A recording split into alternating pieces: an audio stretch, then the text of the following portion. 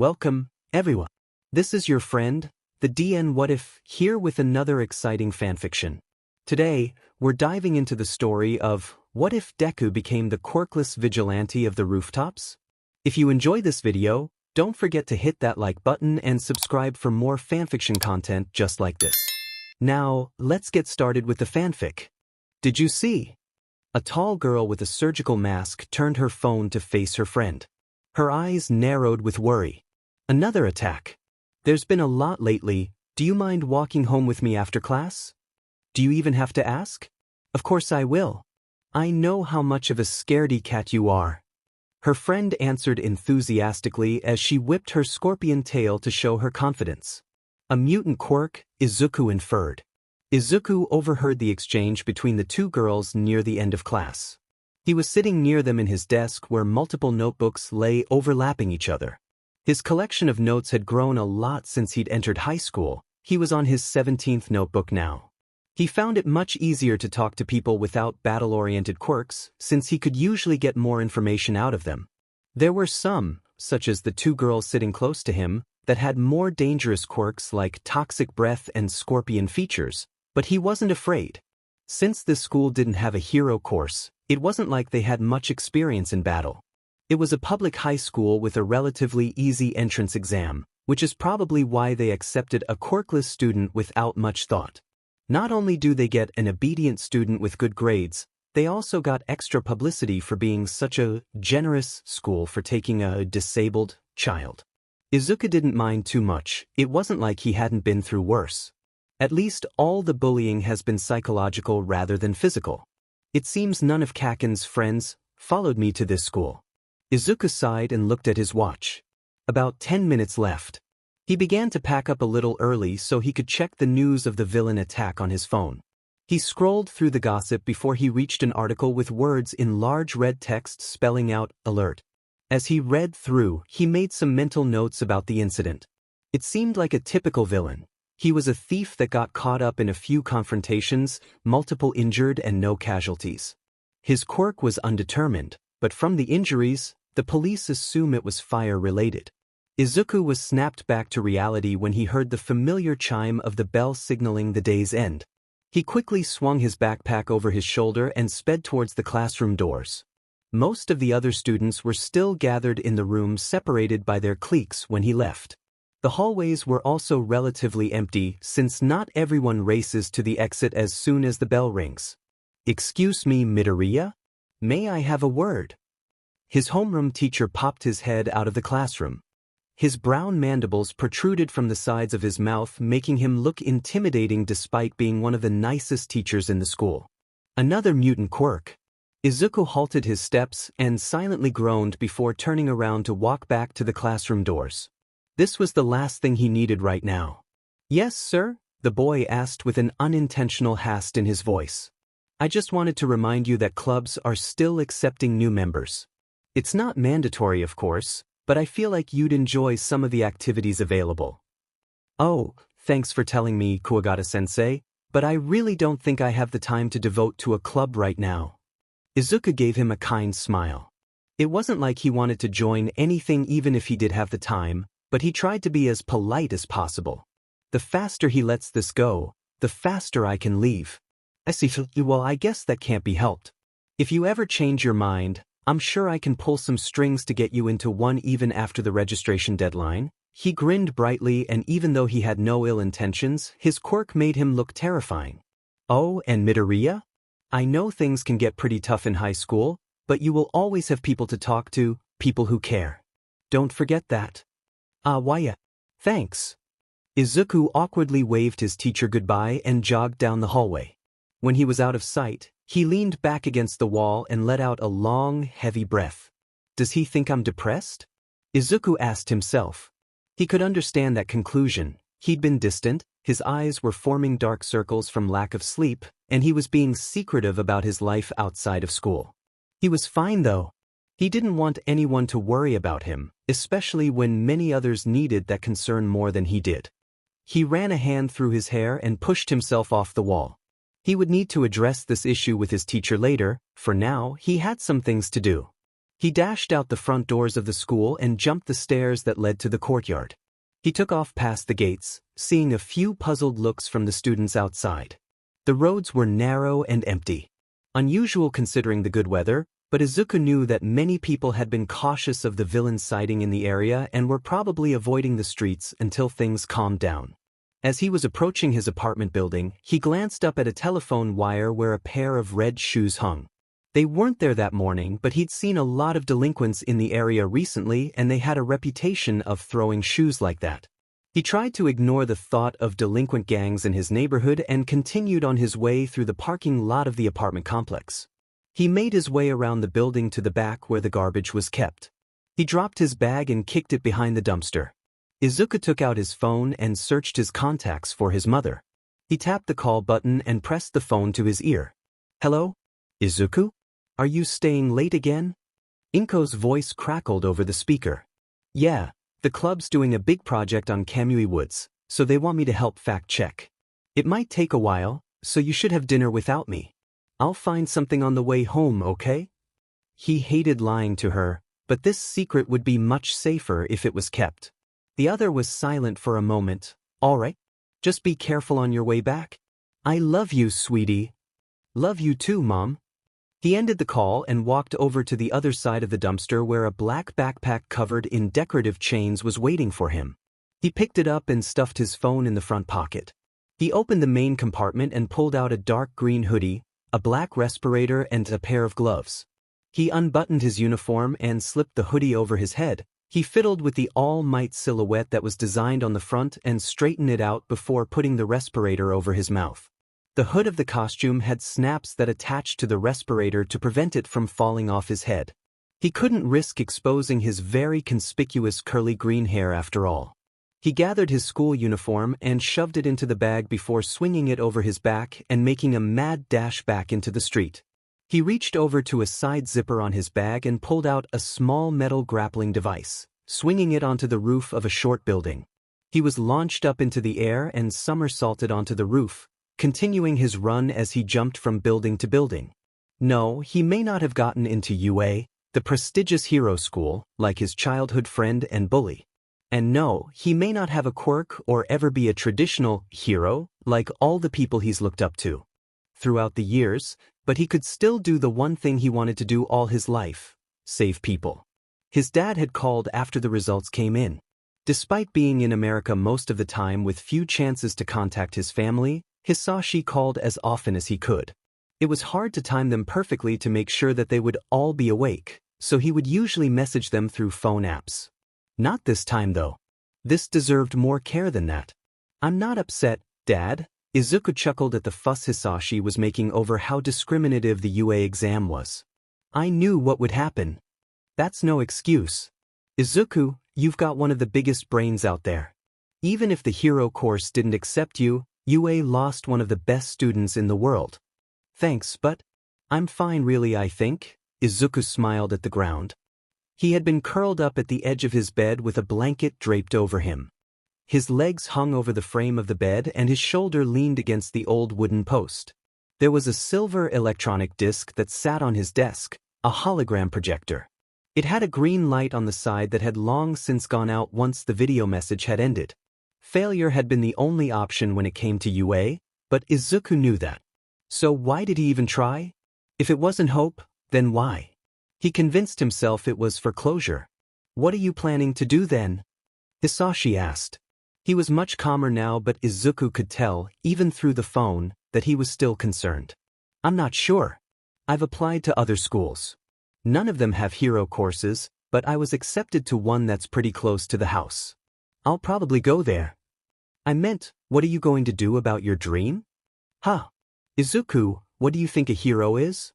It was a question that wasn't unfamiliar. Izuku had come up with many answers to it over the years, but there was one definition that came to mind in that moment.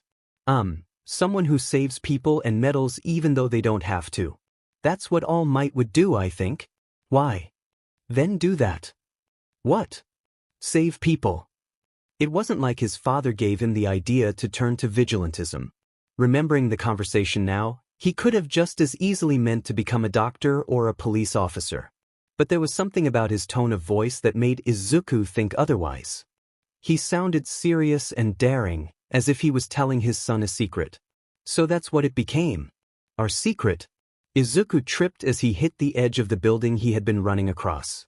He was flipped by the momentum and landed on the roof opposite to him. He quickly pushed himself up from his side where he'd landed and looked back at the edge that had caught his foot. His eyes widened for a moment in shock, but his face soon softened, and he almost doubled over with laughter.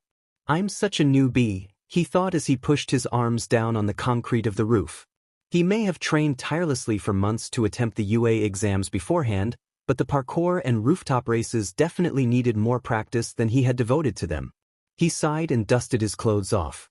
As he turned to continue running, he heard a crash from the alley below. He paused, then sprinted towards the corner that the noise originated from. There was a vending machine that had been knocked down, obviously on purpose considering how heavy they are. Other than that, the only thing Izuku could see was a puddle of water a few meters from the machine, which wouldn't be uncommon if it had been raining recently. What was strange about it was the trail of footsteps that were now visible due to it. Izuku nodded at no one in particular and jumped to the next building, following the direction of the faded footprints. He recalled the villain sighting notice from earlier. The suspect supposedly had a fire-related quirk which he was accustomed to after dealing with Katsuki for so long. If it was the villain from the news that he was chasing, he knew he'd be prepared. And if he encountered any surprises, he had medical supplies in his bag. Not the most comforting thought if he was being honest, but he knew the risks of taking the law into his own hands. He stopped so suddenly that he almost fell again when his feet skidded along the roof of a 4-story building. He steadied himself and raced over to the side of the structure, looking over an open street. There were people here, a few small groups gathered around local markets. It would be troublesome if there was an attack in a populated area. Izuku tried his best to avoid the public so that he wouldn't be caught by the pros or the police, but if the situation called for it, he was always ready to risk that. He scoured the faces of the people below him. No one stood out to him as visibly threatening, although he couldn't see anyone in detail from this distance. Instead of playing a guessing game to find the suspect, Izuku opted to note all possible escape routes. There were 2 alleyways, a sewer grate, and each end of the continuous street, any of which could be used as an easy getaway. For both the villain as well as himself. Help! Izuku's eyes snapped to a plain-looking man who called out to the crowd. He was pulled out of the store on the left side of the street by a larger man with red clothes and an elaborate belt. The belt seemed to be adorned with canisters containing an unknown substance. Izuku was assuming the worst considering how the man's hand hovered over the containers as if it was a weapon. The quirkless boy instantly jumped off the roof, aiming for the balcony of the building next to him. He landed safely but had no time to be thankful for that as he scrambled off that platform as well, hopping to the ground across from the store. He noticed people's surprise when he jumped from the building, but he tried to ignore the prospect of someone catching him. Before confronting the villain, he addressed the crowd first. Everybody get to safety! Izuku yelled much more forcefully than he intended. Hey kid, what do you think you're doing? Wait for the pros. A woman shouted at him as she ran. He almost apologized to her for not doing as she said, but he knew he couldn't stop what he'd already started. When most of the people had dispersed, Izuku approached the villain. He took a glance at Izuku and smirked. What the hell is this? You a kid? He howled with laughter and brought his hostage closer. What are you gonna do?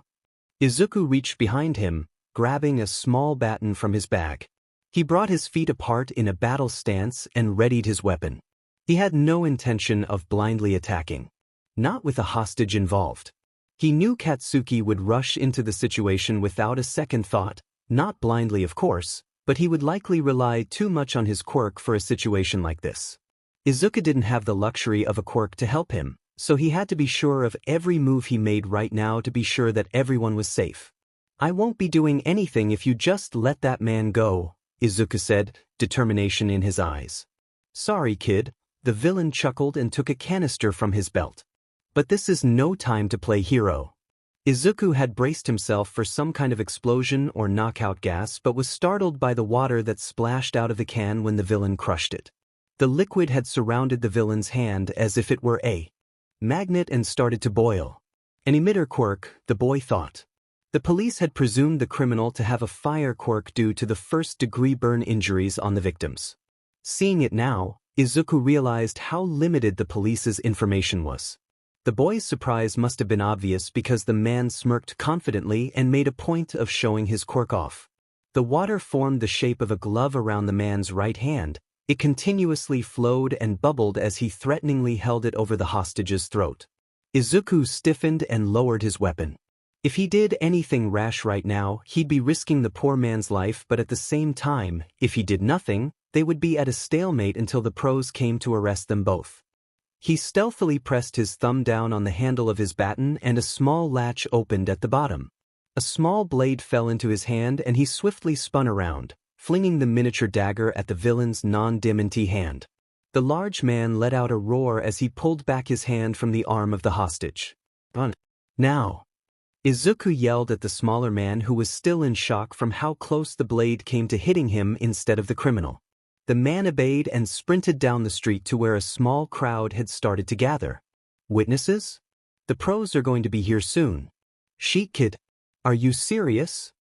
The man winced as he pulled the dagger out of his hand with his other, water-covered one, and tossed it to the ground. What the hell do you think you're doing? Izuku's eyes fell steady and his breath slowed. His determination radiated off of him as he prepared himself for attack.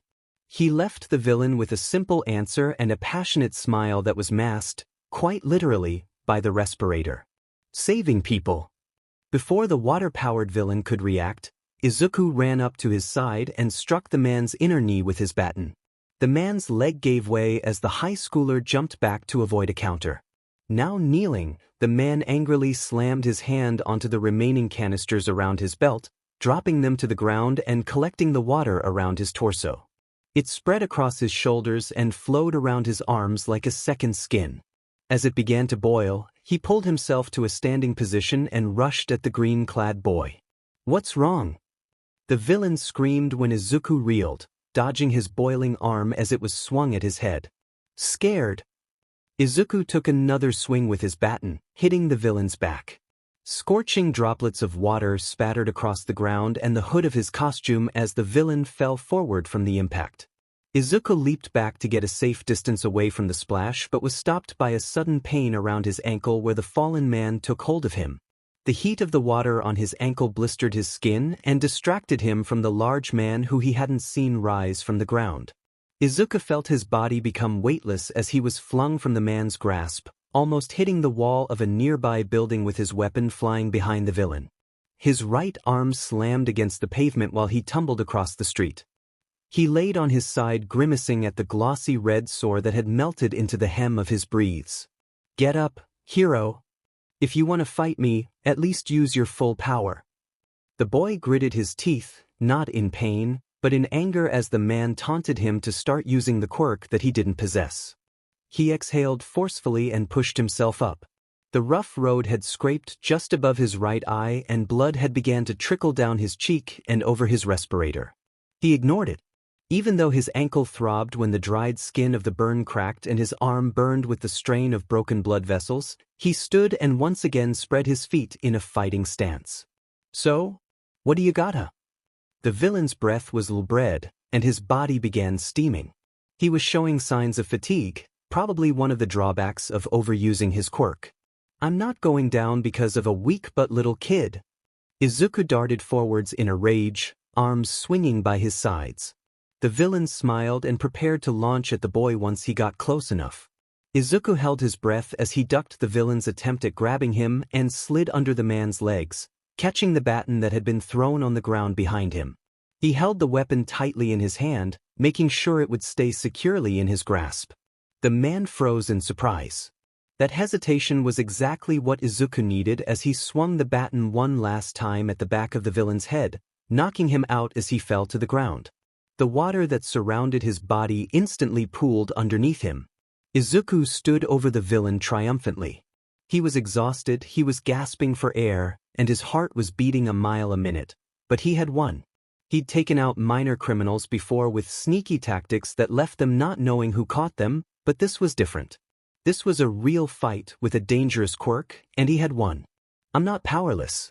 The crowd seemed to agree as he heard screams of support from many people, most notably from the man he saved. He had turned to face them all after securing zip ties around the villain's wrists. He saw them smiling and applauding him for his efforts. He was unable to move his feet from the sheer relief he felt in that moment. He hadn't realized he was crying until a tear dropped onto the ground in front of him. He coughed and wiped his eyes with the sleeve of his hoodie. He paused and jolted from his position, suddenly aware that he needed to get out of sight before the pros got there.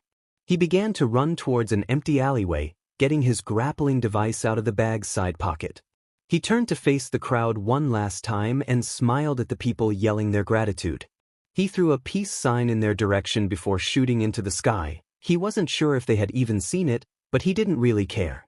He just wanted to show that he was grateful to them as well, to show how happy he was that no one got hurt. He glanced down at his ankle while he ran across the rooftops. Well, almost no one got hurt. He nearly ran past his apartment if it weren't for seeing the red shoes that hung from the wire across the street. He crouched on the edge of the building connected to the wire and dug through his backpack for a protein bar he had bought a few days earlier. As he ate, he searched his bag for his first aid kit. When he found it, he clicked it open and rummaged through it for burn cream and bandages while the protein bar half hung out of his mouth. He cringed when he tried to pull the fabric of his breathes away from the bubbled skin and held in gasps as he treated it with the cream. It took him a moment to start feeling a faint pain in his arm as well. He would have to check later, but he already knew he had a bruise from being thrown across the street. He cleared his throat and tried to push away the feeling of his injuries by distracting himself with cleaning up the first aid kit. Once he'd gotten back to the dumpster, he quickly stripped his costume off and took out his uniform again. He threw away the protein bar wrapper quite carelessly and hoped no one heard the slam of the garbage can as it closed. Placing the black backpack in its original spot, he grabbed his yellow school bag and jogged up to the door of his apartment. His mother was watching TV when he returned. "Mom, I'm home," he yelled to be sure his presence was known and then took off his shoes at the door. "Oh, hello, honey, welcome home. How was your day? Did your club appreciate your help?" She calmly smiled at him from her place on the couch. "Yeah, it was really fun. I think we got more than enough information for the project for it to be well received." She was quiet for a minute, staring at his face. "Honey, what happened to your face? You have a cut above your eye." "Oh, it's nothing really. I tripped in gym class and hit the soccer net," he chuckled, having forgotten about the scrape. "It doesn't hurt or anything." His mother had always worried about him. He wasn't sure if it was because she felt bad about how he was quirkless or if it was because she was just really paranoid. Probably a mixture of both, if he was being honest. He didn't like making her worry. It gave him a sense of dread in the pit of his stomach to even think about her going through so much stress. I think I'll go to bed early, Mom. I know I usually do it when I get home from school, but I think I'll take out the trash in the morning instead and, I'll clean up that cut before bed, so don't worry." She didn't say anything, just nodded.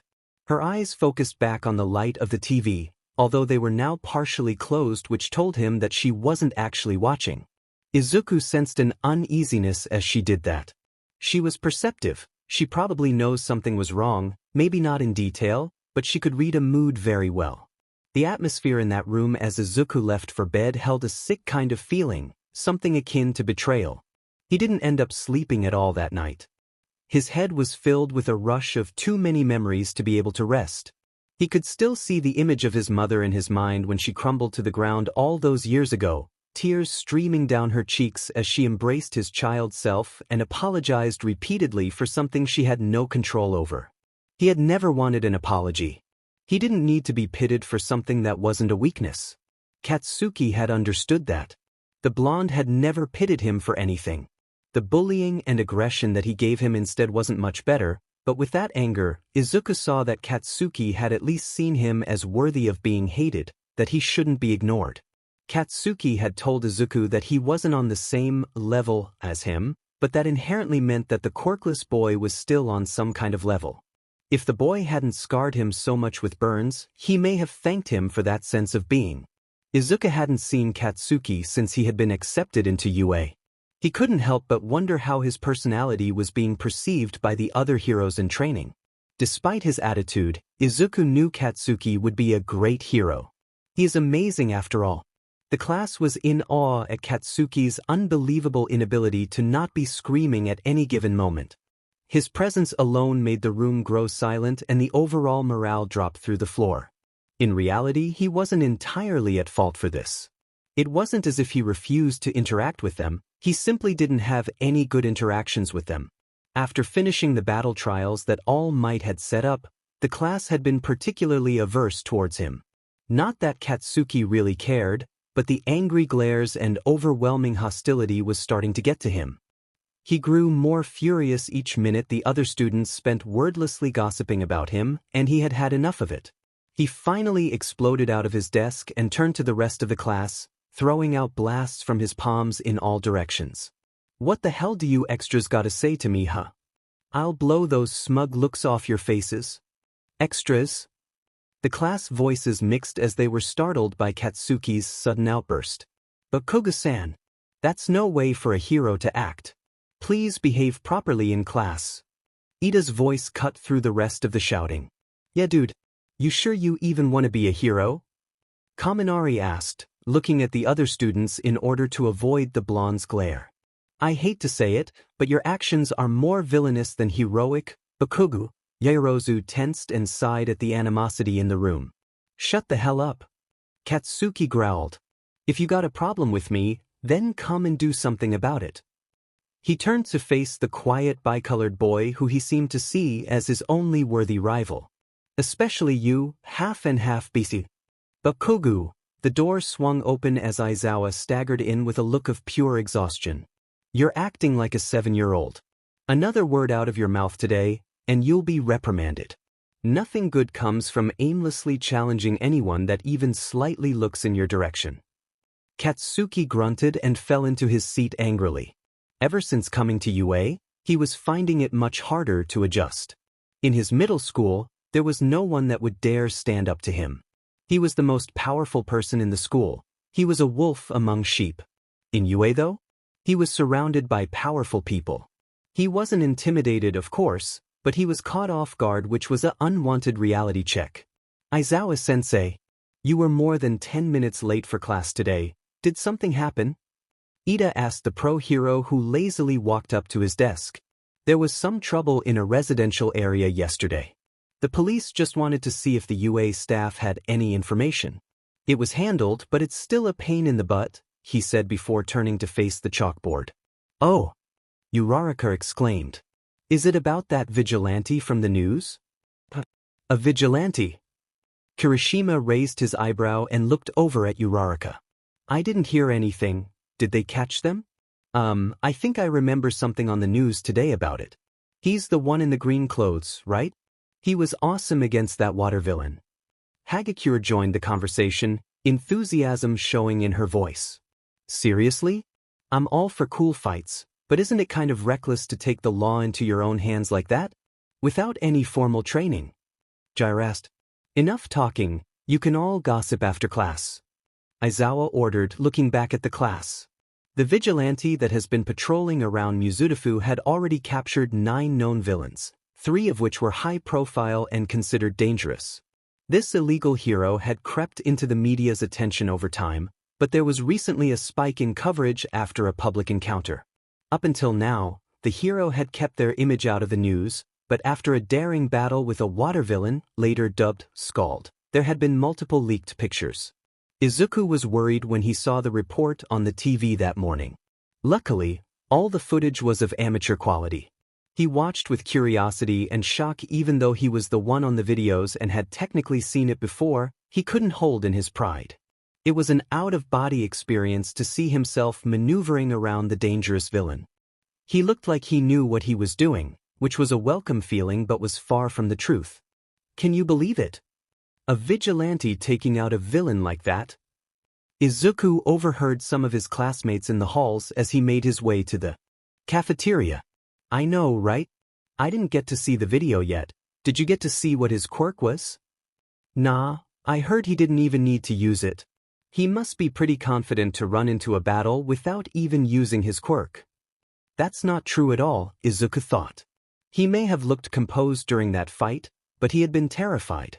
He was thankful that his respirator covered most of his face, not only because it concealed his identity, but also because it hid his emotions relatively well. Thinking on it now, he wished he had goggles to do the same for his tears.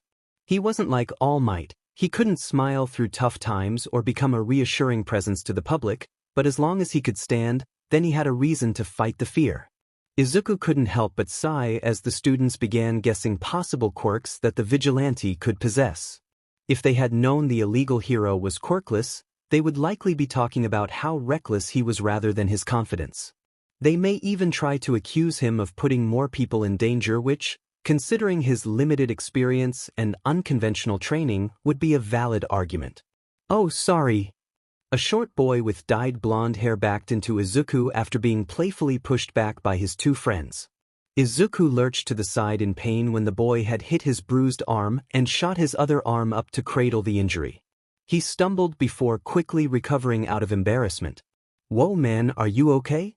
"Ah, yes, I just have a past injury there. It's no big deal though, sorry for getting in your way." The green-haired boy stammered anxiously and straightened up to avoid suspicion. "Don't look suspicious," he told himself, "please ignore me." The blonde scanned him for any hint of dishonesty, focusing on a small scrape across his hand and the bandaged cut on his forehead. The short boy frowned but didn't pry any further. Instead, he stiffened and turned back to quarrel with his friends. Izuku sighed with relief and shot through the halls, avoiding eye contact with any other students until he got to lunchroom. There was a group huddled over the small screen of a girl's phone when he arrived.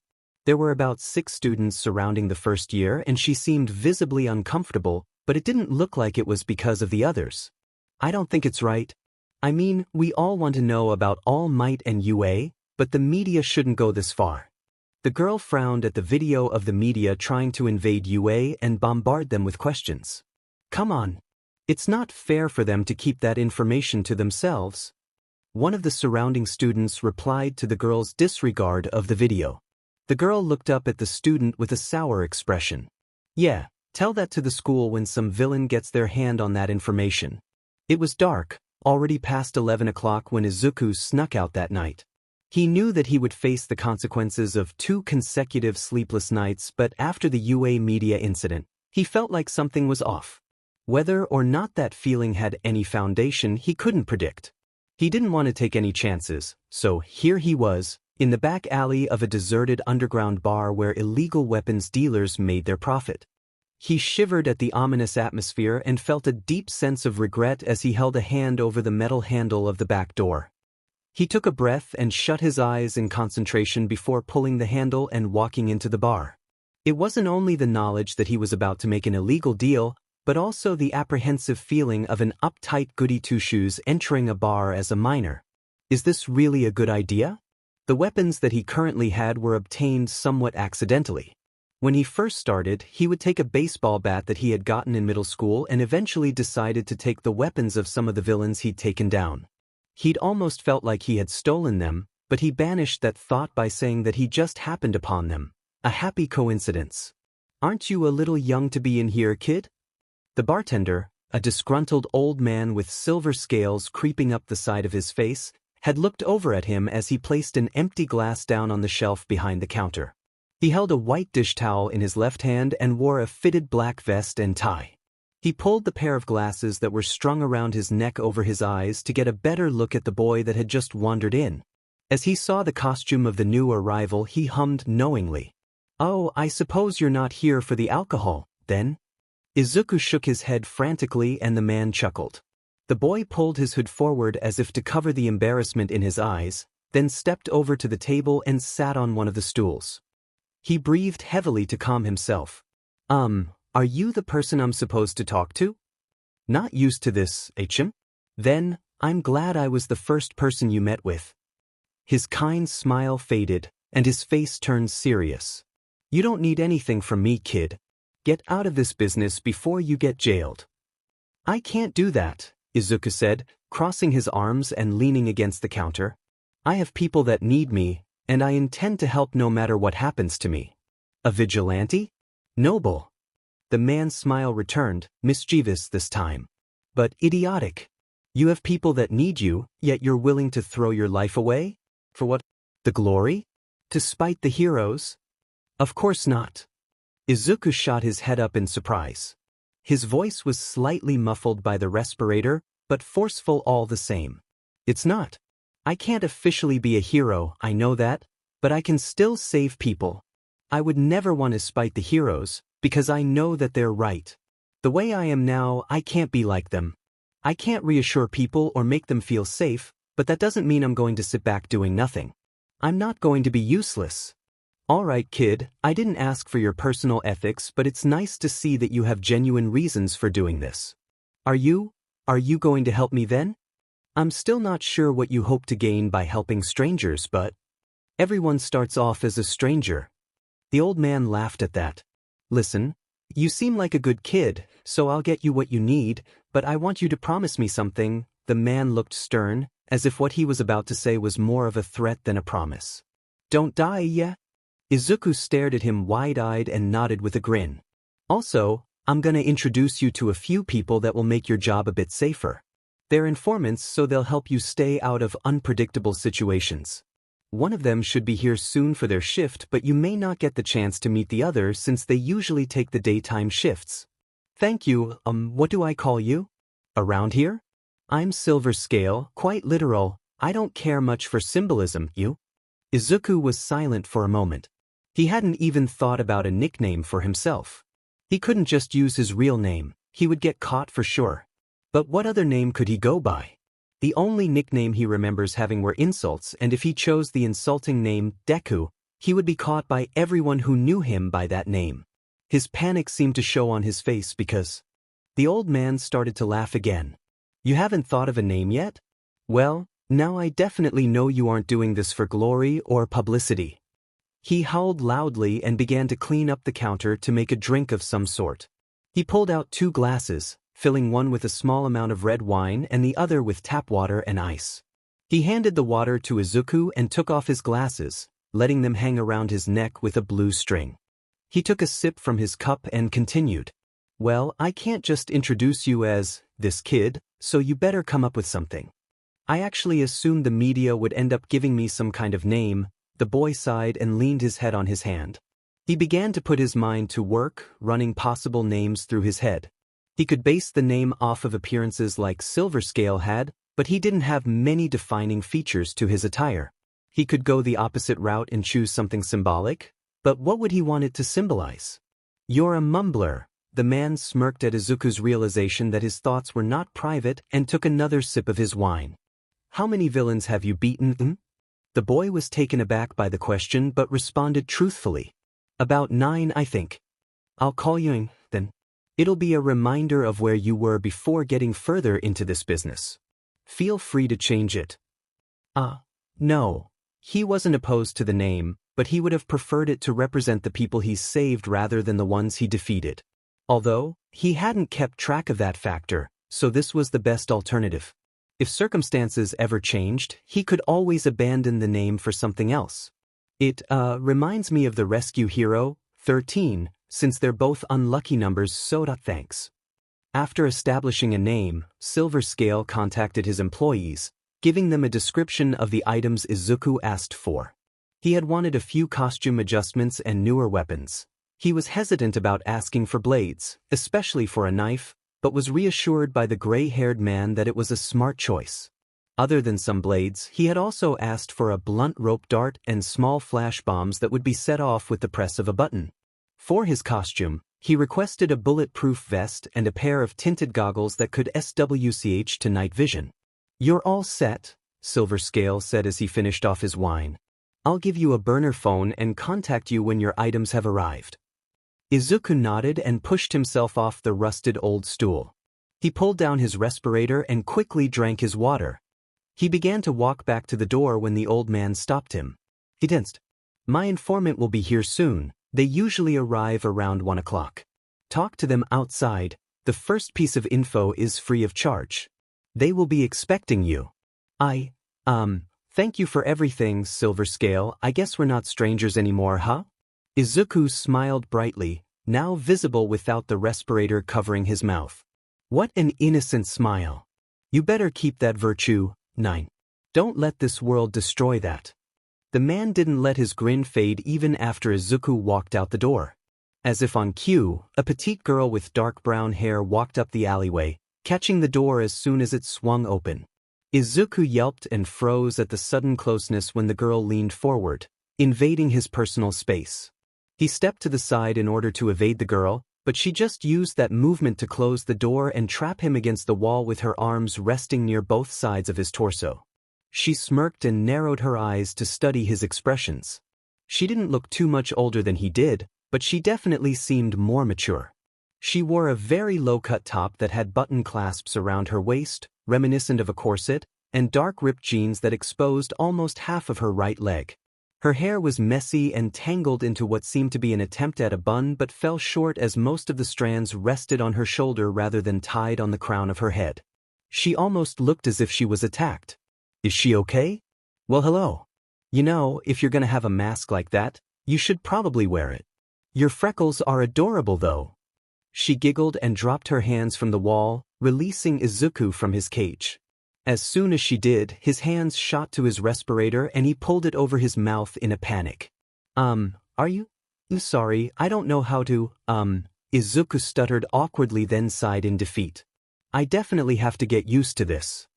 Cute. Come on, you can do it. Just ask what you want to know, and who knows? Maybe I'll already have the info. She smirked and stepped back about a meter to make the boy feel a bit more comfortable. Silver already told me about you over the phone. I go by Historia. My quirk allows me to see glimpses moments that people regret if I look into their eyes. Wait, what? Izuku looked at her in shock before remembering what she had just said and let his gaze fall to avoid eye contact. So, you looked at my memories or something? Is that why you got so close to me before? She laughed. Kind of. I can see that you really love your mom to keep such a big secret from her. I can also see that Kaken is a big JRK and you shouldn't feel so much regret about Dash. Alright, I get the picture, I think. Izuku waved his hands in front of him, signaling for the girl to stop talking. He sighed. I was wondering if you can get me any information about the UA media incident. If there are any villains that could have gotten anything from it. Is that alright? Lucky for you, 9, I just recently got some info about that. I heard that the media wasn't responsible for the gate collapsing. They're still investigating to see if anyone actually got into the school, but from some of my other clients, I learned that there was a little leak about a field trip of some sort. So, yeah, I'd say that some villains got something out of it. I don't know what they're planning though. Her playful demeanor shifted to a more apologetic one. I hope that's enough. Thank you, Historia. I think this will really help me. Izuku straightened up, much more confident than before. The villains may be planning something with the UA field trip, and despite not knowing exactly what it was, he at least knew enough to help. His optimism didn't go unnoticed, as Historia contently smiled at the boy absent-mindedly. Well, I guess I'll get to work then, unless you need anything else? Oh no, I think I'm okay for now. She nodded, began to walk over to the door of the bar before turning back on her heel to face Izuku once more. You know, I'm not used to doing this for vigilantes. It makes me feel kind of glad, I think. So, thank you really. I don't think I'm gonna regret this one. Izuku beamed, looking like the sun itself, as she gave him a wave goodbye. He didn't know why, but he felt the need to reassure her somehow. This may have been the first time she had ever given information that could save people rather than harm them, and that truly touched him. I hope I can help her somehow. As Izuku watched the door close, he could only think of her sad smile and the realization that there were people out there that needed saving from something other than villains. I'm actually doing this, Izuku thought. The polite little quirkless student with perfect attendance was doing the unthinkable. He was skipping school. Well, in reality, it was only his morning classes because he had the full intention to come back later on, but still. Just the action of leaving the house with a farewell to his mother was painful, knowing what he was going to do. He was betraying so much of her trust, even if it was for a legitimate reason. He couldn't help but feel ashamed. He decided the night before that he would drop a warning off at UA somehow to at least prepare them for the possibility of an attack. He still didn't know exactly what he was going to do when he got to the gates of the school, but he did know that it needed to be done. He just hoped he wouldn't run into any problems on the way. To be safe, he had to forego his school uniform in his bag lest someone recognize him or question what a kid was doing wandering around during school hours. He instead opted for a plain t-shirt with loose jeans and an over-the-shoulder school bag. Despite the bag being school-issued, he usually took his yellow backpack, but seeing as it was such a bright color, he thought the generic black bag around his shoulder would be less suspicious. Although, he did receive a few glances from the elderly citizens scattered around the city as he moved along the streets, but that was to be expected. The thing he was worried about was going to a place filled with heroes and heroes in training. At least he left early, so he doubted many of the UA students would even be at school yet. Unfortunately for him, however, just because they weren't at school yet didn't mean that they weren't on their way, going in the same direction as him. Deku? What the hell do you think you're doing? Izuku stopped in his tracks when he heard the bitter voice of his childhood friend. Of course he would be the one he ran into, just his luck. He took a deep breath before turning around to see the blonde standing behind him, hands shoved in his pockets. He wore the UA uniform, although seemed to have abandoned the idea of wearing a tie, letting the collar of his shirt hang open. Despite the familiar scowl on his face, he seemed different somehow. Kaken, I was just Dash. What the F did you do to your arm? Katsuki asked, surprisingly calmly, as he gestured to the large bruise peeking out the sleeve of Izuku's t-shirt. The boy said nothing as he looked at his arm in shock, seemingly just now realizing the injury was visible. After not receiving an answer, Katsuki growled in anger and yelled at the anxious boy in front of him as if to get his attention off the injury. Don't ignore me, you piece of shit. Sorry, Kaken. I just, forgot I had that. Izuku didn't know how he was going to get out of this, but playing dumb was probably the worst thing he could do in this situation. So the next best thing? Lying and being extremely vague. I got it, at school. It's no big deal. The blonde made a sour face, almost like he was in pain at the implications of Izuku's answer. The taller boy raised his eyebrows, which seemed to soften his features, but soon twisted to look rougher than before. TC whatever. Katsuki began to move ahead of the smaller boy, overlooking Izuku's flinch as he came closer. Izuku quietly sighed with relief, hoping that Katsuki wouldn't pry any further. This hope was dashed in an instant as the older boy quickly whipped around to face Izuku, now ahead of him on the sidewalk. Heat and light radiated off of his palms as the aggressive boy leaned forward on his toes to appear more menacing. I don't care why you're here, Deku, but I better not see your face again, ya hear me? You already had to go and embarrass yourself by taking the exams, so don't you dare try and interfere with my business. Katsuki said, or more like screamed, before shoving his hands back in his pockets and stomping away in the direction of the school. If it was any other day, Izuku may have cowered in fear or ran away from his childhood bully. But this was 2 days after his big victory, and he was still slightly high off the pride he had received. So, despite his better judgment, Izuku called out to him. Hey, Kaken! Izuku yelled, hiding a laugh and clenching his fists with sudden confidence. You look really cool in the UA uniform. Tell me about your class next time, okay? Katsuki continued down the road without reacting to Izuku's friendly yet taunting words. Although, Izuku could swear he heard the boy mutter something angrily like, "What's up with you?" before he was out of his range of hearing. There was a feeling of mischievous pride that crept over the quirkless boy. He'd just mocked his childhood bully, and despite the suspicion he drew to himself, he felt a strong sense of satisfaction in that moment. As if he was a step closer to his idols, one level above where he started. He decided to make a detour to the school in order to avoid Katsuki and any other UA students for that matter. It didn't take him long to get to the school. Now across the street from the gates, he wasn't sure what he was going to do. Should he leave the note that he wrote beforehand near the gates, give it to a student, or perhaps just try to convince a student to tell the staff? If he were to approach a student, he would definitely be caught, so that was out of the question. He mumbled silently to himself, fingers cupping his chin in concentration. His focus was cut off by a sudden tap on his shoulder, which understandably startled him into a muffled squeak. "Sorry.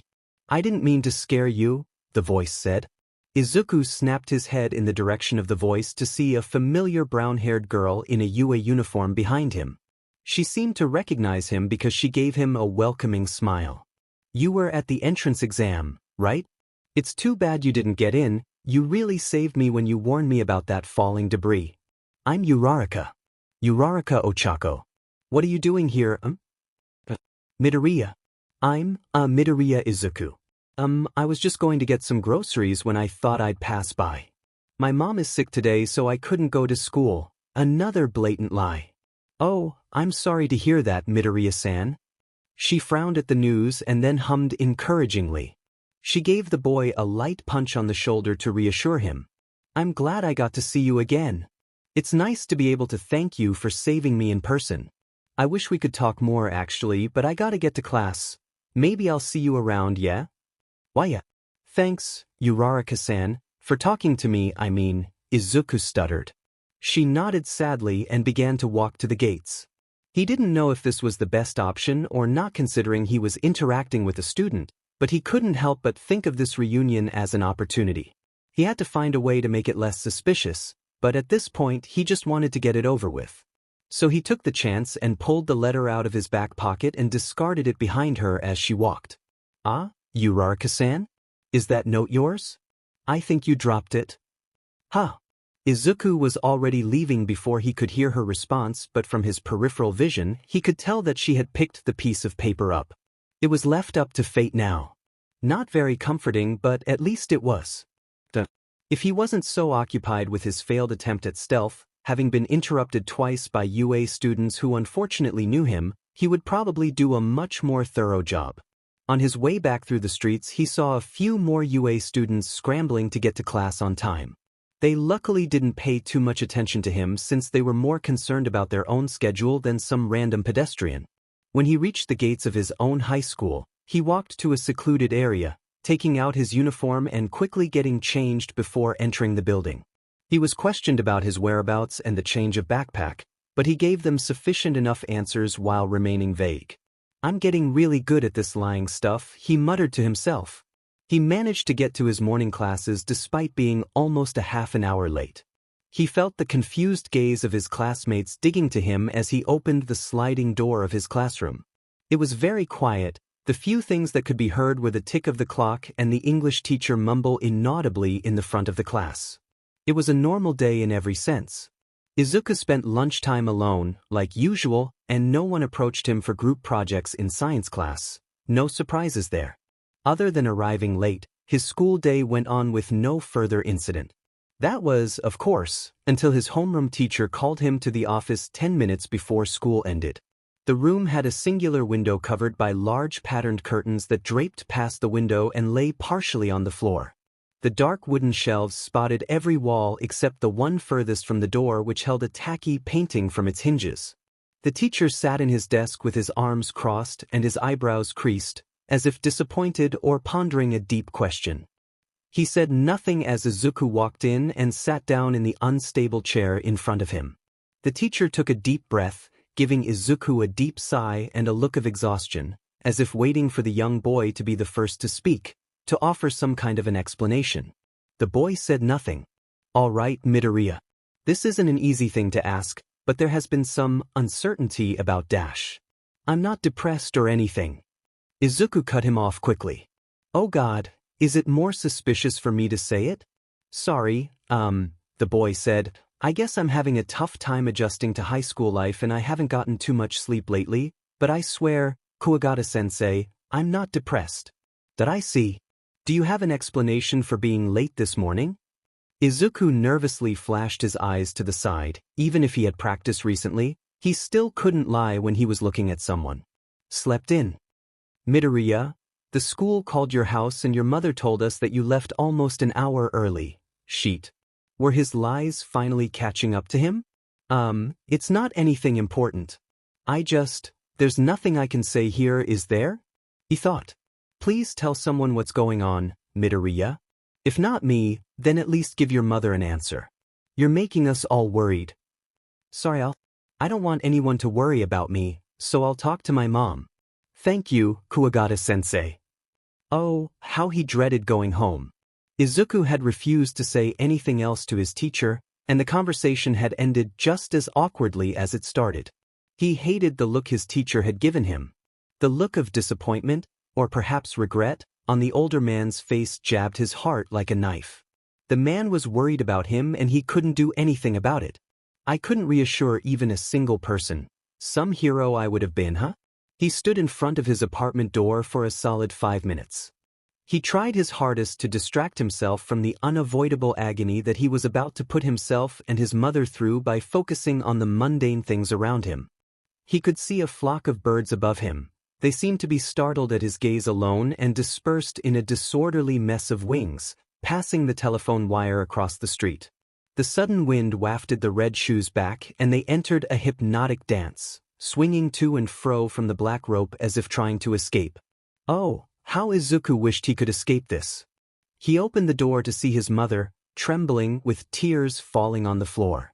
She was clutching a dark green hoodie. A black backpack with decorative chains sat near her feet. Mom! His voice hitched as he swallowed the lump in his throat. His teeth began to lightly chatter at the sinking atmosphere and his breath became rigid. Why? Iida, her tears wouldn't yield. She couldn't speak. Her body crumbled to the wooden floor and she ducked her face in her arms as she shook her head in denial. The image was too much for the poor boy, as his cheeks warmed up with the regret dripping from his eyes. He fell to his knees and reached out to his mother who darted back at his touch, letting out another yelp of betrayal. She won't even let me touch her? I'm so sorry. I didn't want to tell you, I couldn't let you worry. Izuku cried as he tried to crawl closer to her. His heart was exploding from his chest and he found it hard to breathe. Please, Mum, stop crying.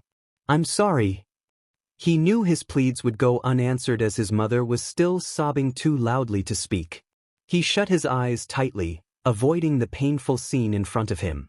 He had known this would happen. He should have been more careful. He should have protected her better. He couldn't save her from this. They were all right. I would be a horrible hero. Izuku, Inko's voice was shaky and filled with hesitation. Don't do it again, please. It was heartbreaking, the feeble cries of his mother praying, no, begging for him to stop lying, stop putting himself in harm's way, stop trying to save others and start saving himself. The breath escapes him in an instant of apology, because he can't do that. He can't abandon others like that, not when he has the chance to help. He was given his life for a reason, and that reason was to help those who need him. I can't give up on them. I can't, Mum, I can't. Izuku had his third sleepless night as he stayed by his mother's side until the sun broke through the clouded sky. He didn't go to school that morning. He spent the day with his mom in silence. No words could properly express the tension in the air or the sorrow hidden within their every expression.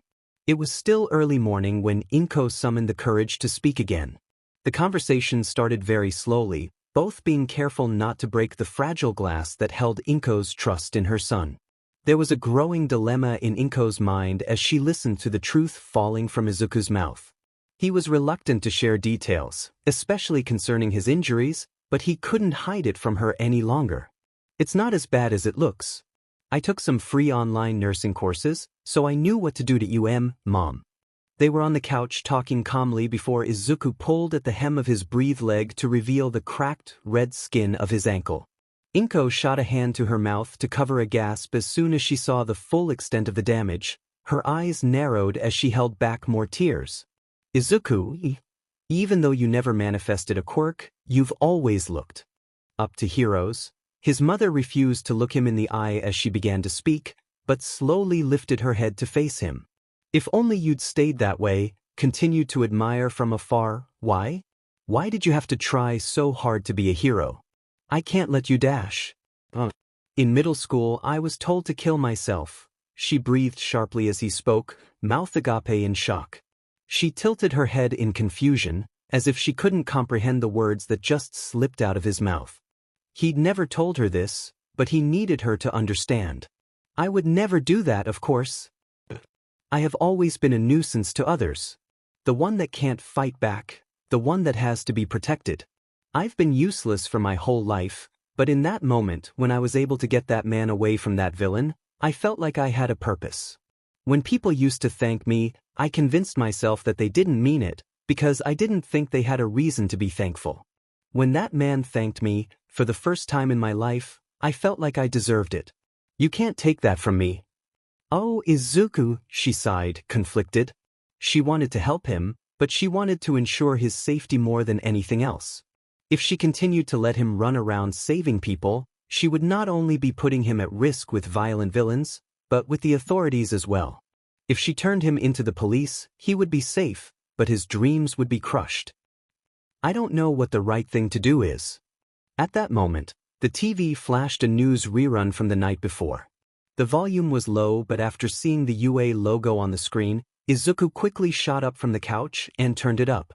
The program seemed to drag its introduction on for much longer than needed, most likely due to the popularity of UA and the competitive news networks.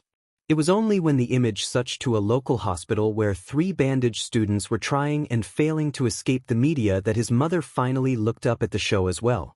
There was a reporter on the screen with strange-looking wings who spoke very clearly. All of the students involved in this incident were able to retreat with minimal injuries. Although in more severe condition, the teachers were also able to lessen the impact of this attack due to an anonymous tip. This tip prompted the UA staff to include more of the faculty on the trip, which may have been what saved these children's lives. No one has confirmed. They were safe. Inko eyed her son as he sighed with relief and settled back into the couch, running a hand through his hair. She looked back and forth between the TV and her son, putting the pieces together. That's what you were doing, right? Yesterday. They still got hurt. I couldn't save them from the pain. Inko wasn't a fortune teller. She couldn't predict what the future held for her son, but she could understand his dream. That look of regret on his face despite saving an entire class of students and teachers told her everything she needed to know. Looking at it, she could only think back to what he had said about feeling deserving of gratitude. She only wanted to protect him, but she realized then that, no matter what she did to keep him safe, all he ever wanted was to help others. It scared her, but who was she to take away something so meaningful to him? You're going to be a great hero, Izuku. Her son's head turned to face her with wide eyes, but she didn't let her gaze meet him as she continued to stare at the news program. Thank you for saving them. And for helping me understand, but I will never stop worrying about you. He had gotten a full 8-hour sleep. It had been a while since he had so much energy, so it showed in his mood throughout his school day. His teacher, although still worried, looked relieved when he came skipping into the class 20 minutes early that morning. None of the students were surprised to see him there early, but it was a bit jarring considering how late he was the day before. No one questions him, which was expected but still appreciated. He had thought he would eavesdrop more about the villain attack on the UA field trip, but was disappointed to find that very few people talked about it. Instead, many were talking about a different villain that seemed to be gaining popularity across Japan. He's kinda got a point, doesn't he? Many of the students would say. It was unnerving to see so many students agree with the philosophy of a villain. Most of the gossip followed that same layout since there wasn't much information released to the public, but this villain, Stain, was becoming very interesting. A villain with his own strong ethics that could actually be explained relatively easily? It was kind of unusual, as well as extremely dangerous. Izuku was just leaving his school, still in the hallway when he felt his phone vibrate. It took him a second to shake the villain from his head and realize that it was his burner phone ringing, not his usual one. He picked it up nervously and answered it. Hello. 9, your things are here.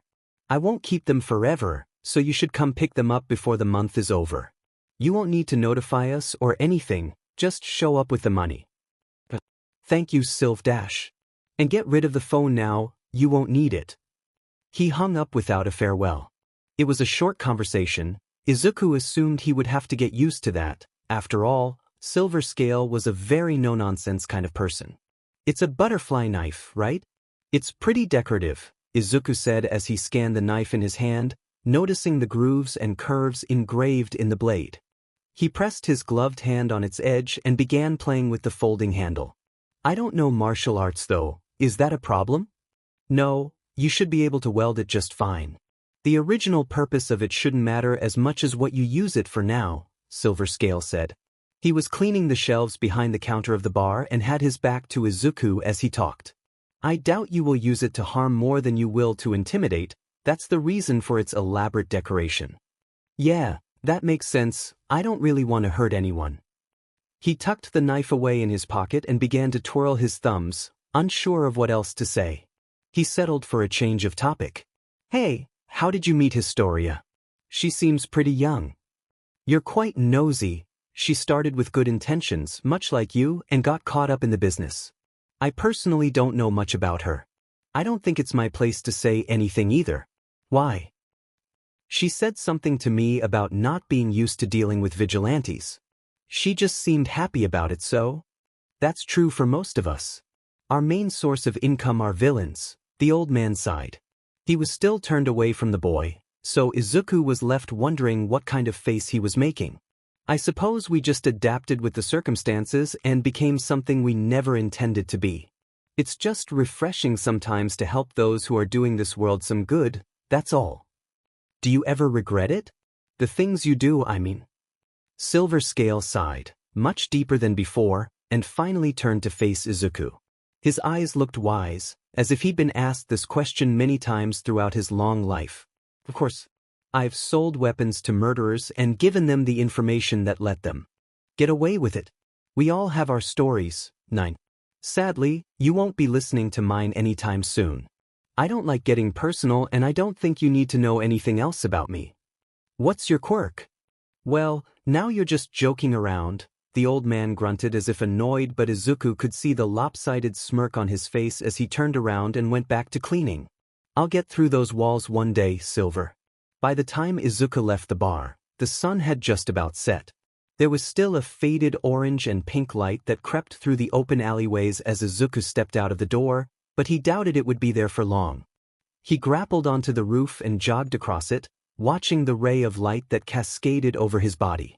There was still quite a few people out, most leaving for home after a long day at work, so he had to be careful to not be spotted by patrolling heroes. All of the new equipment that Silver Scale had given him was stuffed comfortably in his backpack besides the knife, the bulletproof vest, and night vision goggles which he had on his person. He had hoped to try out his night vision goggles before returning home, but he had promised his mother that he would come home as soon as he was finished. It had been about a week since his mother found out about his illegal activities. She wasn't any calmer about it, but she did become more understanding. She even covered for him with the teacher, saying that the reason he was acting strangely was because his father hadn't called in a long time and he was getting worried. It wasn't entirely untrue, as Izuku hadn't called his father since the entrance exams, but he had messaged him just a few days ago, so he definitely wasn't worried. Partial truth or not, the teacher seemed satisfied with that explanation. Pull the beach into the alley or something. I don't care what you FNG do to her, just be quick about it. We won't have much time after she gets here. Izuku stopped dead in his tracks when he heard the chilling voice from below him.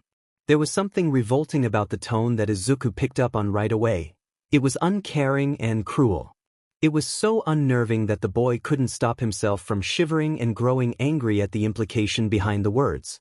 This better not be what I think it is. The building Izuku had stopped on was a residential one with only one story. He easily jumped down without injury, but he wanted to know exactly what was going on before he ran in recklessly. He watched from around the corner of the building, seeing a group of 3 people, 2 men and 1 woman. He ducked back to make sure they wouldn't be able to see him and began to prepare some weapons. The people seemed calm despite their aggressive stance. The woman was leaning against the wall with her arms across her chest. You better if he not, the woman scowled. She glared daggers at both of the men and pushed herself off the wall, stepping forward with her arms still crossed. I even hate the beach, but I'm not about to let you do that shit to her, my god. You'll both meet the end of my quills if you ever do gross shit like that. We were just sent to rough her up a bit. Shit, sorry, I'm just getting stressed, I wasn't actually gonna let him do it. The same man from before, who switched his tone unnaturally quickly, put his arms up defensively. The other man, one with a gray and blue hood over his head, lightly punched the first man in the shoulder. "Whatever, man, I never said I would. All I said was that her be." "Shut up. She should be leaving soon. Her shift is over in, like, a minute, so she should be coming around the corner any second." The woman cut the hooded man off. Izuku had heard enough to understand the general situation. They were thugs. The woman seemed to be the only one who personally knew the target and had some sort of grudge against them. Izuku knew how dangerous grudges could be, especially after dealing with Katsuki's targeted bullying for years, so he needed to make sure the person they were targeting was going to be safe. From the angle he was at now, however, there was no way he could get to the area the target was supposed to come from without the group seeing him. He also didn't know their quirks, another factor he would have to consider. Much to his dismay, he ended up not having enough time to come up with a strategy. The target, a petite girl in what looked like a school uniform or maid outfit, had already rounded the corner. She was unaware of the danger she was about to walk into as her eyes were glued to the light of her cell phone. Izuku took a shaky breath as the hooded man called out to the girl. She raised her head with widened eyes and gaping mouth as she began to jolt to the other side of the street. Izuku heard the villain's footsteps rushing towards the girl. He didn't have time to be careful. He had to do something before it was too late.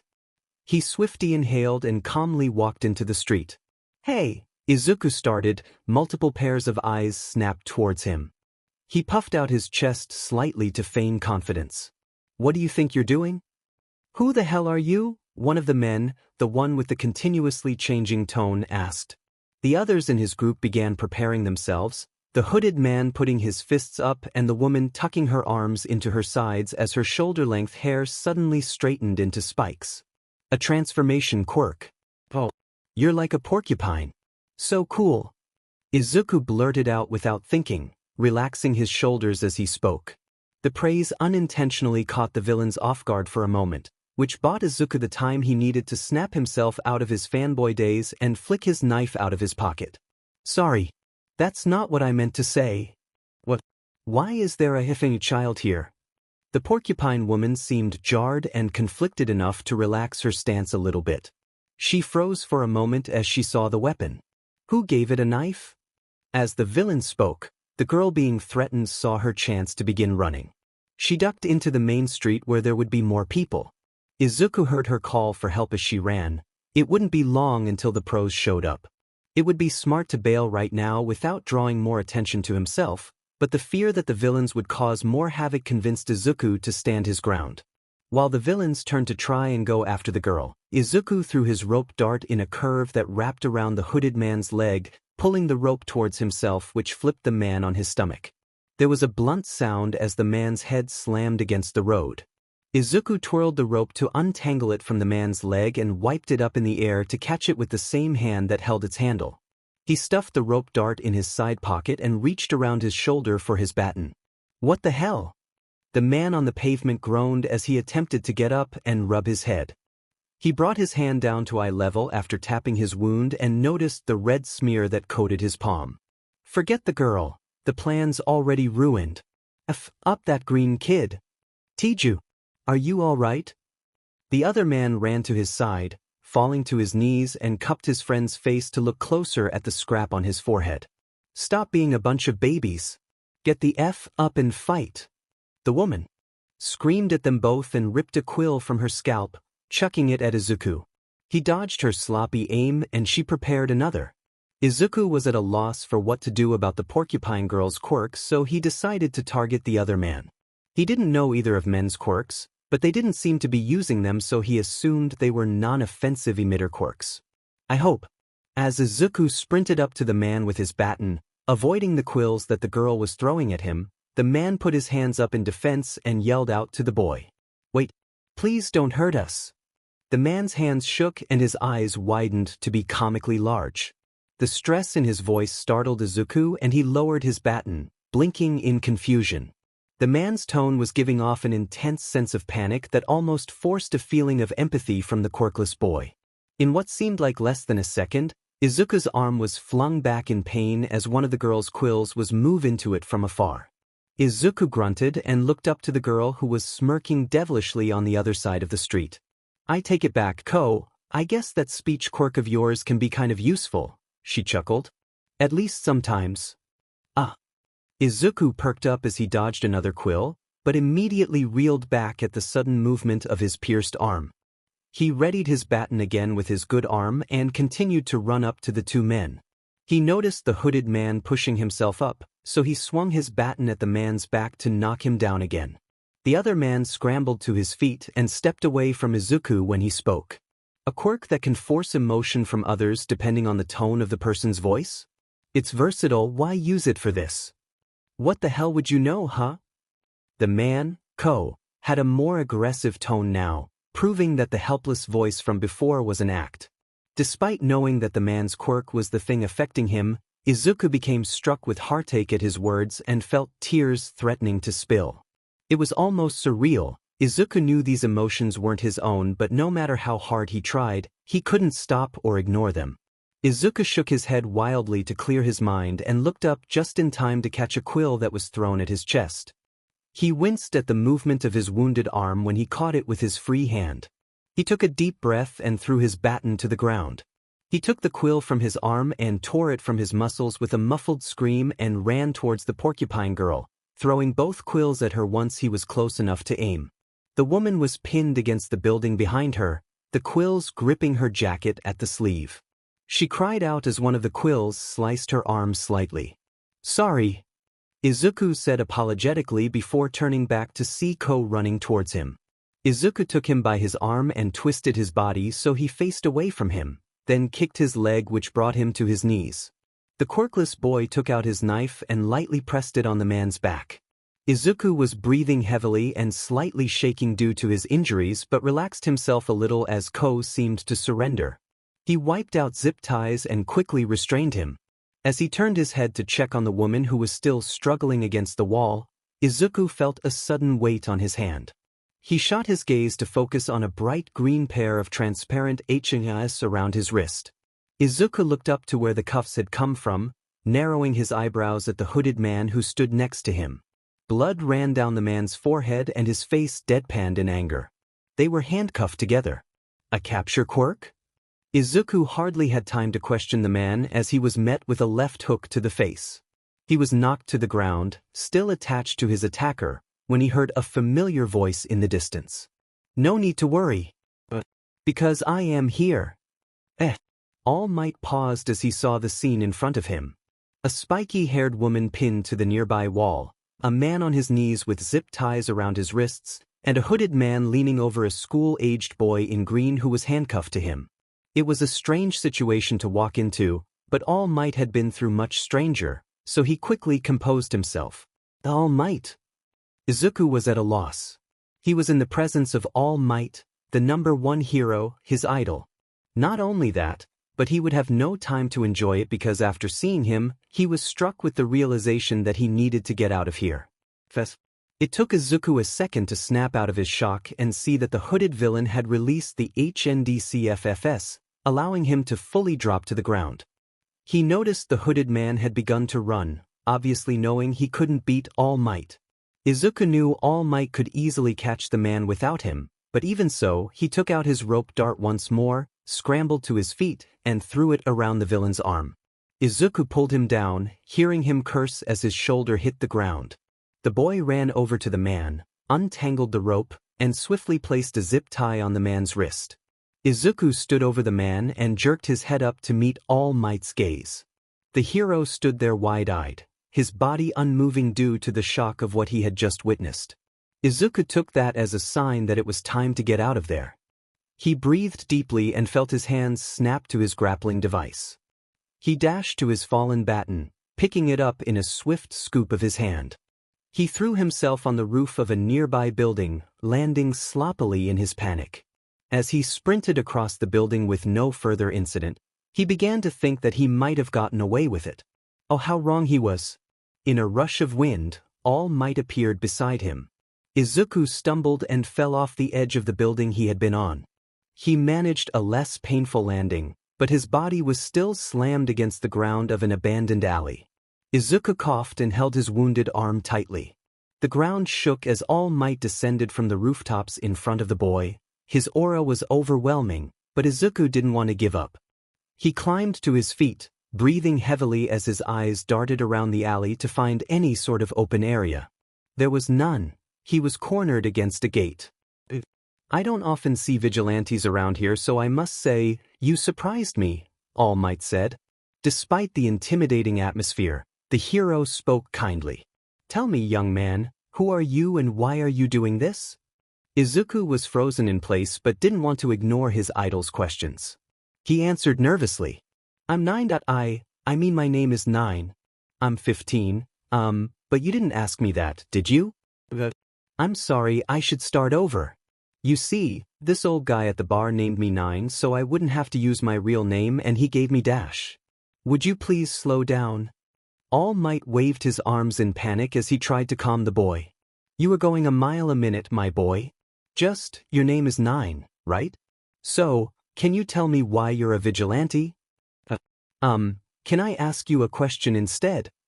Alright, but you will eventually need to explain yourself. Can someone who's quirkless become a hero? Can they be like you? All Might was taken aback by the question, obviously confused. He was silent for a moment until realization spread across his face. You're quirkless, the pro sighed. Being a hero is a dangerous job. Even the pros struggle with risking their lives, and even if you took down the criminals this time, I can't bring myself to tell you that you could do the same if you were facing the real threats. That's why. The reason why I'm doing this is because you're right. I can't be a hero, but I'm not going to sit back and be useless when I have a chance to help someone. I am risking my life, but I'm doing it voluntarily. So, All Might, I'm not going to give up. I will save people from others or even themselves. I will continue to meddle in their lives until I see a smile on their face, and you can't stop me. I see. The hero hummed and closed his eyes in thought. Well, I guess I should get going then, Ichin. You're not arresting me? You're not going to try to stop me?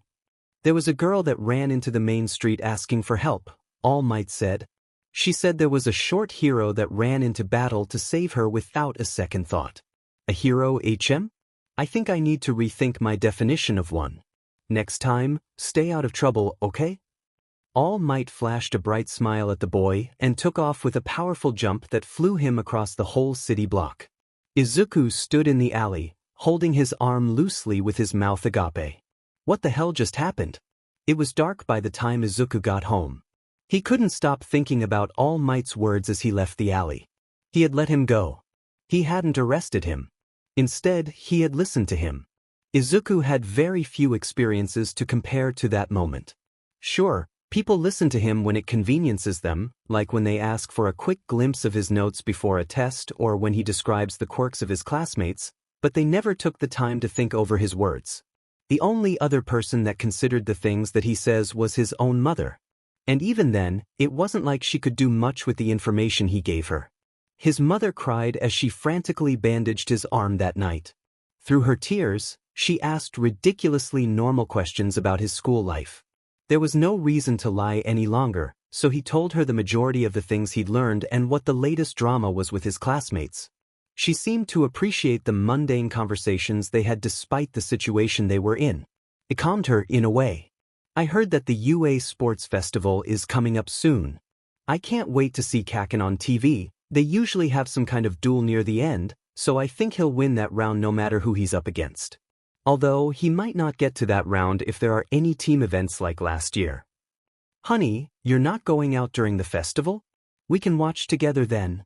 The day of the festival came sooner than he had expected.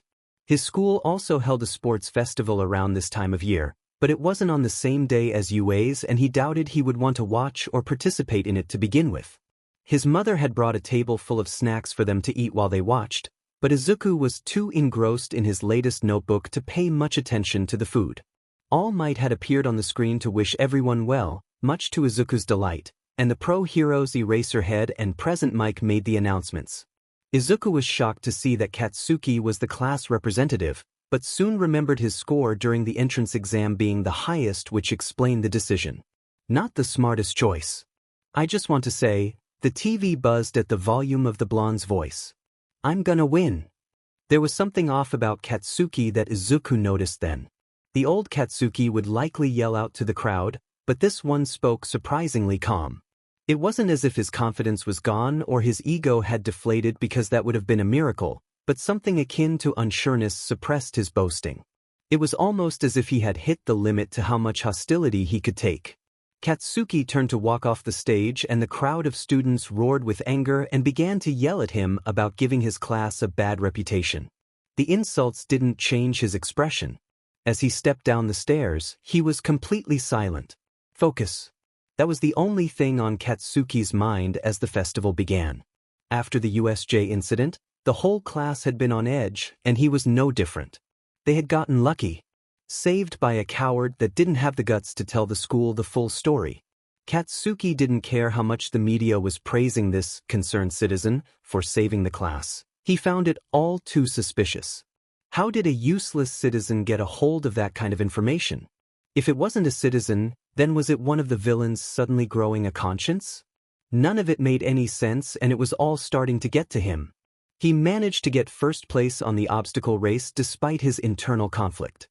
Although, it was almost a tie due to his thoughts taking over. He couldn't let his mind win. He had goals that wouldn't bend because of stupid suspicions over things that don't matter. He had to focus. Hey, Bakugo, wanna join our group? We have Ishido and Siro.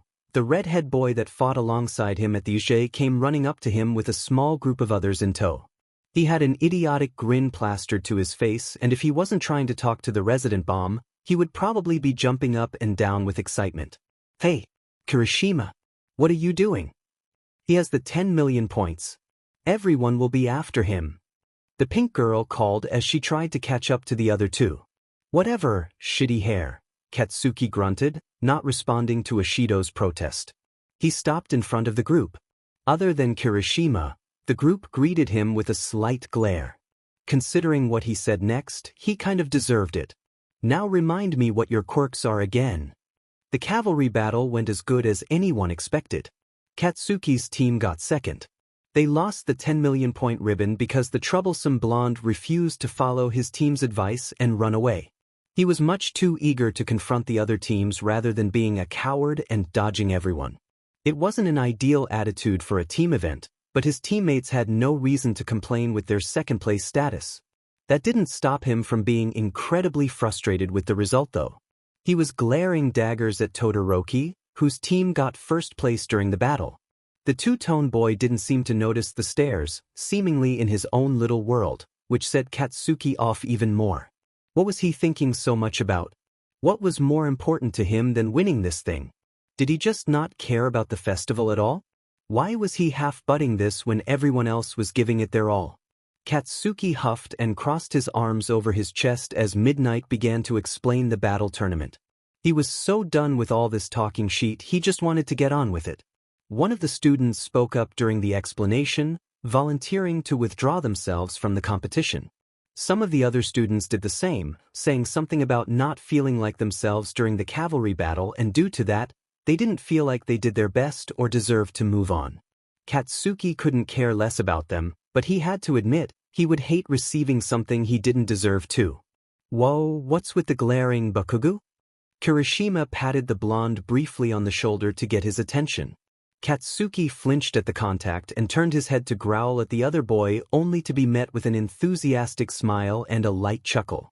Never mind, then. Hey, you're up against Uraraka, right? Are you excited? Who?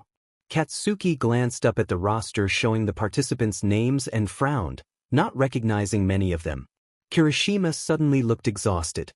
He let out a deep sigh and dropped his shoulders. Are you serious? The first round of the battle tournament ended almost instantly. Everyone watched in disbelief as one of the students stiffly walked themselves out of the arena without any attempt at fighting. The loser's opponent was smirking sadistically, casually standing on the court with his hands stuffed in his pockets. The winner's wild purple hair seemingly refused to bend to the laws of gravity, and his eyes were shadowed with dark circles. He looked like a smaller version of Katsuki's homeroom teacher. What? Why didn't that 1B student fight? Why did he even try to move to the next round if he was just going to give up? Kaminari asked no one in particular as he leaned his arms on his knees to get a closer look at the situation below them. I don't think it was intentional, Sato mumbled. Sato is right. I think that guy has some kind of mind control quirk. He did the same to my team and I during the cavalry battle. Ojiro said, mind control? That's scary. Hagakure exclaimed, bringing her arms up to possibly cover her mouth in shock. Yairozu hummed as she brought her hand to her chin in deep thought before giving her opinion. It would be very effective against villains, especially in hostage situations. Oh yeah, he could probably end a battle super fast without anyone getting hurt. Why the hell is someone with such a powerful quirk in the General Studies department? It was a rhetorical question, but several of the students tried to offer Kaminari some explanations ranging from plausible to downright ridiculous. The cacophony of noise was silenced as Todoroki and Shiro walked out onto the field. The class's attention and mood immediately shifted when Present Mike screamed their classmates' names through the speakers. Katsuki scowled as he saw the bicolor teen walk up to the arena, nonchalantly staring into the crowd. He didn't bother to look at who Todoroki was staring at, but he assumed whoever it was wasn't very important. He couldn't fully determine the other boy's facial expression, but he looked slightly annoyed, as if he didn't want to be here. Katsuki clicked his tongue in frustration and squinted his eyes. Why the hell is he acting like he doesn't even care? Effin' half and half. He muttered as quietly as he could manage, but more than half of the class flinched at his words, indicating that he had been much louder than he intended to be. He shot a glare at the others before quickly looking back to the fighting ground, ignoring the bitter stares from the rest of the class. The battle began as fast as it had ended. As soon as Hanta shot his tape restraints at Shudo and swung him to the edge of the field, Todoroki shot the most enormous wall of ice anyone had ever seen. It stretched across the arena and reached up over the roof of the stadium. The gasps of the crowd were so overwhelming that Katsuki couldn't hear anything else for a while, not even Present Mic's announcement of the winner. As the teachers took their time cleaning the arena from Todoroki's battle, Katsuki left the balcony that the class was gathered on. He was filled with a sudden rage that exploded throughout his body as he watched Todoroki leave the field. He stalked through the hallway, nudging the prep room doors open slightly to glance inside each as he passed them. He came to the 8th door near the very end of the hall where the foyer split in different directions. Letting the last of his anger out, he threw his heel at the door's handle and watched as it flew open from the intensity of his kick. What was that?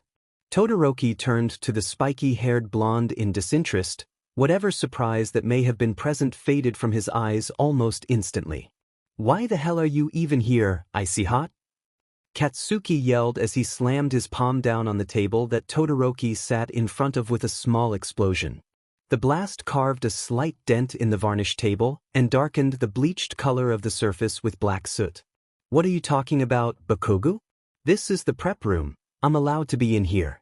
I'm not in the mood for your bullshit right now. You think you're too good for this, huh?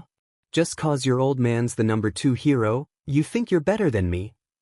Don't. Todoroki clenched his fist as he stood, his chair screeching across the floor. Katsuki watched suspiciously as the other boy ran his hand through the left side of his hair. This was the most expressive Katsuki has ever seen the deadpan young man. I don't want to hear anything about him. Why the F are you half-butting this? You went out there looking annoying as F, with your apathetic but face. Who the hell do you think you are? I'm not half-butting anything and this is none of your business. Todoroki scowled and tried to push past Katsuki to reach the door but was blocked by the blonde's arm. What the hell do you mean it's none of my business? I'm here to prove that I'm the best and I can't do that if you don't give it your all. Katsuki shoved the other boy back with the fingertips of his hand, which made Todoroki stumble slightly before regaining his balance. Todoroki sighed deeply with frustration and crossed his arms over his chest. I am going to win this with just my ice. I'm doing my best to dash. Shut the f up. What? I'm not good enough for your fire. You smug little prick. I'll never be that piece of sheet's tool. I don't care what you think about me, Bakugo, but I'm going to show my old man that I don't need his shitty power. That's what I'm doing here. That's my reason. The blonde froze for a moment, processing his classmate's words. He narrowed his eyes and backed away from the bicolor boy as if to view his full frame and demeanor. He softened his stance when he saw how distressed Todoroki looked. What the hell did he do to you? He's your dad, right? He's nothing, Todoroki said. His voice held no substance, as if it was completely exhausted of all energy. He shoved Katsuki aside without much more than a disapproving grunt from the other. Todoroki stormed into the hallway without another word, leaving Katsuki to stare at the ugly burn that bruised the tabletop. He won't go easy on her, Izuku said. He was scratching at his notebook frantically, occasionally glancing up at the TV to see Katsuki's classmates duke it out. His mother sat next to him on the couch. She was shaking and nervously mumbling her fears for the UA class safety. She seemed extra focused on the poor girl that Katsuki was fighting at the moment. How horrible! Inko cried. Not really. I think he's just seeing her for the strong opponent she is. He's trying not to underestimate her. Was Katsuki like this before too? Yeah, but something's off about him. Maybe the hero course has changed him a bit. I can't really tell how, but I think it may help him. Inko nodded solemnly and glanced down at Izuku's notebook with interest. She watched as her son scribbled drawings of the two previous fighters. The students had similar quirks, but Izuku had separated them and had filled at least 2 pages for each. Inko had always been impressed by just how much her son was able to write when it came to something he loved. That's Uraraka-san. I met her during the entrance exam and again when I visited UA for, She's really nice. She has a zero-gravity quirk, Izuku explained, snapping Inko from her daydream as he pointed at the TV. Oh, I see. She looks quite cute. Inko nudged her son with her shoulder, hinting at her ulterior motive. Huh. Izuku looked up from his notebook. He squinted his eyes slightly in genuine confusion before he finally realized what his mother was trying to imply. He flushed and dropped his pen to wave his hands wildly in front of him. But no, we don't even know each other, Mom. Don't be embarrassing. He yelled, panicked as he watched his mother laugh. He sighed and let his hands fall in his lap. His face was still pink, but his mouth formed a somber smile. Besides, he said, I think we both have more important things to focus on. Before his mother could reply to that comment, the TV let out an orchestra of screams that interrupted both of their thoughts. Both turned their attention to the screen to see what the crowd was so upset about. The heroes in the audience had been yelling at Katsuki for his aggressive behavior towards Uraraka, and Izuku couldn't help but laugh when the pro-hero Eraserhead told them all off. He must be a really good teacher, Izuku grinned at the screen. I'm glad Eraserhead takes the time to understand his students, especially someone like Kaken. His mother just smiled at his statement. Despite how the blonde had treated her son, she felt a small sense of pride that Izuku was able to look past all of it and genuinely strive to help him. She often wondered if Izuku had ever felt resentment before. Surely he had at least valued himself enough to feel that he had been wronged, right? Are you mad at Katsuki, Izuku? She asked. It was almost a whisper, and Izuku didn't react for a long while, making her think that he hadn't heard her. Just as she was about to ask again, Izuku began to speak. His voice was strained, as if he was hurt by her words. Why would I be mad at Kaken? Honey, you know that what he did to you was wrong, right? You know that he shouldn't be able to get away with something like Dash. I'm not mad at him, Izuku tilted his head in thought. And I know that what he did was wrong. Then Dash. But he was blind back then, maybe now too, I don't know, Izuku said. He turned apologetically to look at his mother more directly after interrupting her twice in one conversation. What do you mean? He was raised by his environment and was defined by his quirk. He has always been amazing, but he lacked compassion. And that trait is only learned if you've received it before. He never accepted kindness from others, so he never learned to be kind in return. He was blind, and I can't be mad at him for something that wasn't his fault. Inko smiled at that. Since when had her son become so wise? She cursed herself for not noticing how much he had grown up. I see. I've forgiven him, I think, at least for the bullying. I don't like holding grudges. At that moment, the TV buzzed again with noise. This time, it wasn't insults that the crowd was shouting, it was cheers and applause. Present Mike screamed Katsuki's name over the speaker, enthusiastically announcing the young man as the winner of the fight. The screen flickered to show a close-up of the battlefield where Katsuki stood over Uraraka's unconscious form. He looked angry at her despite being the one that won the battle. Izuku smiled at the image and shifted his position on the couch to more comfortably write in his book without damaging his neck when he looked down at the scribbles. He didn't pay much attention to the next battle because he knew who would win.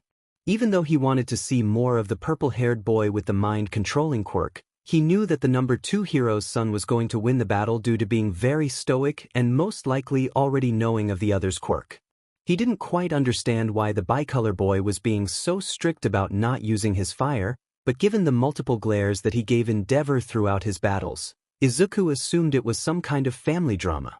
As the battles went on, Izuku and his mother exchanged very few words. They occasionally made predictions as to who would win the fight or would discuss details of the students' quirks, but the conversations usually didn't last very long.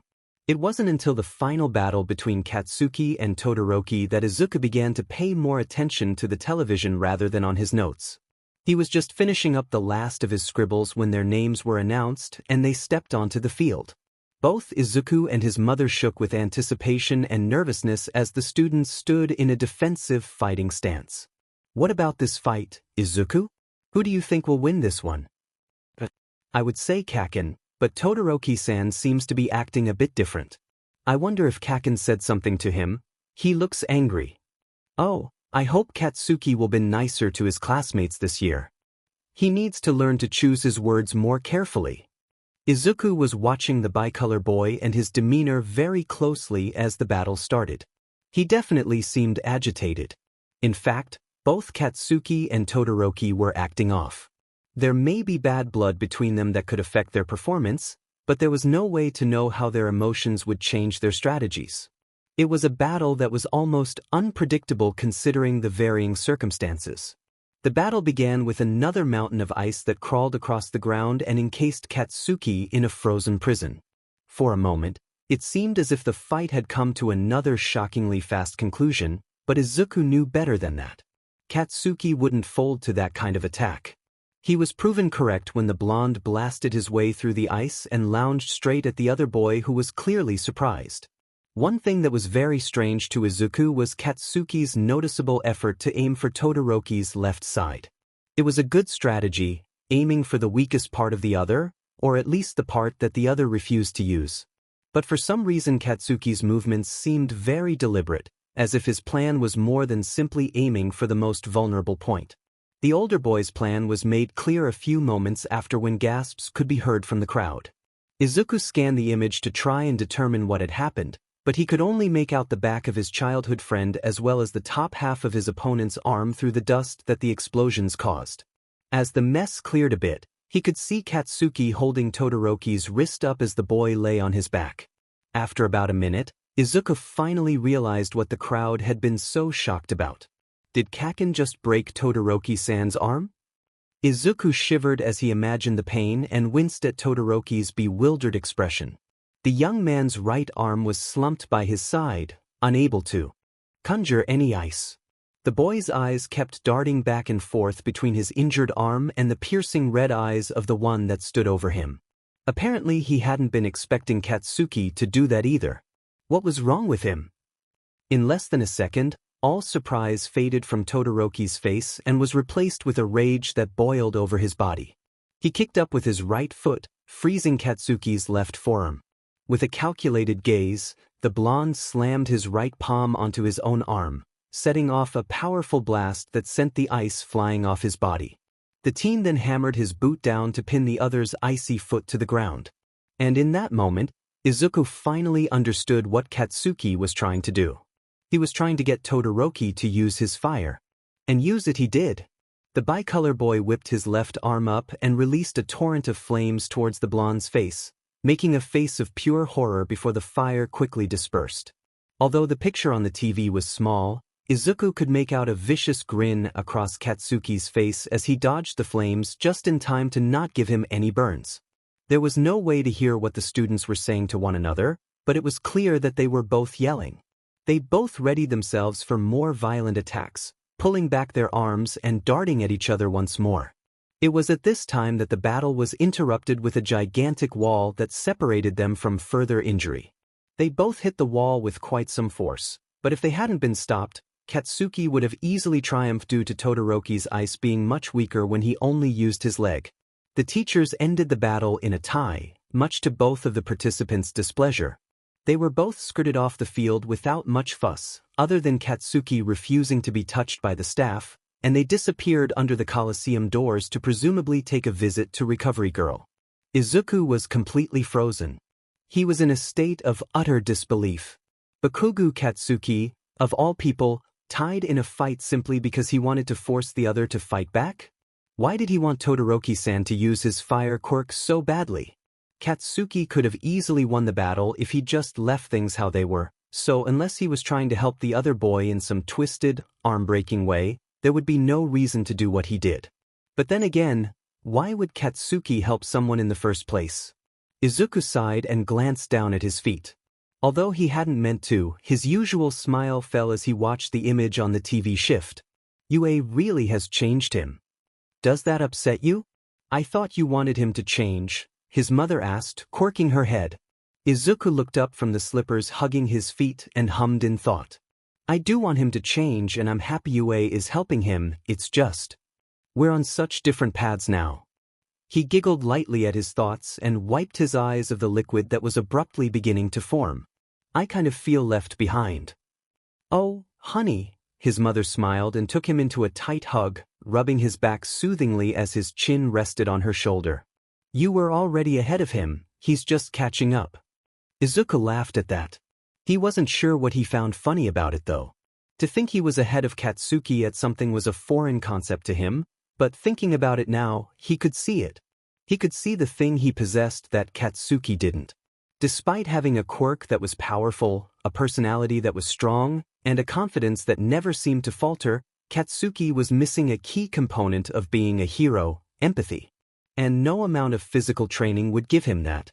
But at least this fight clicked a SWH in Kaken's head. I can't wait to see how much he changes. Izuku was so occupied with psychoanalyzing his childhood friend that he didn't notice the rumble of his phone as it lit up red with a villain alert. Izuku's world was about to be shaken to its very core and he was about to share a nightmare with a stranger he had only seen once before. And in a moment like that, Izuku sometimes wished he could be like Katsuki and shut his compassion off to avoid the trouble he was about to walk into. Hosu City. It was a large district, occupied by many heroes that frequented its streets such as the current number 2 hero, Endeavor, and the Iida family heroes such as Ingenium. It was not particularly famous or anything, but the hero killer stain had garnered attention from the media, so the streets had been more populated than usual. Despite police concern and protest, many hero-crazy civilians came to the city, waiting to catch any action that they could tape and sell for profit or keep for their own enjoyment. And that was the very reason young Midoriya Izuku had been walking the streets of the city for about a week now. Well, in reality, that was his excuse. He had asked his mother if he could visit the city for a few days while staying at the Hosu hospital for a short internship that he'd managed to get after he'd taken online nursing courses. He had also told her that he wanted to spread sightings of 9 around so that the authorities wouldn't home in on their own district and would search elsewhere. She had agreed, simply because she knew she couldn't stop him. What he didn't tell her, however, was that he heard that one of the heroes attacked during the sports festival was the hero Ingenium, a family member of one of Katsuki's classmates. It shouldn't concern him as much as it did, but after he had heard the news, he was overcome with an incredibly heavy feeling of dread. The uneasiness that struck him didn't creep up on him either, like most anxiety does. It body slammed him into the pavement as soon as he read the article. It was almost like his heart realized something was going to happen in Hosu before his brain did, and no matter how hard he tried, he couldn't ignore it. His internship had just finished for the morning and he had just cleaned up the gauze that the high school interns used to practice bandaging and cleaning wounds. He had stayed later than the other students, like usual, to clean the mess that newbies always seem to make. He was just happy it wasn't as bad as the pill bottle spill when they were working in the pharmacy or the disaster they created when they were let loose in the pathology department. Since his last day in the city would be tomorrow, he decided to don the 9 costume a little early today so he could get as many appearances as he could while he was still in the city. He stuck to the alleyways to avoid the more prominent pro-heroes, but he'd still had some close calls over the past few days by fighting during the day when most of the pros were patrolling. The city seemed more guarded than the last few times he had passed through it when he was younger, which Izuku could only assume was because of the recent attack. Us heroes don't have the authority to mete out punishments, or the jurisdiction to make arrests. Izuku stopped in the alley as he heard the unmistakable voice of Manuel, a pro-hero he had been avoiding after an encounter near the beginning of his internship at the hospital. Izuku peeked his head out from behind an advertising flag near the store he was crouched next to. Izuku saw the hero talking to another person in a silver suit. He'd never seen the helmeted hero before, but the costume looked very familiar. Since the advances in the regulation of quirks has permitted their use, heroism mustn't become mere vigilantism. If by any chance you do take that occasion, then that would be a heavy sin indeed. Manuel continued his lecture before he dropped his serious demeanor so abruptly it was as if he was possessed by a spirit. No, sorry. I'm not saying the hero killer is without sin or anything. You're pretty straight-laced too. Your eyes are so, relentlessly glaring. I'm just anxious. The comment that Manuel made about vigilantism stung pretty bad, especially after Izuku had come across him a few days before, which meant that he was most likely referring to him. The heavy sinha? That comment hurt more than the media's comments on his recklessness, but having a pro-hero say it was even more agonizing. The hero-killer comment threw him off though. I appreciate the warning, the silver-suited hero said. Yeah, we better get back to our patrol then.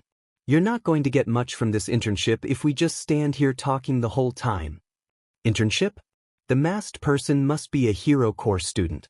Izuku had forgotten about hero internships. They apparently happen around the time as other schools' internships, but he had never actually seen a hero in training out in the field before. Now he would have to be extra careful of being spotted, just in case a UA student that he'd met before was in the city. He couldn't risk being recognized. Izuku decided to leave before the student or Manuel noticed him. He had hoped to get some more information about the hero killer, but Manuel dropped the topic too early for Izuku to get anything from him. Not that he was expecting too much in the way of gossip because he'd already heard the extent of it from his last visit with Historia as well as from the other students in his internship at the hospital. It still would have been helpful to know a little bit more about Stain. Other than Stain's supposed connection to the League of Villains and the limited information the boy had received about his blood-related quirk, Izuku had little idea about other things like the man's fighting style or even a reliable description of his appearance. Izuku patrolled the streets until the sky started to darken with the gray clouds that faded in the crisp air. He had made sure to avoid the pros but still managed to purposefully be spotted by random civilians so the media would know that he's been in the city. Other than a few petty robbers, the teen hadn't taken care of any notable criminals while he'd been in the city, but he hoped that just simple sightings would give him enough attention that the police would focus their search away from his neighborhood. As he was about to call it a day, the whole city fell into chaos. It started with the sound of buildings crashing to the ground and screaming that could be heard from the other side of the district. The first sound Izuku heard was the shattering of a window and a child's cry. Before Izuku could even think about the danger he was putting himself in, he sprinted towards the sound to see a child on their knees surrounded by shards of glass. About a kilometer away, Izuku could see multiple pro-heroes surrounding a large gray creature that was thrashing around wildly. It seemed like it came running down the street when it crashed into the building the child was next to, breaking the window. Izuku ran up to the child, a little girl no older than 5, and calmly placing a hat on her shoulder. It's going to be all right. Are you hurt at all? The kid was crying, nodding her head and pointing to her leg where there was a deep cut along her calf. Her purple capris were sliced at the hem and soaked in blood. Izuku quickly whipped his backpack onto the ground beside him, pushing aside the mess of weapons and flares that were dumped haphazardly into the bag. He found what he was looking for, taking out a moderately sized first aid kit. As he was about to clean the blood off, he remembered what the doctor at his internship had said about talking to people through their pain. I'm just going to clean your leg up a bit, is that okay? The child nodded, so he began to pour warm water over the cut. His breath hitched when the girl flinched. "Are you all alone? Where are your parents?" "Daddy's at work," she sobbed. "Mommy went to get help." "I see." Izuku pulled out some clean bandages from his kit, occasionally glancing up at the chaos a little ways away. As he carefully wrapped the gauze around the girl's leg, he continued to speak to her as soothingly as he could muster. "So, what's your name?" "My name is Nine. Minami Miko." "Are you a hero, Nine-san?" "I guess you could say that," Izuku laughed. He finished bandaging the wound and cleaned up his kit. "Can you tell me which direction your mother went, Minami-chan? I need to get you away from all this glass." The girl nodded and pointed to the street adjacent from the gray creature's destruction, where there were a few lingering citizens that were fleeing the area. He dipped his head in acknowledgement and put his backpack back on. "Is it all right if I pick you up? I promise to be careful with your leg." "Okay." The girl hesitated, then reached her arms up to wrap around Izuku's shoulders. Izuku stood up, pressing the girl to his chest with caution and adjusting his arms to hold her more comfortably. Once he felt that the girl was securely in his grasp, he began to run towards the other people. He ignored the stares of the people in the crowd, trying not to think about running into any pros that were rushing towards the gray creature. He had to focus on the people in front of him. His eyes scoured the horde of people, noticing the groups that were gathering around the injured or lost. There were screams of panic that could be heard between the frequent blasts of destroyed buildings, but both sounds were often drowned out by the deafening roars of the gray monster with an exposed brain. The team came across a middle-aged man in a fetal position as he was running past a local supermarket and slowed to a stop in front of him. The man was wailing loudly and pulling at the sides of his dark hair. His eyes were squeezed shut to avoid the chaos that the city had fallen into. It didn't take long to realize that the man was having a panic attack. Something that Izuku was all too familiar with. Izuku knelt down in front of the man and sat the girl on his knee. Hey, it's fine. You're okay. You're having a panic attack right now, do you understand?" The man shook his head and began to rock back and forth but didn't open his eyes. Izuku took a deep breath and began to talk the man through it. "Everything is going to be fine, but I need you to do something for me, okay? I need you to breathe with me, and out. This will all be over soon, so focus on breathing." Izuku didn't dare touch the man for fear of frightening him more, but he did hover his palm close to the man's shoulder in case he was forced to move him away from danger. The dark-haired man began to follow Izuku's breath as best he could, his hyperventilating interrupting some of his attempts at replicating the teen. The boy made a mental note to include paper bags in his first aid kit for hyperventilation. "It won't be much longer, okay? You're completely safe, I'll make sure." "There's no need to worry anymore." Izuku continued to take exaggerated breaths to make sure the man could hear them. "I am here." As he calmed the man down, Izuku heard a voice from beside him. He turned to see a woman sprinting towards him with tears falling from her cheeks. She was followed by another man that had a medical bag in his hand, most likely a doctor or nurse. The small girl in his arms yelled out to the woman joyfully, the screech of her high-pitched voice making Izuku flinch. He quickly recovered, realizing who the woman was and giving her a smile even if she wouldn't be able to see it through the respirator. "Miko!" "Oh, thank God." The woman breathed out as she approached the teen. "Mommy! Nine-sen saved me," the girl exclaimed as Izuku stood to pass the child to her mother. "Her cut is pretty deep. I cleaned and bandaged it the best I could, but you will need to change the bandages soon." Izuku tried to explain the girl's injury to the man that arrived with the woman. Izuku knelt back down to check on the dark-haired man who was still in shock but seemed to be breathing much slower. He turned back up to the other man. He was having a panic attack, but he seems to have calmed down a bit. "Could you take him to safety?" The man nodded. Izuku sighed with relief and was about to sprint away before the girl's mother stopped him with a hand that reached out to grasp his upper arm. "Wait," she said, "please, I can't thank you enough. I've seen you on the news and I don't care about the laws. You are our hero. Thank you." Izuku paused to let the words sink in, his eyes were wide, and he suddenly felt very thankful for the mask and goggles that covered his embarrassing expression of shock. He gave her a nod to acknowledge her gratitude before sprinting off back through the city, passing many blocks of demolished streets before coming across untouched buildings. This was a disaster that was much bigger than he could handle, and it would be smart to escape before he was captured. He knew that he should let the pros take care of it all. He knew that a quirkless wannabe hero might be a burden if he were to interfere more than he already had. He knew all of this, but when he saw the telltale flash of a silver costume fly past his peripheral vision, he instantly changed direction to follow it without a second thought. Somewhere along the way, Izuku had taken to his usual rooftop jumping because it was easier to keep up with the hero in turns sprinting through the streets. He didn't know where he was going. He didn't even know why he was following the silver-suited student, but there was something strange about the whole thing that compelled him to move. Maybe it was the half-conversation that he overheard the student have with Manuel, or maybe it was just because he was thinking too much about the hero killer and made a mental connection that may not even be there. Thinking about it logically, it was probably the combination of those things that forced his body to chase after the silver blur. He managed to get a little ways ahead of the boy in the street, so he decided it was time to confront him. The quirkless boy carefully jumped down to the street. Initially, he was hidden from view by a couple of vending machines but ran out to the road almost as soon as his feet touched the ground so the student wouldn't pass him by. He was almost too slow as he was seconds away from the boy slamming into him. "Wait!" Izuku put his hands up in a stopping motion to get the other teen's attention. The hero in training skidded along the ground, almost tripping with the shock of the sudden obstacle.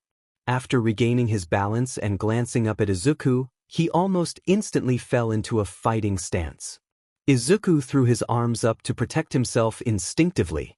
"Oh, I'm not here to fight or anything, calm down." "Who are?" The boy's words trailed off as he glanced at the other's costume. They were both quiet for a while. It was an awkward kind of silence that sent a shiver down Izuku's spine. It wasn't as though he was afraid, there was just a strange tension between them. It was almost like they both caught each other doing something unethical and were making a silent agreement not to tell anyone of their encounter. "Ah, you must be the vigilante from the news," the young hero said, voice straining a bit. Izuku could hear the exhaustion that showed in between his words from running halfway across the city. Despite his strangely calm tone, he never relaxed his stance. "It's brave of you to show yourself in front of a hero in training. You do know that I could easily capture you and bring you to the proper authorities, don't you?" I mean, I guess I really didn't think this far ahead, huh?" The boy sputtered, then reached his arm up to clumsily scratch the back of his head. "Just so you have something to call me, I go by 9. I'm sorry if I'm wrong or assuming, but, are you Iida-san? How do you know my name? Or did you just guess by my costume?" "It was more of a guess, to be honest," Izuku chuckled. "When you disappeared from the sports festival, I got worried, so I got some info about the attack and just kind of assumed you would be here." "Is that creepy to say? Why do you care? I don't know you and you shouldn't meddle in others' affairs." "I shouldn't worry about someone just because I've never met them before? I don't think many heroes would agree with you on that one." "That's not entirely what I meant," he said, reeling a bit from the inadvertently harsh words. "Why me? I would appreciate my activities to be kept from criminals." Izuku changed the subject. Mostly because he didn't really have an explanation for his actions. It's kind of hard to say, "I just had a bad feeling that you might die," to a stranger. "You're going after the hero killer, aren't you?" Iida didn't respond, but his silence answered for him. The vigilante sighed with a sad smile, although Iida wouldn't be able to see it through his respirator. "If you're planning to take the law into your own hands, then you are just as bad as me. Are you telling me that you would turn yourself in after you took out your revenge? Ruin your chance to become a hero?" "The hero killer. My brother is paralyzed from the waist down and will never do hero work again because of that murderer, and you are telling me to let that go? I have to do something, even if it ruins my pro-hero career. Revenge is never a reason to ruin your future. You could die because of this. And I should listen to you? Not only are you a stranger to me, but you are also a vigilante, the very thing you are trying to convince me not to be. You preach something you yourself do not live by." The teen was beginning to raise his voice.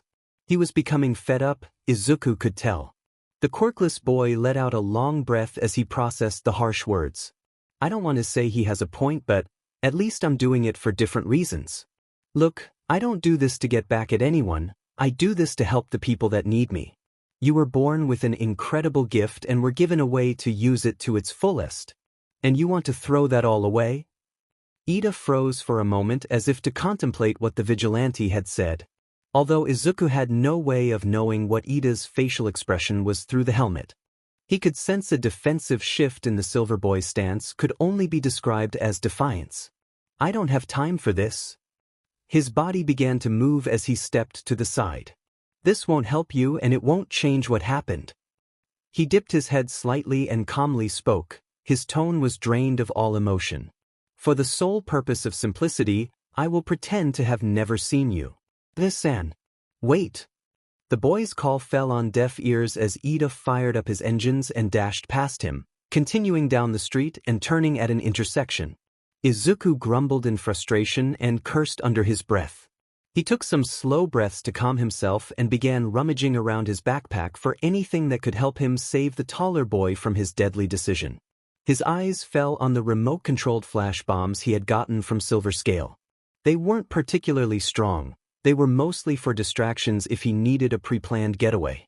He took the small black box containing the bombs out of the bag and opened it to see coin-sized discs with small engravings etched into them. He placed one on the ground in front of him and glanced back into the box. There are about 50 of them. That has to be more than enough to make a trail.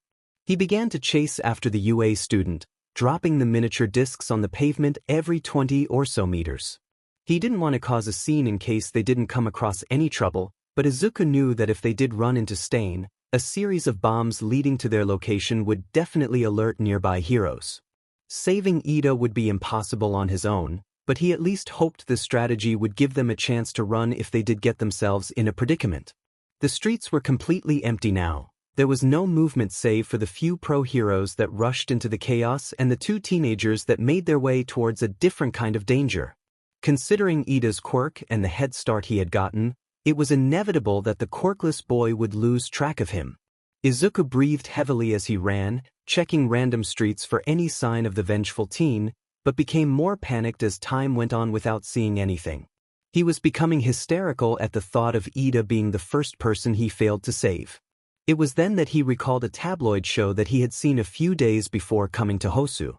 It was mostly filled with rumors and conspiracy theories, but there was one story that appeared to have at least some truth to it.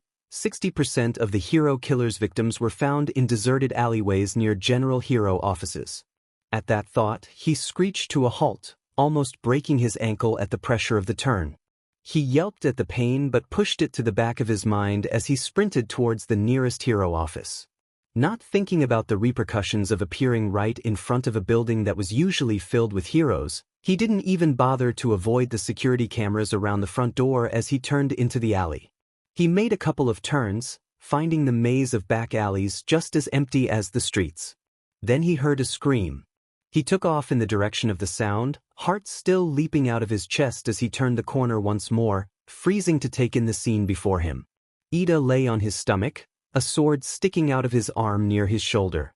The hero killer stood over him, pointing at the collapsed pro-hero, native, before dropping his arm back by his side. Stain's eyes were stiff and deadly. His presence alone made Izuku shiver with a sudden revulsion. They didn't seem to notice him yet, so he was able to listen to the tail end of their conversation. Don't brandish your power for your own sake. Becoming seized by hatred for the enemy before your eyes, merely to satisfy your own selfish desires, that is the furthest from the title of hero. The hero killer lifted his blade from Iida's shoulder. There was a tender sound that Izuku couldn't help but cringe at when the sword unlodged from the muscle and flesh of the young hero. That is why you die here. Stop! Izuku called, please don't hurt him. 9? Iida trembled, eyes wide. Stain turned, almost in slow motion, to face the small green-haired boy. There was no sign of any emotion in the man's eyes, they were empty. If Izuku were to describe what the murderer was feeling right now, he would probably say he was confused or perhaps offended. Whatever it was imperative that he figure it out. Unpredictable villains are the most dangerous type. I came to save you, Iida-san. Izuku's voice was confident despite his own terror. Another child? The hero killer asked. He grinned widely as he adjusted the sword in his hand so that the blood-covered blade was hovering over his mouth. Ah, but this one's different. Izuku flinched at the villain's words but stood his ground. He needed more time. He needed to stall or talk him down somehow so everyone could get away safely. He had never been very good at holding a conversation, but he had to try something because there was no way for a quirkless teenager to defeat a notorious murderer with weapons alone. I'm not strong enough, I should have brought one of the pros somehow. That's when it hits him. He wouldn't be able to convince the killer to have a mundane chat with him, not without some extreme confusion and awkwardness, so he had to do the one thing he knew he was good at, idolize. Stain, right? You're even cooler in person. Izuku swallowed the bitter taste of his words as they rolled off his tongue and fought the urge to take up a fighting stance. My name is Nine, I'm a vigilante like you. Are you now? Stain chuckled. Izuku didn't know if this was working, but at least Stain seemed amused, therefore occupied. You get that name from Sliver? Izuku freezes. Stain laughed again at the wide-eyed expression on the teenager's face through his goggles. He tilted his rough serrated blade to catch the light and draw attention to it. Silver Scale provided the hero killer with weapons? It made sense after all, the man needed to make money somehow. Despite knowing Silver Scale's reason, the knowledge twisted something in his stomach that gave him a faint feeling of nausea. Yeah, I didn't really care what the media called me, he said. It was true, of course, but Izuku also knew it would probably be something Stain would want to hear considering his self-sacrificial hero ideal. I live to save others, not boast. He took a bold step towards the killer, glancing down at Iida who was silently pleading for Izuku to go away. Which reminds me of why I'm here. I came to save you? That's quite the line. Are you two friends? The villain smirked and stepped back a bit to counter the boy's sudden advance but was still standing on top of Iida. He was obviously being cautious due to not knowing Izuku's quirk, or lack thereof. Stain frowned when Izuku didn't answer him and continued. Never mind then. I have a duty to kill these men. You of all people should understand that, right? I agree with you. Izuku struggled to let the villainous words out. Heroes need to be defined by their selfless actions, and if they only care about popularity or wealth then they don't deserve the title of hero. But I have my own morals too, and they say that murder is murder no matter the motive. He essayed in the heavy air and made one last comment. He's just a kid, he can still change.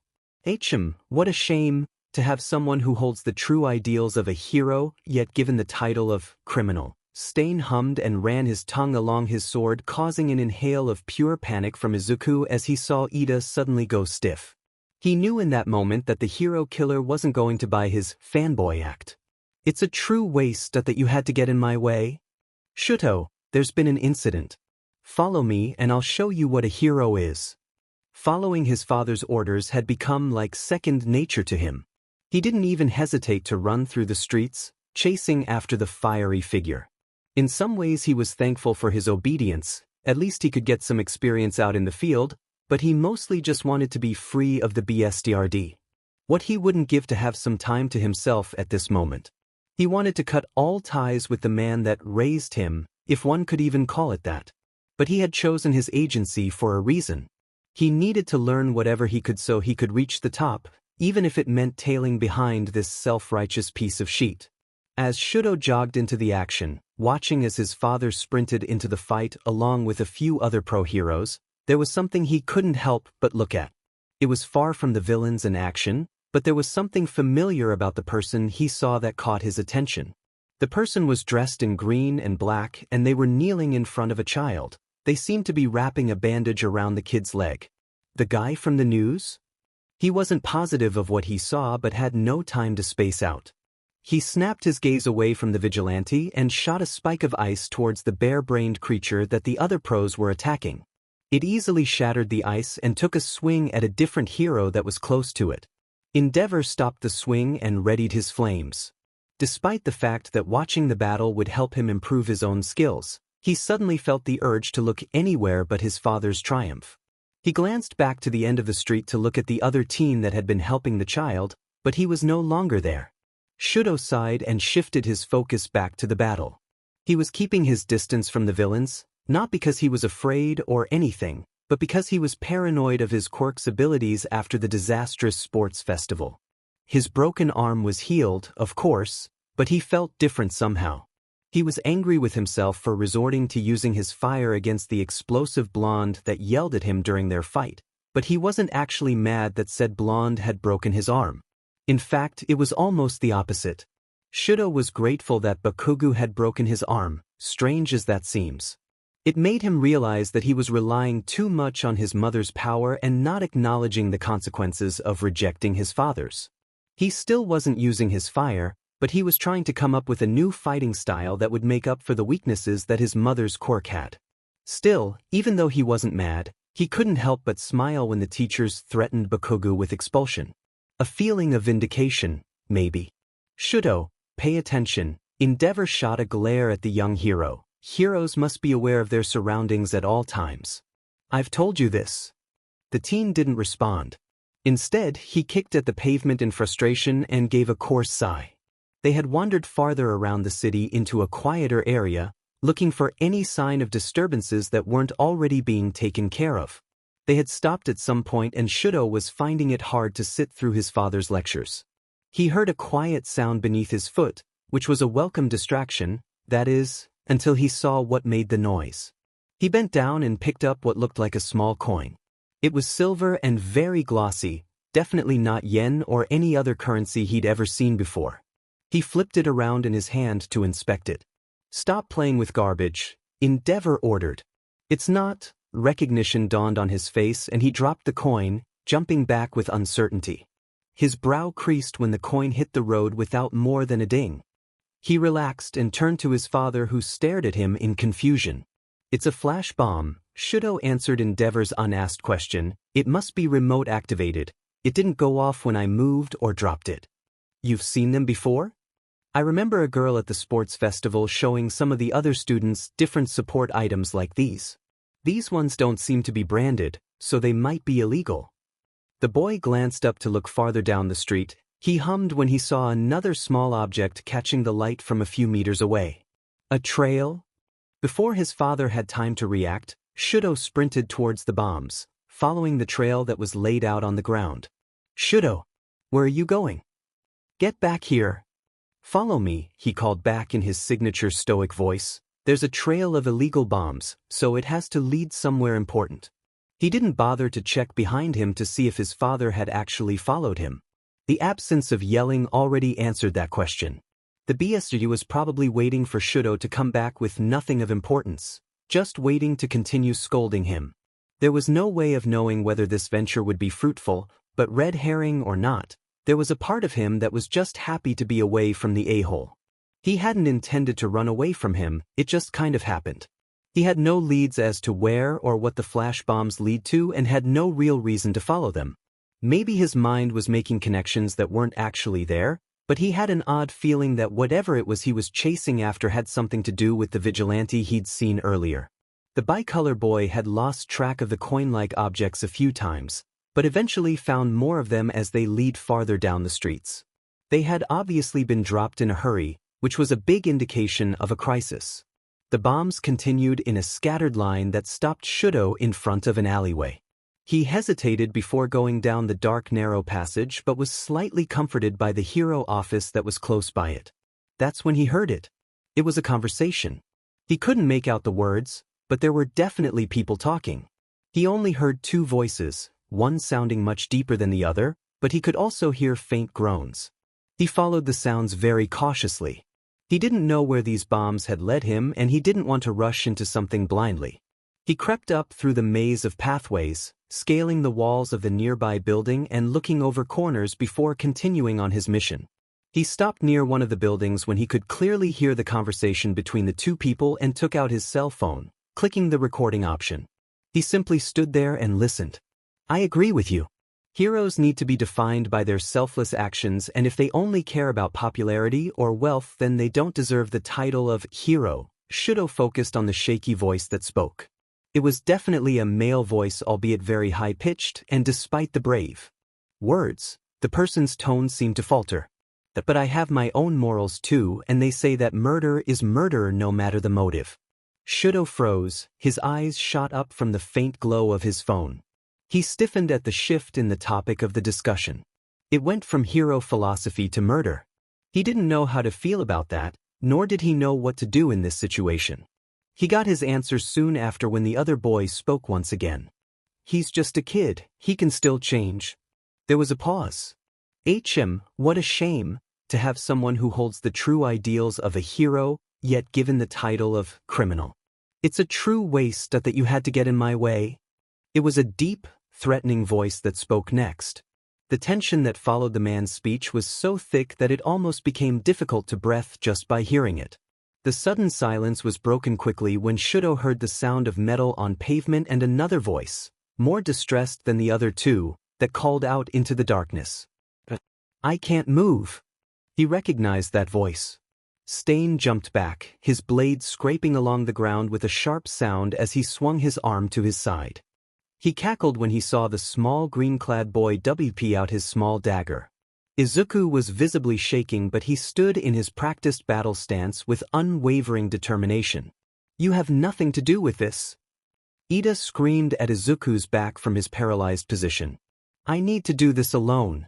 I don't need anyone to help, I don't even know you. If you truly believe that, then you won't avenge anyone. Izuku's voice was harsher and more strained than usual. He didn't mean for it to show, but his frustration definitely came through in his tone. I'm sorry, Iida-san, but if you think that you can do this by yourself, then you are an idiot. You can't be a hero without people you can rely on. But you dash. I'm not alone either, Iida-san. He dug his free hand into his pocket to reveal the trigger switch for the flash bombs, setting them off without hesitation and discarding the device to the ground. There were several explosions in the distance, accompanied by a high-pitched squeal that indicated that the bombs were turned on. The sounds startled both Iida as well as the hero killer, and they froze for a moment as they possessed what was happening. There's a necessary risk vigilantes have to take if they want to save people, and I'm not stupid enough to think I can do this alone, so... He paused to dodge as Stain ran towards him. He jumped back as Stain's blade caught the fabric of his hoodie. I'm sorry, but we might be in some trouble soon. Without warning, a pillar of ice separated Izuku from the villain and slid Iida and Native closer to the end of the alley. There was a chill in the fog that radiated off of the iceberg. It interrupted Izuku's vision for a moment as he searched his surroundings for the source of the ice. His eyes widened in both shock and confusion as he saw the bicolor student standing in the middle of the passageway.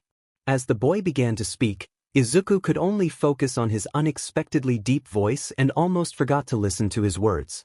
Hero killer, I won't let your but kill them. After a second of utter confusion, Izuku composed himself enough to recognize the student. Todoroki-san. Todoroki turned his head to address Izuku's outburst, staring at Iida as well. You are both reckless idiots. Were those your bombs, Green? You're lucky I recognized what they were, or else I would have been late. It's one after the other today. My work keeps getting interrupted. Well, after those flashes, it won't be long until more show up anyway, so I might as well finish you off, Stain said, flashing his sword to his side. Why? You two, please stop. Iida screamed out to both of the teens, I inherited my brother's name. I'm the one who dash. You inherited it, huh? Funny, I've never seen Ingenium make that face before. Todoroki cut Iida off without looking back to see the shock in his expression. Todoroki-san. Watch out for his blades. His quirk is blood-related, Iida-san is paralyzed because of it. Izuku tried to focus them both on the task at hand. The blades, huh? I'll keep my distance then. Todoroki dodged a dagger that was flung at his face, letting out a surprised gasp as it grazed his cheek. As the hero killer lunged towards him, he let out another pillar of ice, but was slower to react this time. Because the man was aiming for his left side, he had a harder time shooting his ice in that direction rather than straight across or to his right. Noticing this, Izuku threw his knife at the villain, intending to shift his focus away from Todoroki. To everyone's surprise, the blade hit Stain in the side of his stomach while he was distracted by the ice, stopping him in his tracks. Sheet! The villain cursed and began to laugh yet again, ripping the dagger from his side and holding it up to his face threateningly. "You're fast. Is that your quirk at work?" Izuku growled at his taunt. "Maybe you're just not as good as you thought." "Ah, I see." He smiled and dodged Todoroki's next attack but was still focusing his gaze on the young vigilante. "So you haven't used it then? It's pretty dangerous to run into a fight without using your quirk." When Stain made that comment, Izuku could feel the other students' eyes on him. There was an obvious confusion in their expression, but while Iida's face showed concern over Izuku's abilities, Todoroki's showed something akin to understanding or perhaps pity. There was no way to counter Stain's argument without revealing why he wasn't using a quirk, so he keeps quiet despite how suspicious that seemed. "You really think you can save people without your full power? Maybe I was wrong about you. True heroes can't be that cocky." "That's not Dash." Izuku was cut off by his own dagger that hit just below his chest. The force of the blade pierced his bulletproof vest, giving him a relatively deep cut just under his ribs. Izuku groaned and bent forwards as he pulled the dagger out of the wound, stuffing it in his pocket. He growled and clenched his teeth roughly. "I'm not going down that easily." Stain lunged forward, slicing Izuku's calf and knocking him to the side. He turned back to the others, ignoring the vigilante's presence instead of trying to kill him. "Hey Green, are you all right?" It was Todoroki who was the first to ask, with Iida yelling out his name soon after. The monotone teen's voice was strained, and it took a second for Izuku to realize that he had also been hit by a flying dagger just above his elbow. "I'm fine." "Then stop fooling around. If you have a quirk that can help us, then use it." From what Izuku remembers of the icy hero in training from the sports festival, he was stoic and could come off as rude. Todoroki's statement wasn't intended to be rude, Izuku knew that. So the quick comeback that Izuku shot his way surprised not only Todoroki, but also himself. "That's rich, coming from you. This is no time for family drama, use your DMN fire." That's not what the two-toned boy wanted to hear.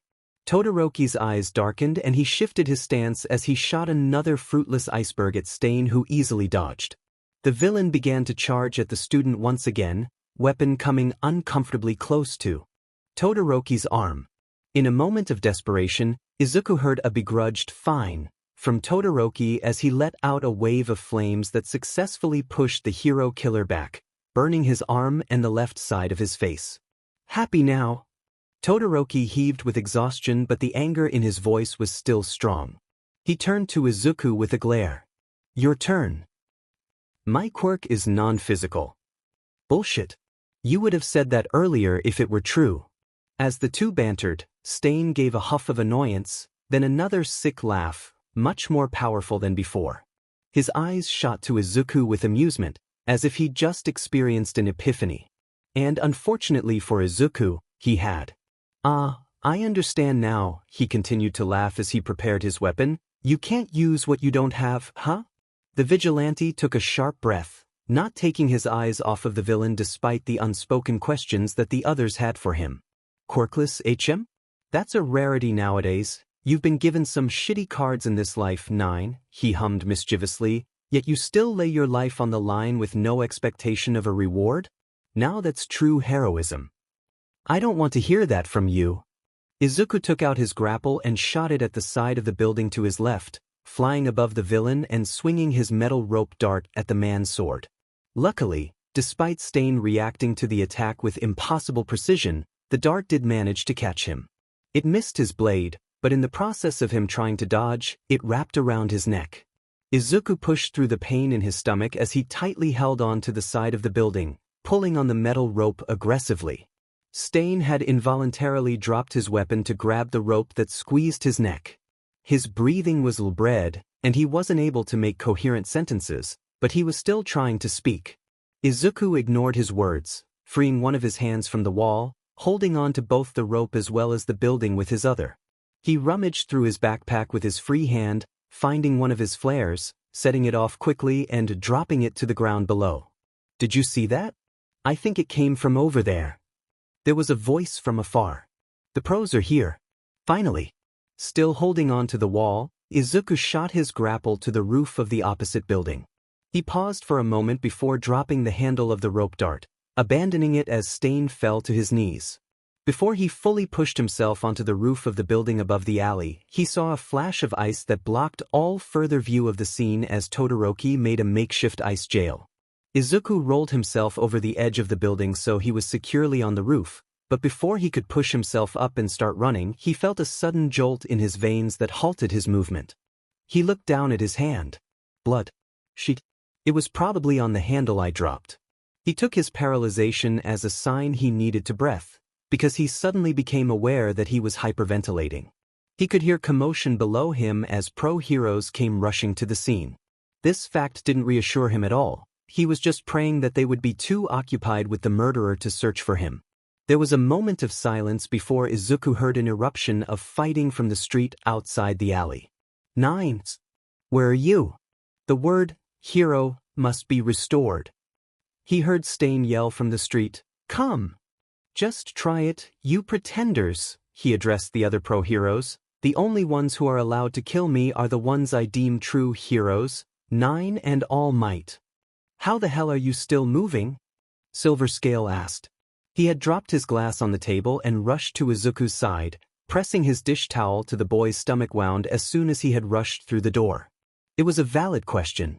Most of Izuku's journey to the bar was a blur of adrenaline. He remembered sneaking to the train station, which was being used as an emergency evacuation site. It was surprisingly easy to get back to Mizudafu without RSNG much suspicion, considering how he blended into the panicking crowd.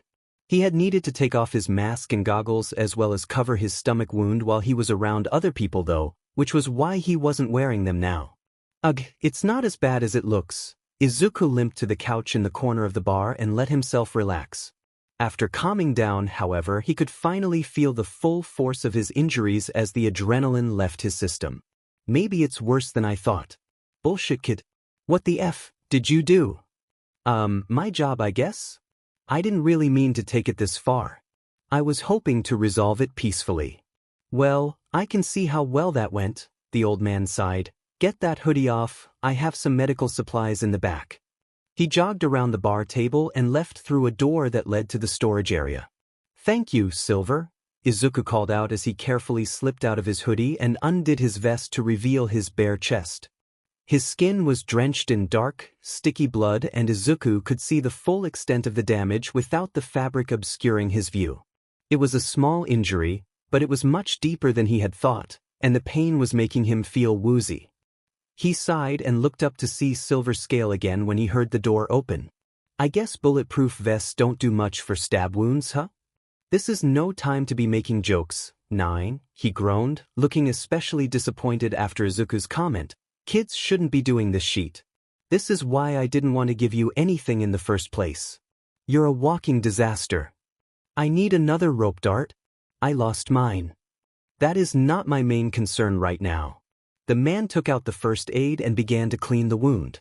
Izuku would normally fix his own injuries, but he was much too tired to do so, and seeing as the wound was directly below his ribs, he was becoming a little queasy at the thought of mopping up the blood himself.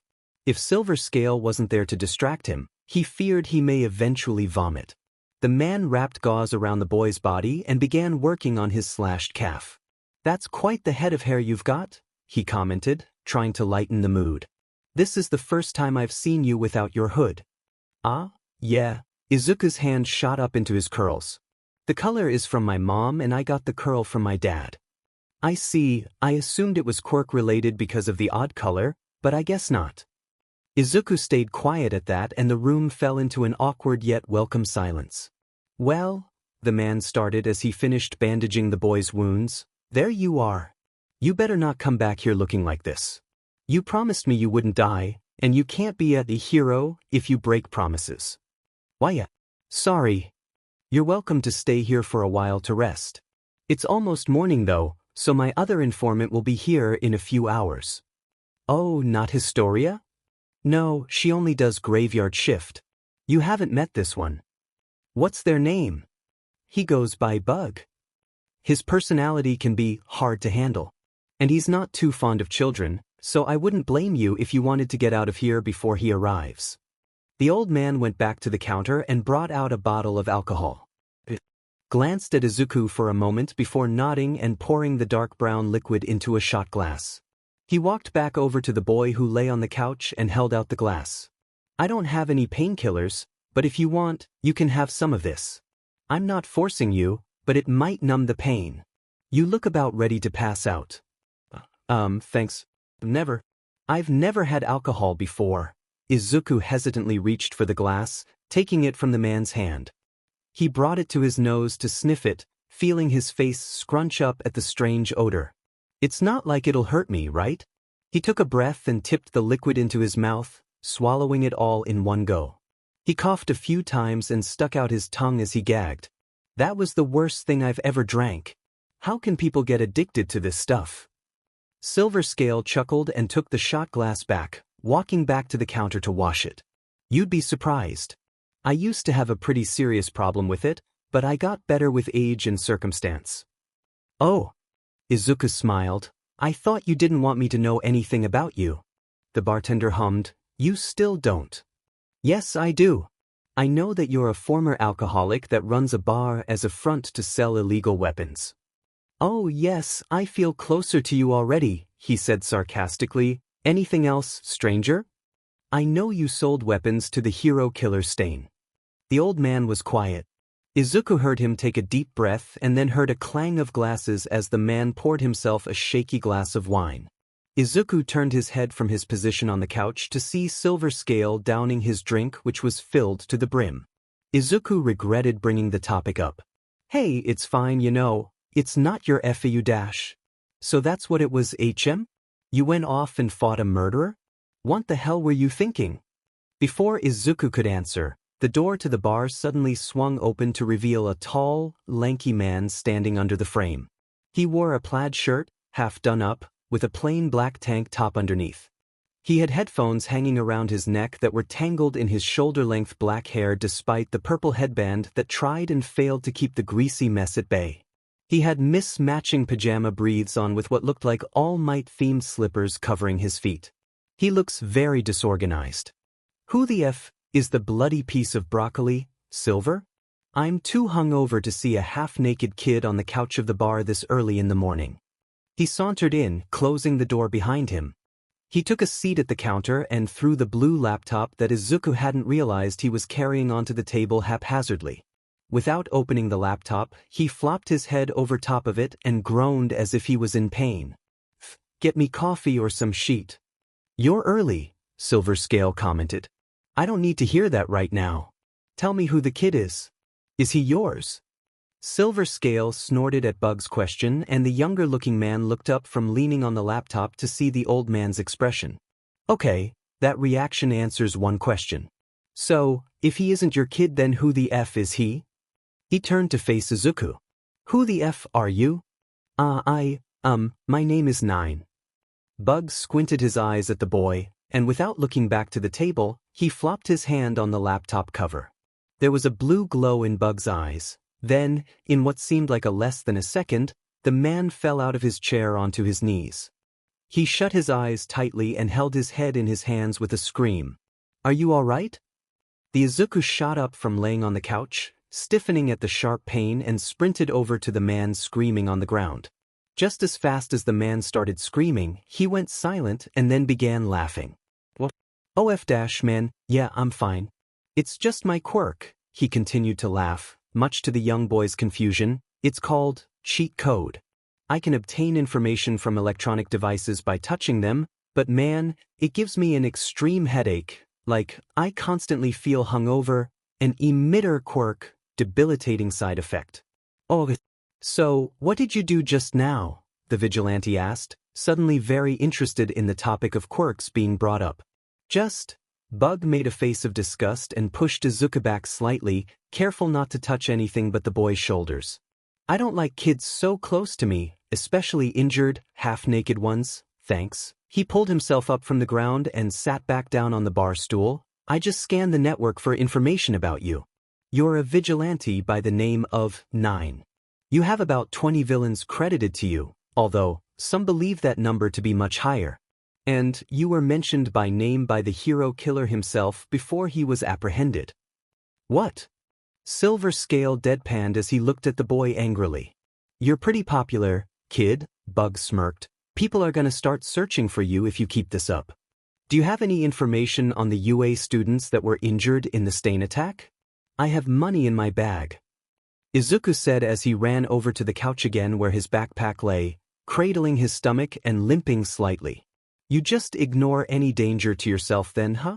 Just jump at the first chance you get to break yourself if it means saving someone. Alright then, can't fault you for that.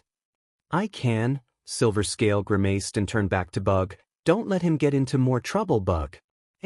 Now that's a dilemma. Listen to my boss or get money from a reckless but kid. Gotta say, things aren't looking in your favor, Silver. The old man grunted disapprovingly as Izuku walked back up to the table with money in his hands. He had pulled his hoodie back on, but it was stained with dried blood and had a slash across the chest, so his skin was peeking through the fabric. Ah, shit.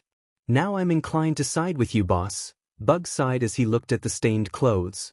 I'm not one to care about strangers, kid, but wow, you sure are a self-sacrificial idiot, aren't you? I just need to know if they're okay, Izuku said, putting the money on the counter in front of the lanky man. It's not dangerous to worry about people. Well, I don't know about Silver, but that just blew all my arguments out of the water, so I'll tell you the basics, he said, stuffing the money in his pocket.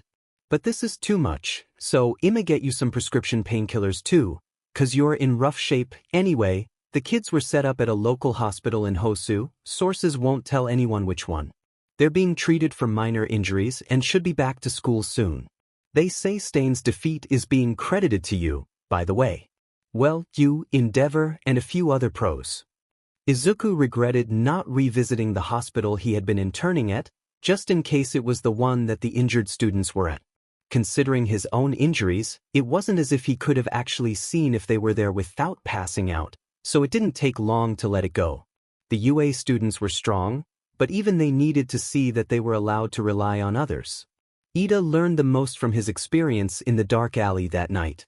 His feelings weren't resolved, and he found himself growing angry at both his classmate as well as the vigilante for interfering.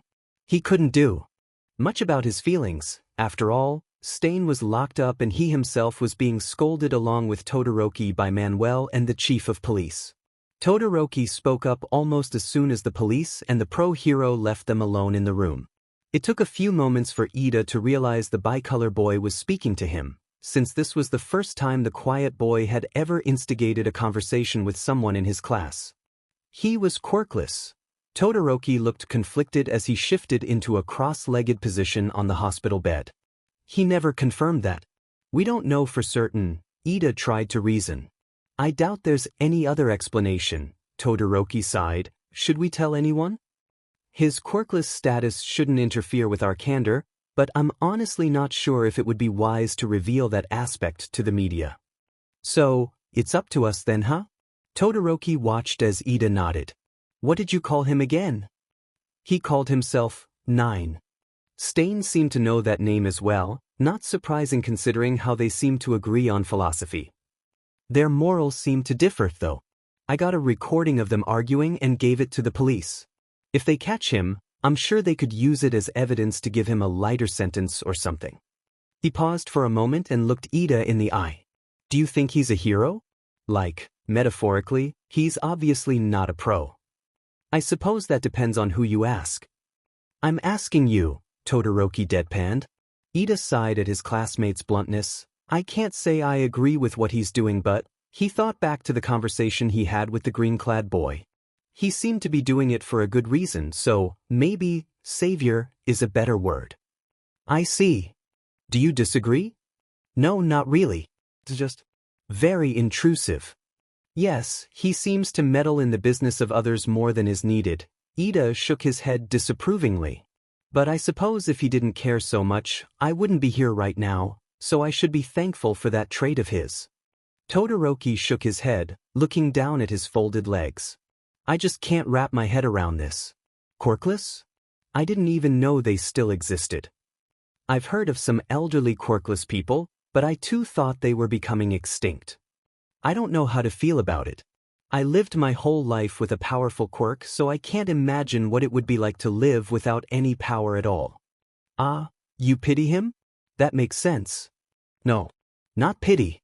Considering what this power has done to my family, I'm kind of envious? I'm not sure if that's the right word, but I think he has more potential to become a hero than a lot of other people. Todoroki looked up to Iida, who was staring at him solemnly. The taller boy's eyes looked glossed over with a sadness that seemed to morph into understanding. Iida simply nodded his head to acknowledge Todoroki's statement, and the conversation ended. Inko was furious. As soon as Izuku had returned home that morning, his mother slapped him on the shoulder in a scolding manner and cried at least 3 times before speaking a word to him. She had heard his vigilante name on the news and was bombarded with the gossip that he was acknowledged by Stain. She had been panicked for hours, sending message after message to get in touch with him, with all of her attempts going unanswered until he showed up at the door a mere hour ago. Izuku didn't recall ever seeing her this angry before. It made sense, but he definitely wasn't prepared for it. Izuku, you said the internship was just to spread your name to a different city. She was in the kitchen, begrudgingly chopping vegetables after learning that he hadn't eaten since yesterday afternoon. I'm sorry, but, she grunted, what the F dash? Izuku jolted, surprised to hear his mother curse.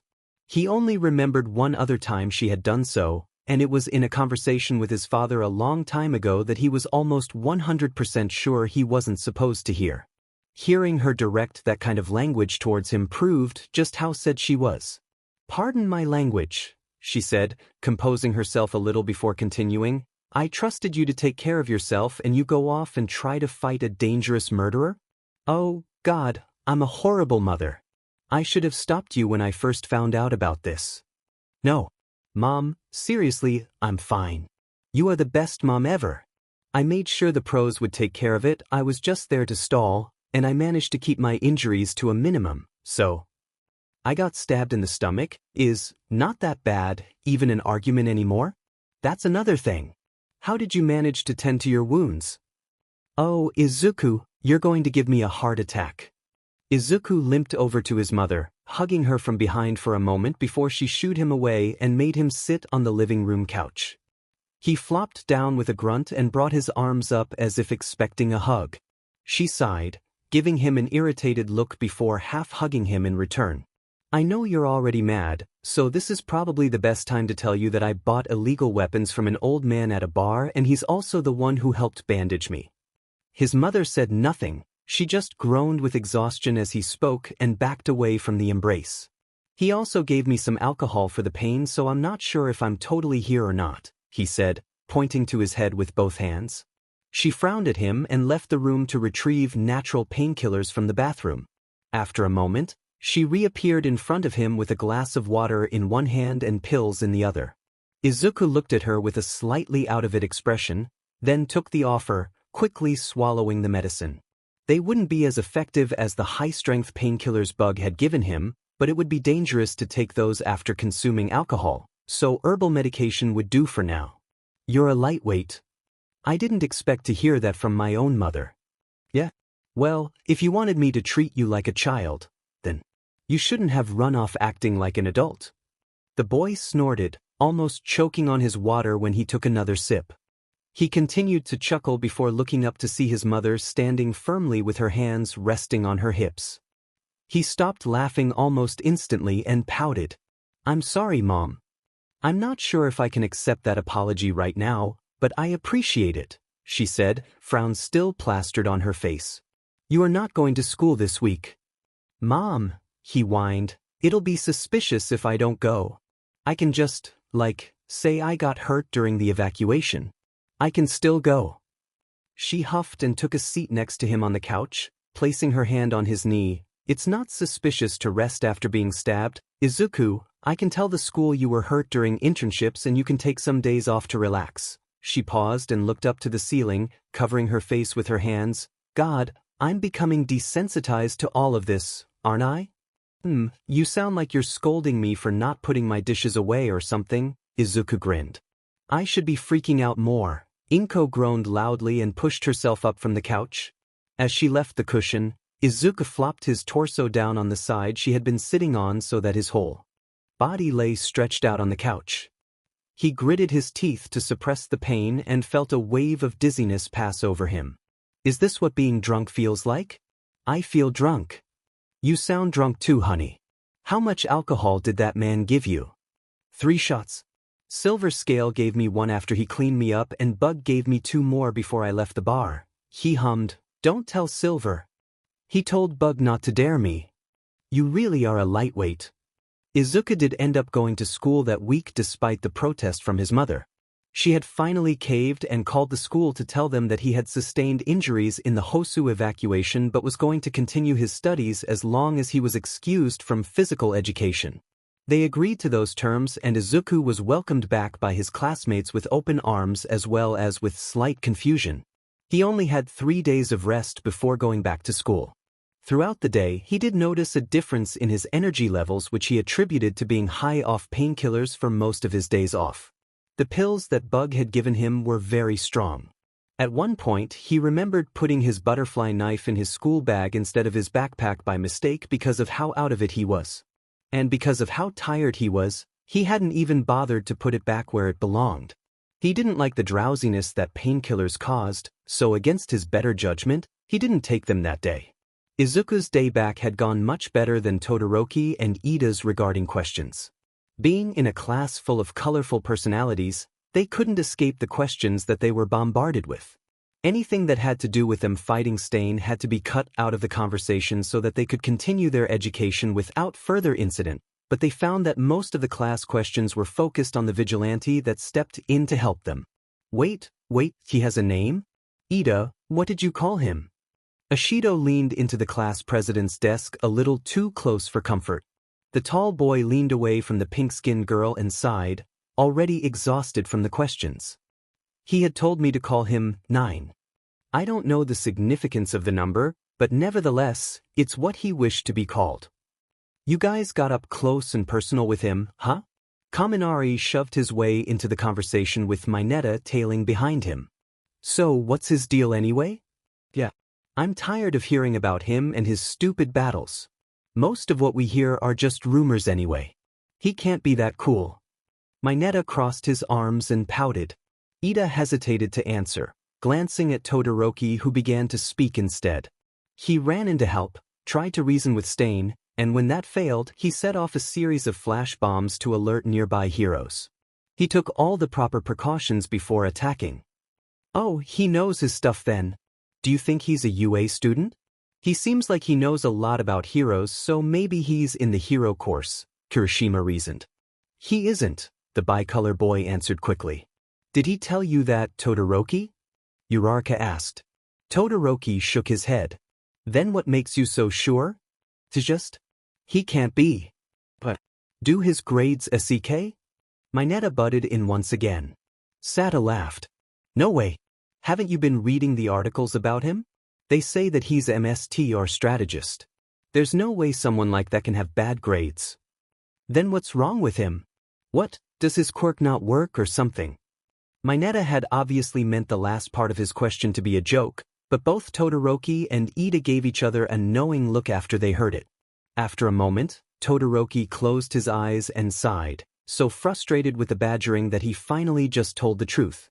He's quirkless. The room froze. It was silent for a full minute as the others tried to process what was just said. A few awkward laughs filled the room, but soon died down. Most of the students looked at the stoic boy with disbelief but realized that he wasn't the type of person to make that kind of joke or any joke for that matter. The class seemed even more eager to ask questions now, which made Todoroki regret everything instantly. The only one that had a negative reaction to the information was Katsuki. As soon as Todoroki had said that the vigilante was quirkless, he almost exploded. What the hell did you just say? Katsuki yelled, pushing himself out of his desk and setting off multiple blasts from his palms. The vigilante that came to save us had no quirk, Todoroki repeated, face completely blank. He was very clever. Even without a quirk, I'm surprised he isn't in a hero course. Mineta snorted. If he's quirkless then I have nothing to worry about, huh? A quirkless hero? It's an entertaining thought, Tokoyami interjected, but wouldn't it be dangerous to have someone like that out in the field? Yeah, and didn't Iida say something about him agreeing with Stain? Couldn't he, like, turn around and attack heroes too? He's more of an anti-hero in that way, huh? Jiru said. No, he wasn't like that, Todoroki hummed. Everyone looked at him with curiosity before he continued. He had very strong morals. It was one of the reasons he went up against Stain.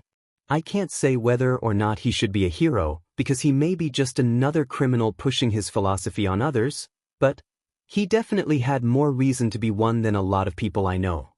There's no way in hell, Katsuki growled, thinking back to the bruise he saw on Izuku the day he'd run into him. There was only one quirkless person he knew, and damn it all if he wasn't someone with strong morals as Todoroki described.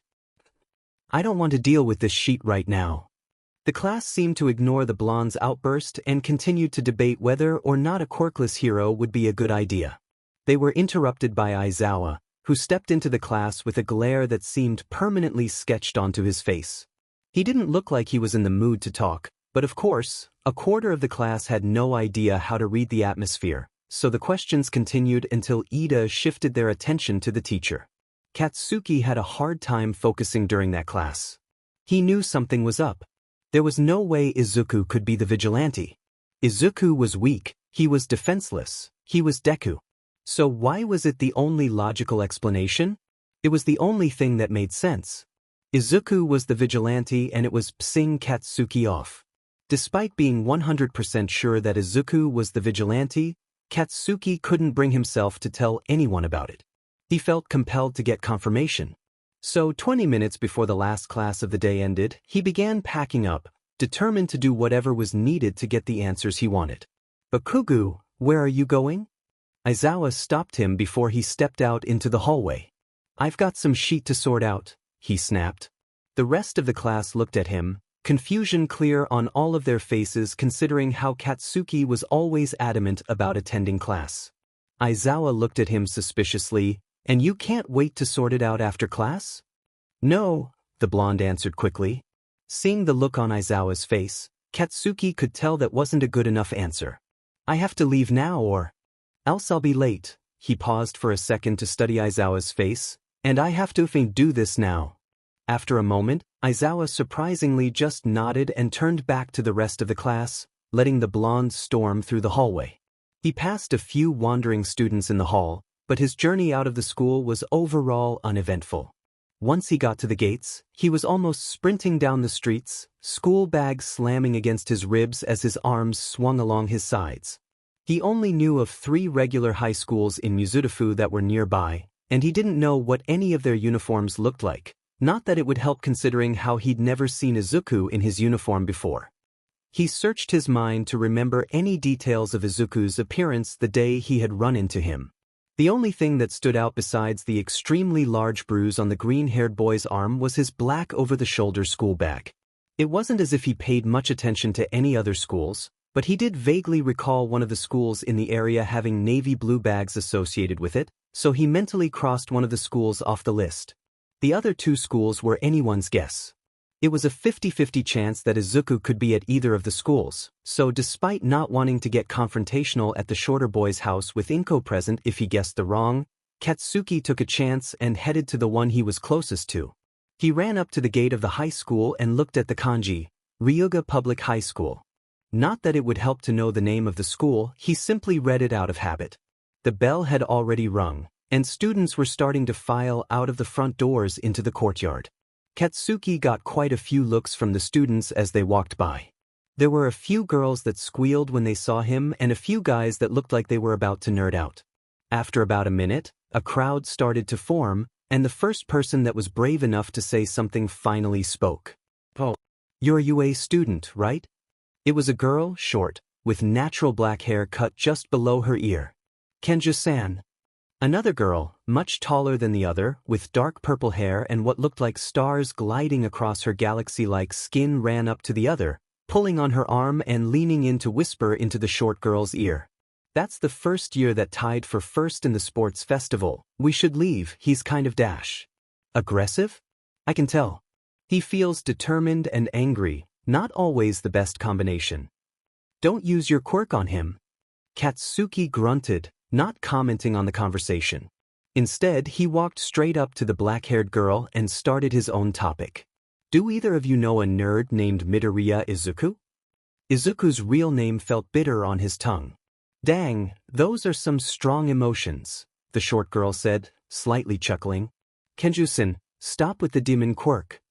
Galaxy Girl hit the smaller one on the shoulder and quickly turned to Katsuki. I'm sorry for my friend's rudeness. Yes, he's in my boyfriend's homeroom class.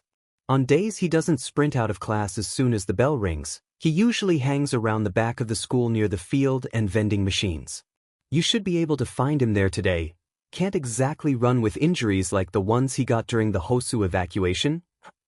She looked at Katsuki apologetically, most likely assuming he was a friend of Izuku's that came to visit after hearing of the Hosu news. The short girl gave him a strange look. Confusion? So you haven't heard of his injuries? Katsuki didn't bother to thank the girls or acknowledge the short girl's question. He simply pushed past them both and jogged to the back of the school. There wasn't anyone outside except for the baseball players riddling the field, but this part of the school seemed to be isolated by a large wall that sheltered it from prying eyes. He rounded the corner where the drink machines were and noticed Izuku leaning over a garbage can close to the back wall. He wore the winter version of his school uniform despite being late May. It was a simple gray knit cardigan over a white collared shirt. A dark red tie sat comfortably underneath, tied very incorrectly. His breathes were the standard black, but his red shoes stood out as they seemed to be designed with an insignia of something colorful on the sides. Deku! Katsuki roared, not moving from his position. Izuku instinctively looked back to see Katsuki. His eyes widened with shock as well as fear. He flinched when the blonde began to come closer and put a hand out gesturing for him to stay back, still leaving the other arm on the side of the trash can. Kaken! Wait, what are yo dash? He was cut off by himself as he suddenly retched into the garbage he had been leaning over. What the hell? Katsuki stopped himself near the vending machine and glared at Izuku, who was still coughing up the remainder of his lunch. Gross. Izuku groaned and noticeably gagged, swallowing more of the bile that crept into his throat. Not taking his painkillers wasn't the best idea. He had almost fainted in class and now he was vomiting from the intensity of the pain. He tightly held on to the edge of the trash can as he caught his breath, finally lifting his head to face the blonde after a solid minute of dry heaving. I'm sick, so I wouldn't get too close. Bullshit, deh. You were fighting a murderer a couple days ago. You aren't goddamn well sick. That definitely got Izuku's attention. His mouth fell open and he began sputtering frantically. Use your FING words, dumbass. The green-haired boy swallowed, wiping his mouth and glancing down at his red shoes to avoid the other's gaze. I don't know what you're talking about. That was the wrong thing to say. Katsuki stomped forward and set off a threatening explosion. Stop FING around. I know you're the demon vigilante. Icy Hot told the class about your sheet. A quirkless BSRD that stalled for time by FING up their own DMN body because they're too much of a loser to actually do something useful? Who else could that if it be? Kaken. Please, Izuku pleaded, backing up into the wall that his school bag was leaning against. He bent over to pick it up, wincing at the movement as he moved his hand to his wound. Izuku scooted away from the wall, trying to sidestep away from Katsuki's advances. I'm not trying to get in your way, so, he sighed and started to walk away. Please leave me alone. You think you can tell me what to do? Looking down on me, huh? You little sheet. I can get you thrown in juvie, nerd. The greenette froze. He really could, couldn't he?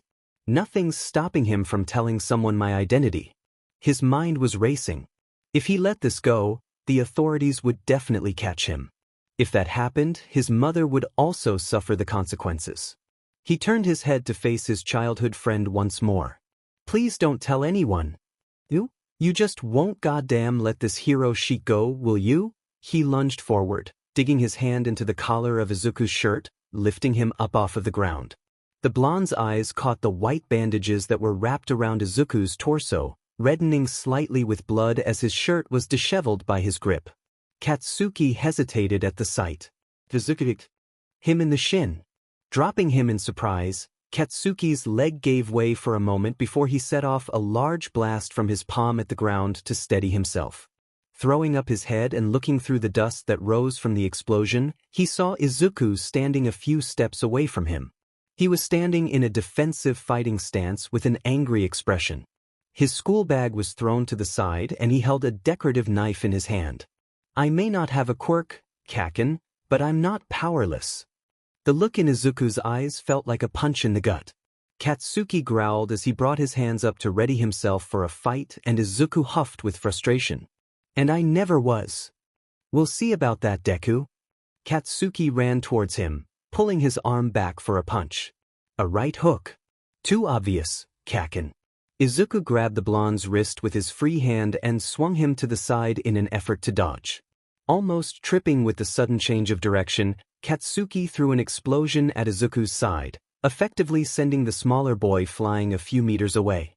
Expecting the attack, Izuku managed to stay on his feet, but lost his knife with the impact. It was stabbed into the ground, standing up directly between the two teens. The smell of nitroglycerin hung heavy in the air around them, and the animosity in the atmosphere seemed even more abundant. Katsuki smirked when he saw Izuku's injured leg falter slightly as the quirkless boy was visibly leaning more to one side. Izuku was in no condition to be doing this. He not only had a very recent stab wound to his gut and slash across the muscles in his leg, but he also had the still healing puncture wound in his arm. Not to mention the fading bruise near his shoulder and newly healed burns still marking his ankle. Izuku heaved out a quick breath. Silver was right, I am a walking disaster. "What?" Katsuki growled, breaking Izuku away from his thoughts. "Is that all you got?" Izuku shook his head angrily. "I don't want to fight you. Why can't we ever have a normal conversation?" Says the guy that flips out a FING knife on me. "You think I'm an idiot? Don't go acting like you're too good for this sheet. You're a criminal, Deku." Katsuki blasted his way over to Izuku, rubble and dust being jostled from the powerful blast. Izuku ran to the side, dodging the blonde once more as he ducked down, ripping the knife from the ground. As soon as he straightened out, Katsuki twisted around to face him. The blonde reached out, slamming his palm into the other boy's face and pushed him back into the vending machine that stood behind him. Izuku grunted as his spine hit the metal contraption and he struggled to free himself from Katsuki's grip. "If you don't give up the vigilante sheet right now, I'm going to tell the whole Diamond country who you are. You hear me, Deku? You're just a weak-butt quirkless BSRD and all you do is get in the way of the real heroes." Katsuki snarled. For a moment, Izuku was silent, expression lost in Katsuki's palm, unable to be read with it blocking his face. Then, in an abrupt rush of adrenaline and anger, Izuku's hand came up to the blonde's right shoulder, pressing roughly, not enough to be an attempt to push the other off but enough to stabilize him. Katsuki turned his head to the smaller boy's hand in confusion before he felt a sharp pain on the left side of his torso. "Sorry, Kaken," the boy whispered, pulling his knife out of Katsuki's side. Izuku had stabbed him twice, piercing his side just above his hip. Katsuki yelled and dropped his hands to press on his wound, preventing himself from losing more blood. He looked up to see Izuku sprinting around the corner with his school bag flying loosely by his side. He didn't look back. "Izuku, what the F dash?" Katsuki screamed as he looked down in shock at his wound. He didn't even have the composure to question why he abandoned the other's nickname in that moment. He was shaking, his breathing was unsteady, and he felt as if he couldn't move. Sure, he was surprised when the quirkless boy had pulled out a knife, but he hadn't expected him to actually use it. He suddenly became aware of where he was and began to calm himself. He started moving but winced as his side ached. He looked down at it once again, seeing the blood seeping through his white shirt. He pressed his hand down on it harder and used his beige blazer to hide the bright-colored stain as he left the school. He ignored the students in the courtyard and sped back through the streets, careful not to move his waist too much. He slammed the doors of UA open, watching some of the lingering students stare at him with confusion and concern. He walked through the halls, trying to look as if he didn't have a stab wound in his side. He was in the hallway next to the nurse's office when he noticed that the blood had gotten through his blazer as well. He sighed, deciding not to care about hiding it anymore, and slid the door to the medical bay open loudly. Recovery girl turned in her rolling chair to face him when she heard the door. Oh, Bakugo, isn't it? What do you dash? She stopped talking as soon as she saw the blood and rushed over to the blonde, leading him over to the bed that stood near the window. He groaned slightly as he hit the mattress and watched as she tapped some kind of device on her computer desk, most likely a pager. She scampered back over to the teen and crossed her arms over her chest. So? Take that shirt off, she scolded, and tell me what happened. The teen huffed angrily and was about to speak when the door slammed open without warning. Aizawa stood in the doorframe looking perfectly split between sad and exhausted. Before he even had time to close the door, he was already scolding his reckless student. Bakugo, what the hell happened? He growled, staring at the blood on the boy's uniform as he began to take it off. Shut up. I was just about to dash. He stopped himself. He couldn't say he got hurt by that quirkless weakling. The pause lasted longer than he intended as he thought about the fight. Had he lost? He hadn't thought about it at the time. Izuku took a cheap shot at him. Sure. But did that mean that he lost to someone as weak as Izuku? Answer me, Aizawa ordered. Who did you get into a fight with now? Who managed to stab you? It was a FN accident. Yes, because accidentally stabbing yourself in the hip is a thing that can happen. The teacher rolled his eyes. Do you really think I'd believe that? Tell me who did this or I will be forced to put you under school surveillance. That means you will be prohibited from certain lessons and class activities. If you lie or withhold information, you will be the one to pay for it, and trust me, I will not show any mercy. Choosing pride over everything else, Katsuki said nothing. Holy CRP, I stabbed him. He was shaking, blood still on his hands as he stared down at the sink. He didn't mean to stab him. It wasn't like he was mad at him or anything, he was just mad at the situation. Stabbing him probably made everything much worse, but it was the only thing he could think of doing in that moment. It may have been extreme, but it still worked. It was a spur-of-the-moment decision. Not a very smart decision, but it was a decision nonetheless. He was in his apartment, yet he wasn't sure how he'd gotten there. There was a large gap in his memory from when he stabbed Katsuki to when he opened the door to the house. It was as if his mind went entirely blank as soon as he left his school campus. Adrenaline was one hell of a drag. He shook his head and turned on the sink tap. Slipping his hands under the stream of water, he watched as the stains washed off and swirled into the drain. It was almost painful to watch. Just seeing the deep red that dyed the liquid in the sink, knowing who it belonged to, struck a chord in his heart. He felt like an actual criminal. Sighing, he picked up the knife that was on the edge of the sink and proceeded to wipe it clean. He shut off the tap and stuffed the knife in his vigilante backpack after folding the handle over the blade. He walked out to the living room with his bag and threw it on the ground near the doorway. Going out on patrol now would be idiotic, so he decided to make this smart choice and prioritize his health, at least until he was well enough to run around without fainting or vomiting. The next few days were filled with gossip and pain. Izuku was wary about going back to school at first, checking around corners and not staying in one place for too long just in case his childhood friend came back for revenge or the authorities found him out, but nothing happened. After going half the week without taking his painkillers, Izuku finally surrendered and took them during his lunchtimes. He usually fell asleep during his last class because of that. The real gossip only started after a popular blog post about UA's safety measures got spread around. It was a concerned parent of one of the students that first posted it, and a lot of other parents began to follow the same mindset. It became even worse after they found out one of the students had been stabbed while they were out wearing the UA uniform. Katsuki denied everyone's theories on how he had gotten the stab wound. The class seemed adamant on trying to figure it out though, especially the people in his usual friend group. It was a different conspiracy almost every hour, each one becoming more ridiculous than the previous. It was pissing him off. Wait, Bakugo, was it your mom?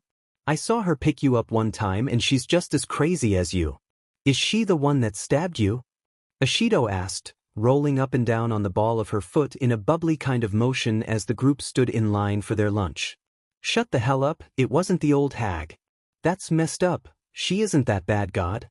Katsuki ignored the comment on his sanity, scoffing at the thought of his own mother stabbing him.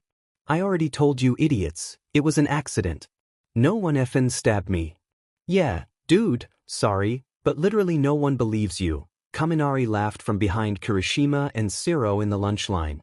Mineta thinks it was a secret ex-girlfriend or something, but there's no way Bakugo could ever get one with his trash heap of a personality. I, for one, still believe it was aliens. I think the coolest one we came up with was the ninja one, Kirishima cut in. Siro chuckled and picked up his lunch tray. Honestly? All of the theories and stuff are fun and all, but I'm still convinced it was a thug, something logical. Yeah, but that's really boring, Siro. It wouldn't make a very good media story, the pink-skinned girl whined, slapping some food on her tray and snatching some chopsticks off the counter. Besides, she continued, everyone's already freaking out about it, so it would be pretty disappointing to find out it was just some random thug. Kirishima sighed. It's not really the stabbing they're freaking out about though, it's the safety of the students. I doubt the media would actually care too much about who stabbed him. Stop talking about the sheet. It's pissing me off. Don't you extras have exams to worry about? As soon as the blonde said that, the four paled and slumped their shoulders in unison. That's in like 2 weeks. It's going to be a while. Kaminari tried and failed to reassure himself. It's going to go by faster than you think, dunce face. It took a week and a half for Kaminari to finally start studying. There was a little less than 3 days before the exam, and he was still struggling to join the study groups that the students had set up. The ones he did end up joining he ruined with immaturity and pointless games. The other schools had their exams at the same time. They were obviously much different than the hero course ones, but they weren't as generic as people may think. Depending on the subjects a student excels at, they are given the option to take specialized exams focusing in that field. In Izuku's case, he opted to go for an early nursing exam that could lead to a faster path to medical school. Throughout the time he had set aside for healing, Izuku had been studying non-stop to distract himself from both the boredom as well as the feeling of guilt accumulating in his mind. He had memorized almost all of the textbook information as well as random other biology facts that were most definitely beyond high school level and 100% not going to be on the test. He had been feeling much better, but he was becoming restless and wanted to get out on at least one patrol before the exam started. His mother had been enjoying the old routine that they had fallen into and was disappointed when he had told her that he was going out. She had even glared at him a bit, not bothering to hide her disapproval, but made no move to stop him. He had somehow persuaded his mother to patch his hoodie with an embroidered design. The thread was red, which was the only color that they had around the house. Izuku didn't mind, considering it matched his shoes, but he was slightly disappointed that the All Might silhouette printed on the front was split by the crimson line. The appealing vines and flowers of his mother's embroidering made up for the slashed image of his idol. It's more sentimental this way. The city was quiet today and there hadn't been any news of new villains. Despite the silence, Izuku felt elated to just be outside in the fresh air. It wasn't like he was waiting to be attacked or anything. A silent patrol was supposed to be a good thing, but there was still a slight feeling of paranoia. That feeling wasn't unwarranted considering how Katsuki was able to figure him out, but it was definitely unwanted. He decided to steer clear of the rooftops for a little bit, so he was in an empty shopping street where he could observe the abandoned buildings and closed local stores. He starred in the window of one of the stores, thinking randomly about different topics like the upcoming exams, new fighting techniques, and how he could get more painkillers from Bug. He had been there a little less than a half an hour, just idly walking. It almost felt normal, as if he was just some kid with no ulterior motive to be outside other than simply enjoying the night. That feeling didn't last very long. Hey, kid, you scouting the merchandise? A high-pitched voice cut through the air, and he heard a disturbing laugh from behind him. You got the whole robber look to you. If you're going to steal something, you should wear normal clothes so you can blend into a crowd. Turning slowly, he could see a short blonde girl, not too much older than himself. She was wearing a high school uniform and had her blonde hair tied in 2 buns, unevenly done up on each side of her head, making them look quite messy. Although her appearance seemed normal enough, there was something about her expression that screamed danger. Are you mute? Or are you just speechless, 'cause you fell in love with me? She asked, smiling a little too friendly. Realizing he was staring, Izuku threw his hands up in protest and shook his head frantically. But, that's not, he stuttered and then sighed. Sorry, I didn't mean to stare. Ah, you're kinda cute. Short too, what are you, 12? 13? She tilted her head and pouted when Izuku didn't answer.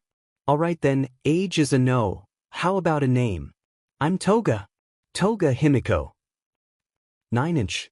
You look a little too old to be 9, she smirked. No, it's a name. It's what people call me. Oh, I see what's up. Codenames, huh? Taking a step forward, she leaned in to catch the expression that was shrouded by his respirator and goggles. Who's 1 through 8? Is there a 10? I'm not part of a group, I dash. So you're alone then? That made Izuku freeze. There was something vaguely threatening about that question that made him extremely anxious. It didn't help that the friendly smile of the girl in front of him was morphing into a strange grin. Her eyes were squinting mischievously, as if she knew what he was thinking and was enjoying how uncomfortable he looked with the situation. I know who you are, 9, she giggled, ignoring the teen's finch. My Staney mentioned you. Izuku jolted and stepped to the side to start running. Toga's smile dropped and she suddenly whipped out a blade of some kind, swinging her arm across his neck, pulling him into a headlock. She pressed her arm down on his throat, not enough to choke him, but just enough to make it hard for him to breathe. She leaned her body into him, almost hugging him from behind. Her blade moved close to his ribs and he felt it lightly dragging across his chest over his bulletproof vest in small patterns. The streets were still deathly silent, little more than the hum of cars that drove down the main roads. Izuku could clearly hear his heart rapping at his chest, threatening to break out of his rib cage. He tried to breathe calmly, staying as quiet as possible so he could get more information from the blonde girl. I just had to see you up close. I'm so lucky to have found you. She paused, gauging his reaction. I want to taste the blood of the person my Staney acknowledged. Taste my blood. His eyebrows creased. Sure, it was a strange thing to say, but his analytical mind wouldn't let him brush it off as a threatening comment. So, he tried to think of a reason to her choice of words. But, is your quirk similar to Stain's? She laughed into his ear. I'm disappointed how calm you are. Yes, well, I'd rather not have my stab wound reopened and talking helps calm me, I think. He knew that she wasn't joking about the blood because she seemed to giggle with pleasure when he mentioned his wound, but for some reason he didn't feel as scared of her knowing she was a follower of Stain. He was more curious than anything else. So, your quirk is blood-related? She frowned, suddenly dropping her arm and backing up.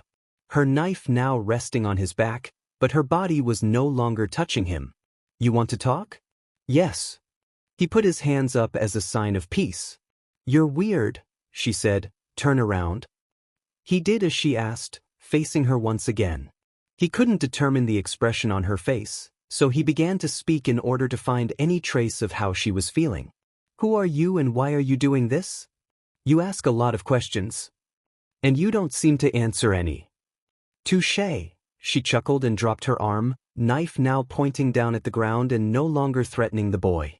She sighed longingly, an amused smile spread across her lips. You're lucky Shigaraki wants us to recruit and not kill because now I really want to see how appealing your blood is. Mind taking that mask off so I can see that adorable face? Who's Shigaraki?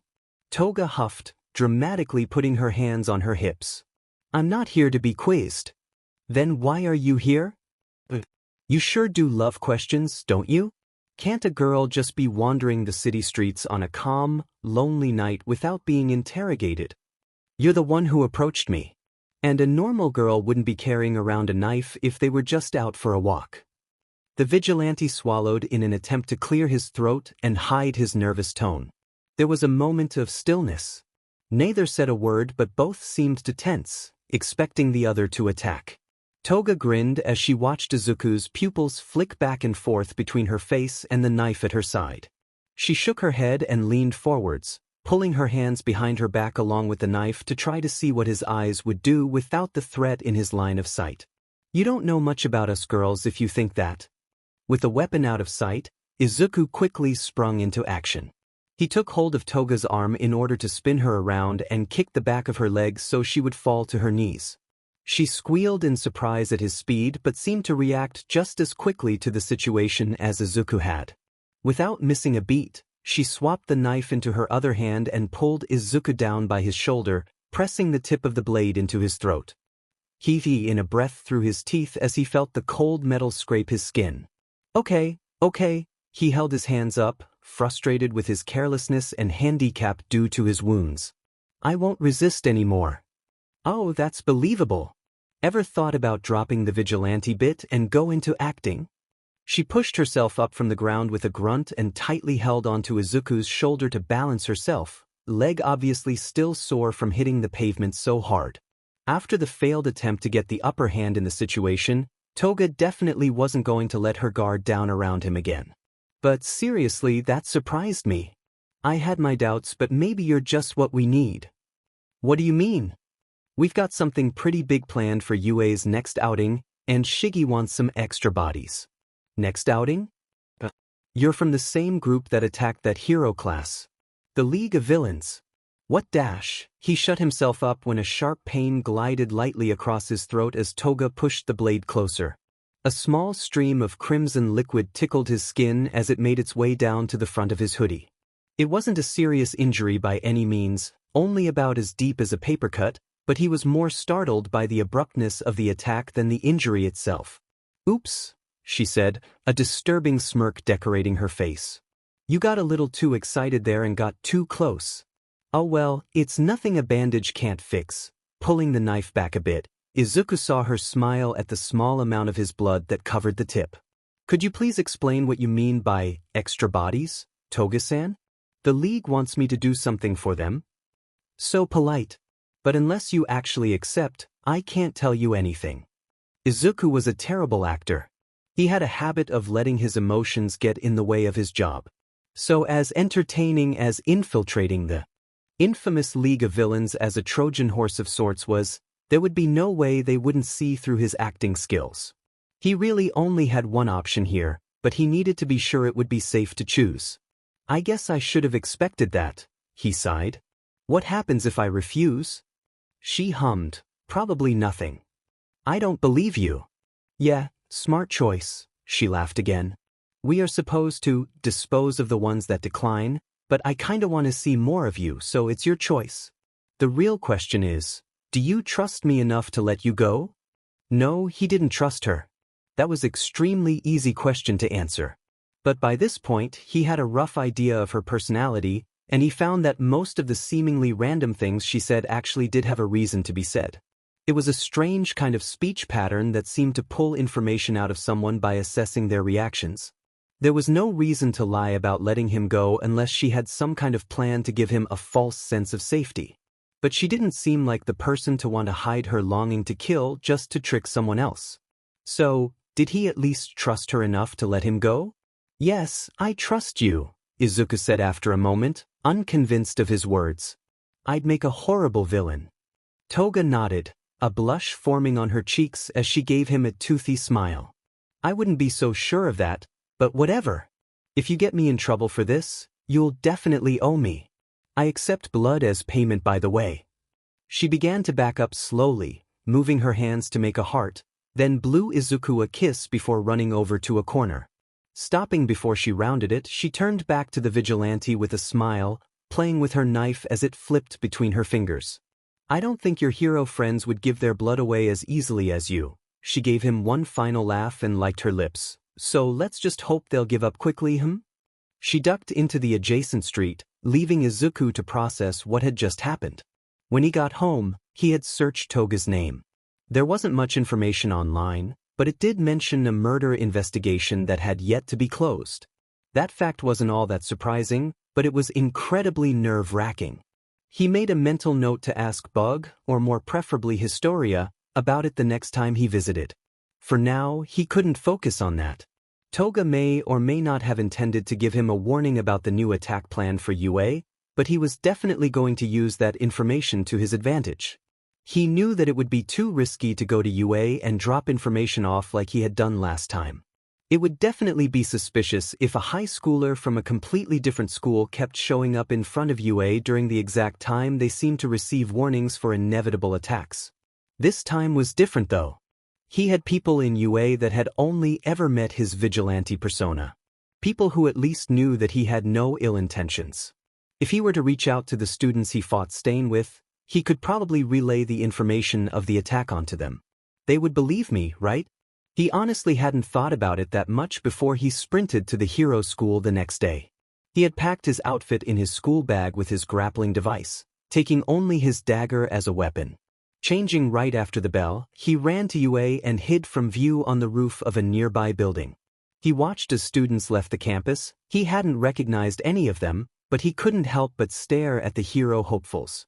They had a certain air about them that naturally drew out Izuku's curiosity. After standing there for a while, Izuku began to worry that both of the two students he was searching for had already left.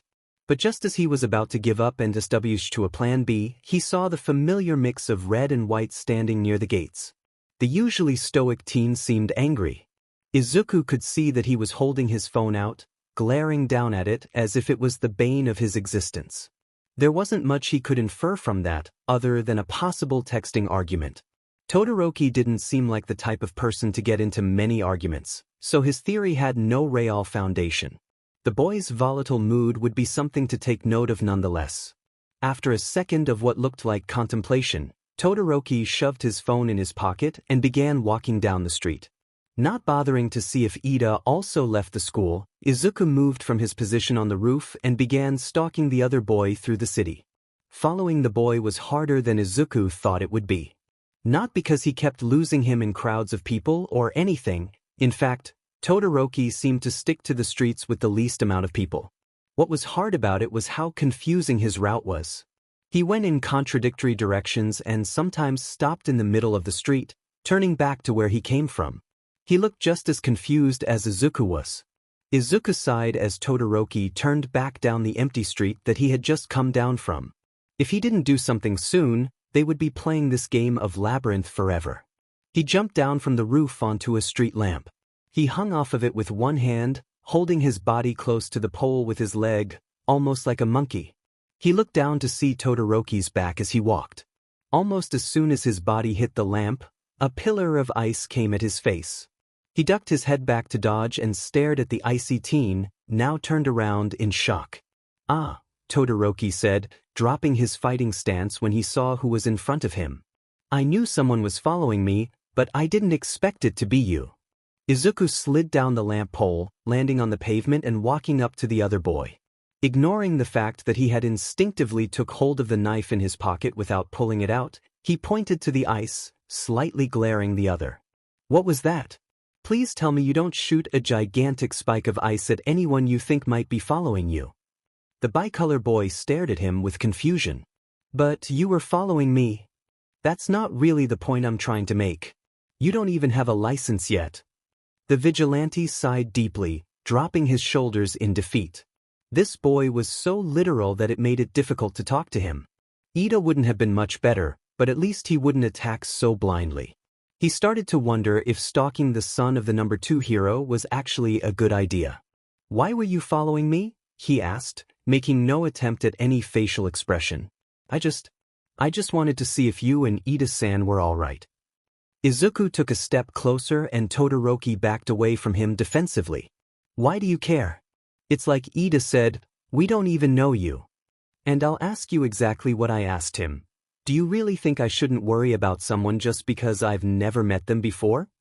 Todoroki stiffened and looked down at his shoes in thought. After a moment, he looks up again to speak. "You have my thanks for helping to save my classmate, but you still have no right to pry into other people's lives the way that you do." He sounded angry. Or perhaps frustrated. Izuku somewhat expected this considering how hostile their last conversation was, but he was still saddened by the boy's evasiveness. He hadn't taken Todoroki's emotions into account when they were fighting Stain because it was a high-stress situation that needed the extra power of his fire. Otherwise, he wouldn't have dismissed the other's hesitance by saying his personal issues weren't important. "Hey, I'm really sorry for what I said back then. When we were fighting Izuku said, rubbing the nape of his neck. I know you have a reason for not using your fire. I only said it because I knew I wasn't strong enough to do anything without it. How did you know? About what? That I wasn't strong enough? I think that's pretty obvious. Oh, the family drama. I think that's what you called it. Oh, well, during the sports festival, you kept glaring at your dad during all of your matches, so I guess I kind of assumed you were angry with him or something. Izuku's theory was confirmed when Todoroki's mouth gaped a bit before he nodded his head. Todoroki looked away and they both fell silent. Not wanting the conversation to die or for things to get more awkward than they already were, Izuku started to speak again. Whatever he did, you shouldn't take it out on yourself by stifling your fire. Oh, Izuku could feel the glare digging deeply into his skin. What the hell would you know? Don't speak to me as if we dash. Cut off by Izuku suddenly pushing him into a narrow alley, Todoroki took up an offensive stance. He lowered his arms and dropped his shoulders when he realized the reason for the sudden change of scenery. An alley wasn't the most private place to hold such a conversation, but it was much better than an open street. As if trying to justify the sudden movement, Izuku put his fingers to his lips to indicate that they needed to be quieter. Look, I don't know what your circumstances are, so I'm sorry if I'm overstepping here, but seeing you limit yourself like that is incredibly frustrating. Izuku paused and gave the other an unintentional glare. Especially for someone like me. Right? Todoroki mumbled. It's easy to forget you're quirkless. Easy to forget? Tell that to my old classmates that used to call me useless every other day. Izuku didn't mean to sound passive-aggressive, but despite how nonchalantly he tried to act about it, quirklessness was still a touchy subject. I don't mean to offend you, but if someone like you aren't giving it your all, I see it as an embarrassment to heroes. A real hero tries their best to save those that need them, even if they're hurting too. Be careful, Nut. You're starting to sound like the hero killer.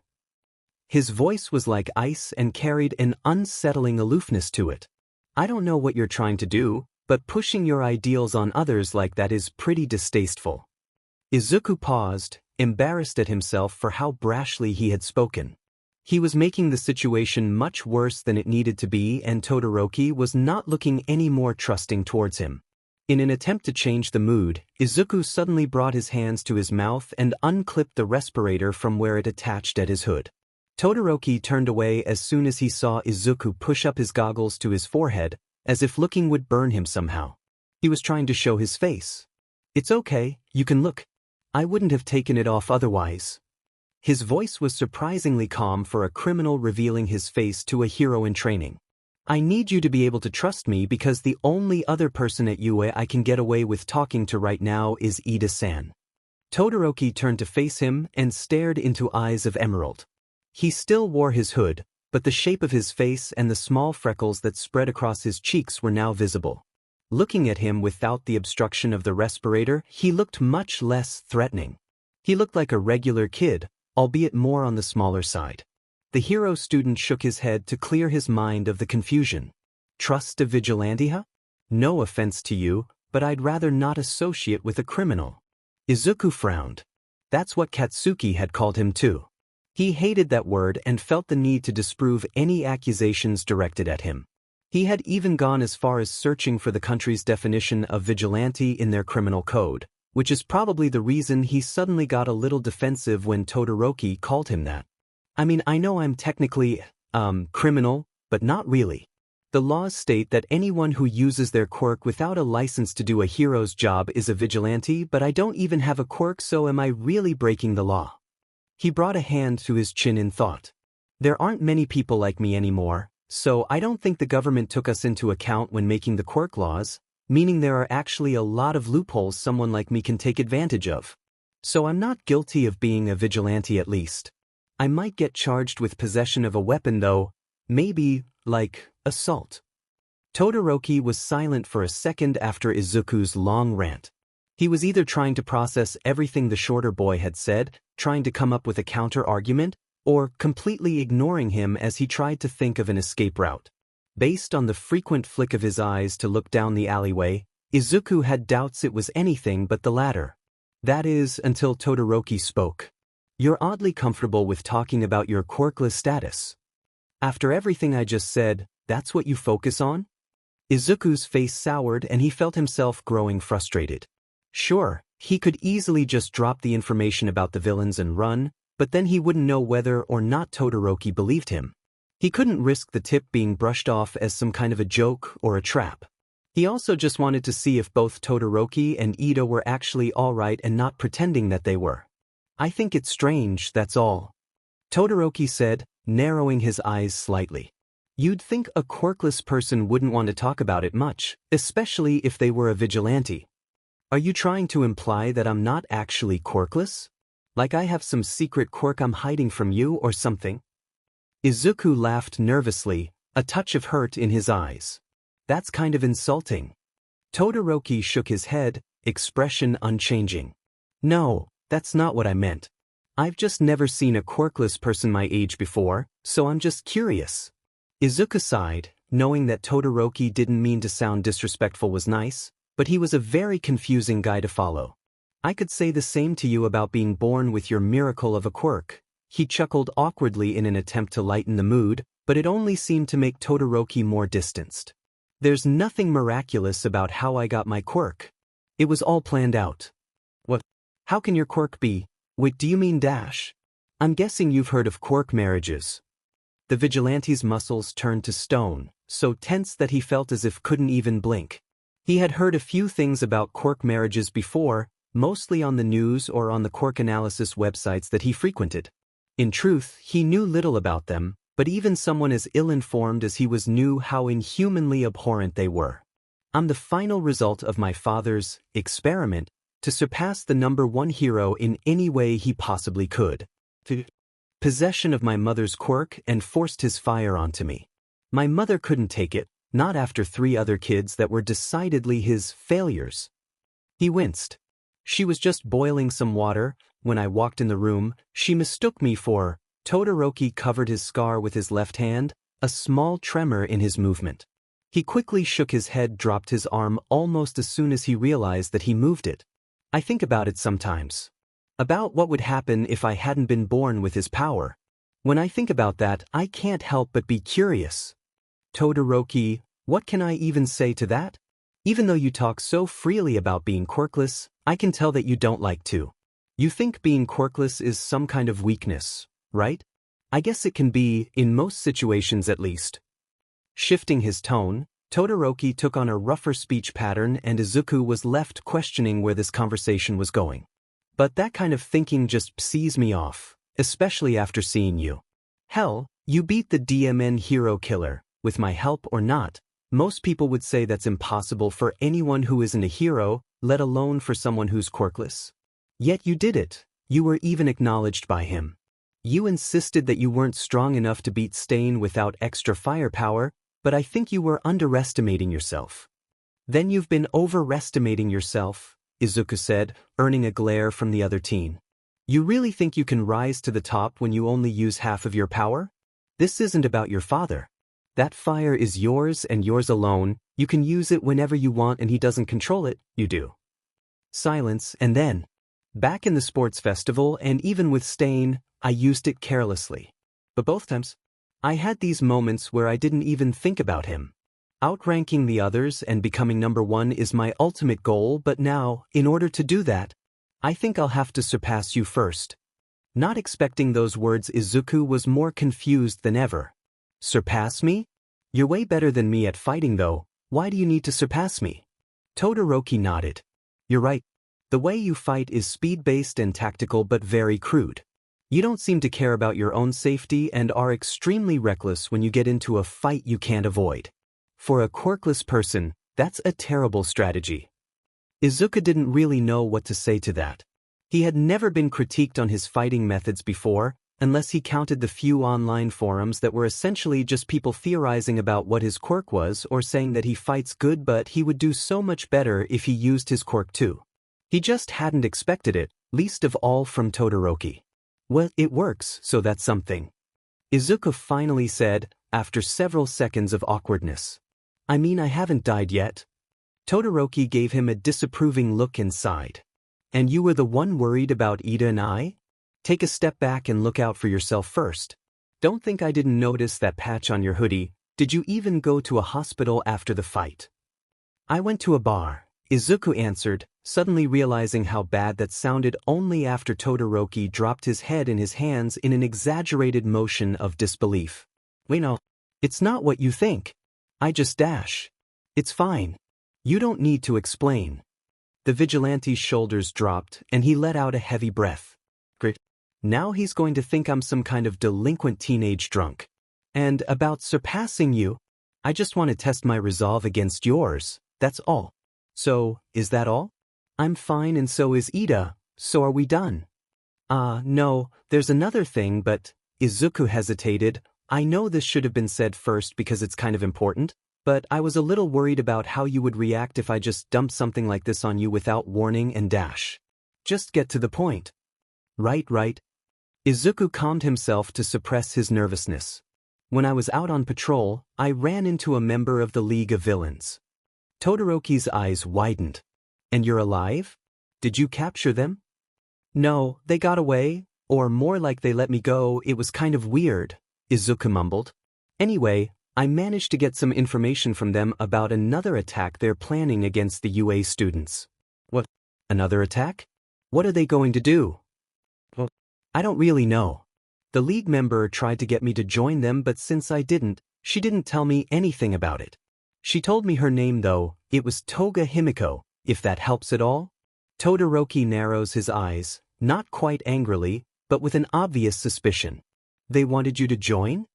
Izuku opened and closed his mouth a little too rapidly, realizing what Todoroki was trying to imply. I would never. I'm not a villain. Criminal maybe, but not a villain. He bit his lip, cursing himself for how terrible he was at this. I thought about being a spy or something, but I'm a really bad actor, so I would be discovered right away. Even with the hero killer. He didn't believe me at all.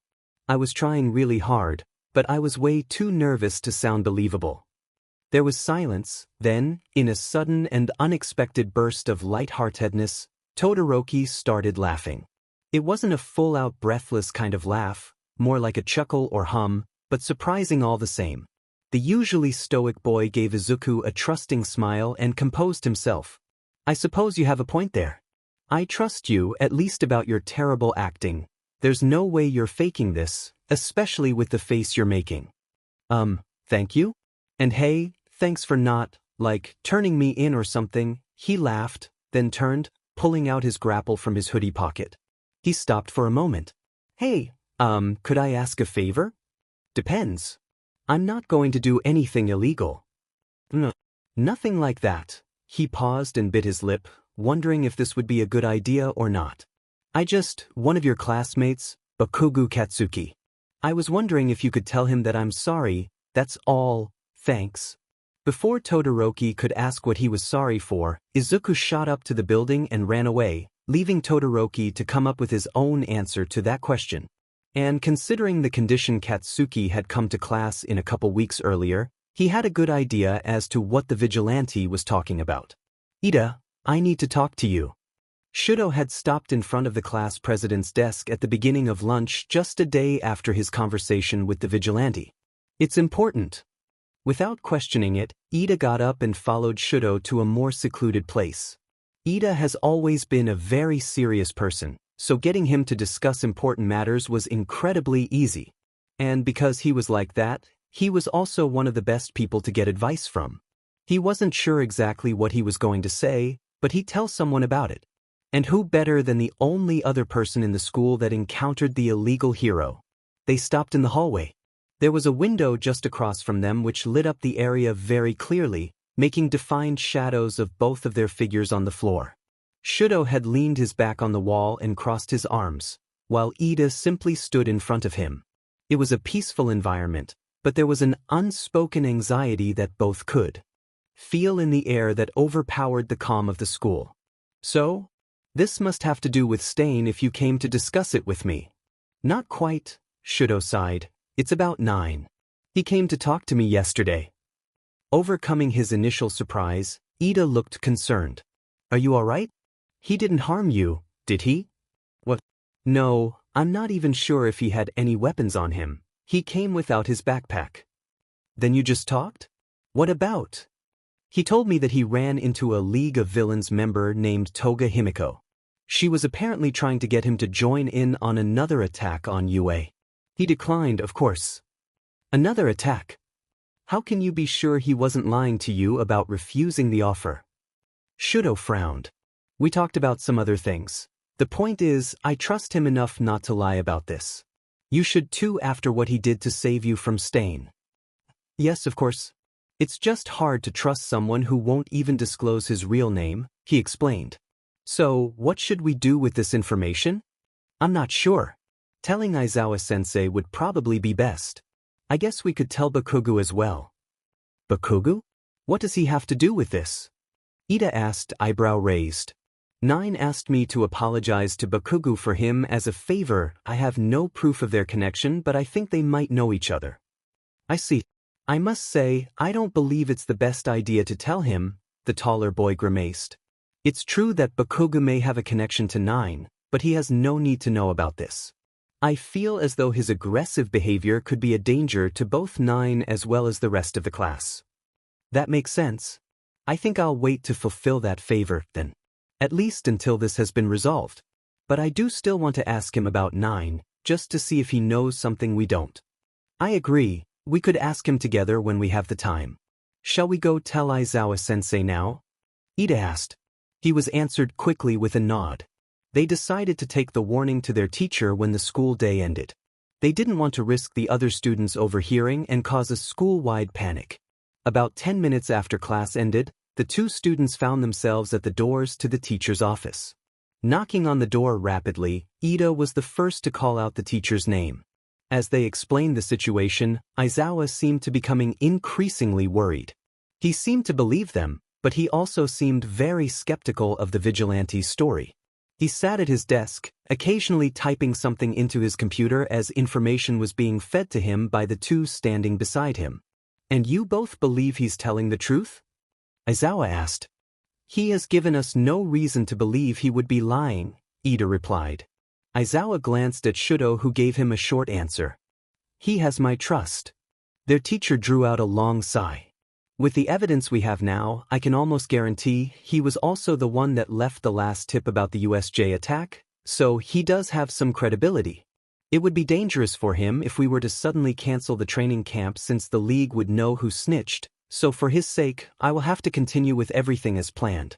I will add extra faculty to the trip, but that is all I can do for now, since we still have no solid proof that the training camp is when they plan to attack, and we may need the extra protection for the school itself. He groaned silently. DMN problem child. Wasn't Uraraka-san the one who found the note? She mentioned that she met the boy that had helped her during her entrance exam just before she found it. Do you think that boy was 9? Iida asked, cupping his chin with his fingers. Shudo turned to his classmate with an equally speculative look in his eye. If that's the case, then she knows what he looks like. It's also a possibility that she caught his name as well. We've already looked into that. She seems to have conveniently forgotten his name. Although, she did say she recalled the word green being part of it, Aizawa said. Surprising all in the room, Shudo huffed out a short laugh at that, drawing out a small smile at the corner of his lips. She must have latched onto his most defining physical trait if that's all she remembers. Iida tilted his head in confusion. What do you mean? He took off his mask and goggles when he was with me. He had very green eyes. Freckles too. Then we have at least 2 people that can identify him then. Good. Their teacher pushed himself up from his chair and began to head towards the door. Actually, it's probably more like 3. I think Bakugo may have a past with him, Shudo said. That made Aizawa groan incredibly loudly and glide a hand down his face. Please don't tell me he was the one who stabbed him. Iida's eyes widened. That would make sense. Bakugo left on the same day we had been talking about 9 in class. It's a bit of a stretch, but he could have gone searching for him. Which brings me to the reason that I think they know each other. Bakugo wouldn't just randomly track down some random vigilante unless he knew who it was. Shudo looked over at Iida, who looked extremely concerned. 9 wasn't hostile towards me, So I suspect Bakugo was the one to make the first move if they did actually fight. Aizawa slid the door to the teacher's office open roughly and gestured for the students to get out. He didn't even entertain the idea of letting Katsuki anywhere near the vigilante. Instead, he mumbled something about talking to the blonde after the exams. I will be organizing a group of pros to officially search for this idiot after the exams. Now go home and prepare. I don't want either of you to be distracted by this. The students gave each other a look before walking into the hallway. They didn't mention anything else to their teacher nor any other students, and Aizawa let them go their separate ways. He had sworn them to secrecy for the vigilante's safety, but it was hard not to worry about what may happen. They didn't let this concern get in the way of training for their exams. However, as Shudo was preparing for his, he began to mull over the green-eyed boy's words. He hadn't used his fire since the hero killer incident and was beginning to question his own vow. So, as an experiment, he had been making small flames to spread across the palm of his hand when he was alone. He tried to watch them, tried to see things how the vigilante saw it. Despite how hard he tried, he couldn't see it. All he saw was pain, abuse, and the fear in his mother's eyes as she looked at him. That is why, the day before the exams, Shudo visited his mother. Todoroki-gun, I wanted to thank you for trusting me with the plan back there. Yaoyorozu was walking next to him as they headed back to the meeting point after completing their exam and capturing their teacher. There's no need, Shudo said. I know you've been doubting yourself after the sports festival, but you are an incredible strategist and I trust your judgment. Yaoyorozu smiled. Thank you for your words instead, then, they mean a lot. They stepped into the monitoring room where there were multiple screens showing their classmates struggling with their own fights. Yaoyorozu and Shudo were the only ones in the room, save for Recovery Girl who greeted them when they entered. They already knew they were the first ones to pass their exam, but it was still quite awkward to walk into an empty room with nothing else to do but wait. You told me, before our exam started, that you would be able to use your fire if it was needed. I know I implemented that into the strategy, but I was honestly unsure if you'd actually use it or not. I'm sorry that I doubted you. Yaoyorozu bowed and looked up at the other teen with apologetic eyes. I don't blame you for being skeptical. I've been pretty strict about it, especially after the sports festival. Shudo didn't return her gaze. Instead, he watched the monitors showing both Iida and Ojiro's battle as well as Bakugo and Shiro's. The alarm for Bakugo's battle went off shortly after Shudo's and they seemed to have already left the exam area, so Shudo didn't get to see any footage of their fight. If you don't mind me asking, why did she was cut off by yet another alarm as Iida and Ojiro's battle ended. Sorry, Yaoyorozu, I have something to take care of. Yaoyorozu gawked at him, bewildered, as he sped out of the room in the direction of Iida's battle arena, but soon let it go as she turned her attention towards the monitors. Recovery Girl also glanced Shudo's way as he left the building, but simply hummed in understanding and began to make small talk with the Creation Girl. Shudo made his way to the entrance of his classmates' exam area and paced back and forth until he saw Iida and Ojiro walking his way. He came right up to Iida, ignoring Ojiro's soft hello, and took his arm, pulling the taller boy in the direction of the school. Iida yelped slightly, but eventually organized himself. Todoroki-kun, what are you doing? Bakugo already finished his exam.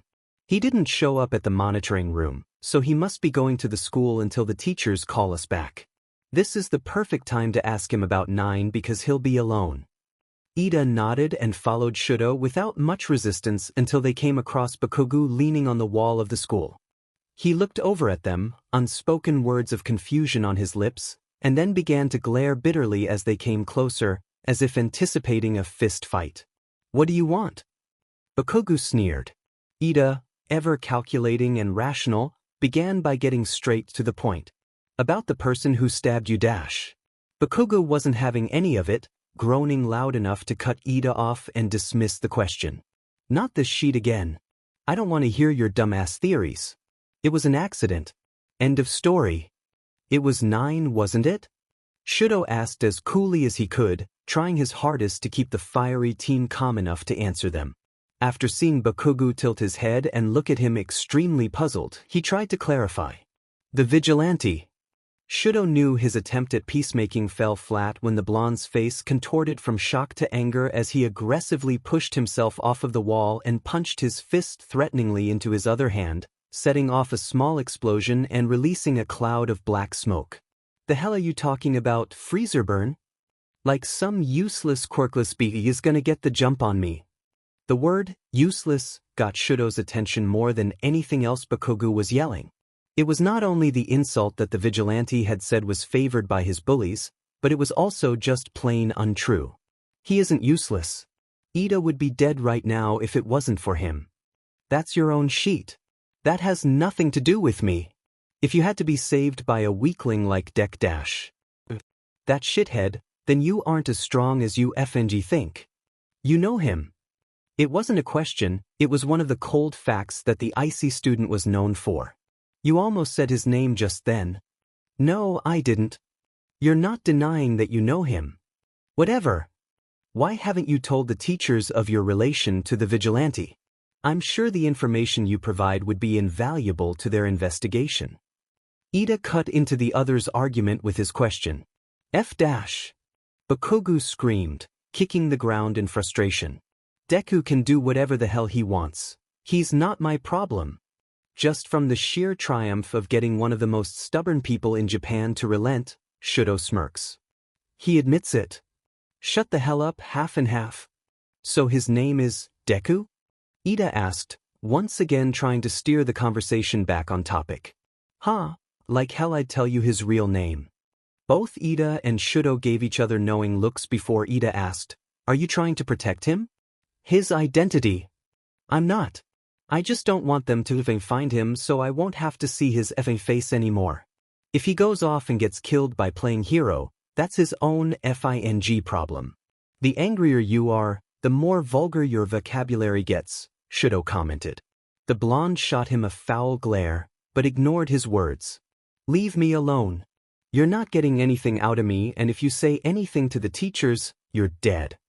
Bakugo pushed past the two interrogators and headed back in the direction of the monitoring room. There was no way that they could get Bakugo to tell them the vigilante's name, but at least they had confirmation that he did indeed know it.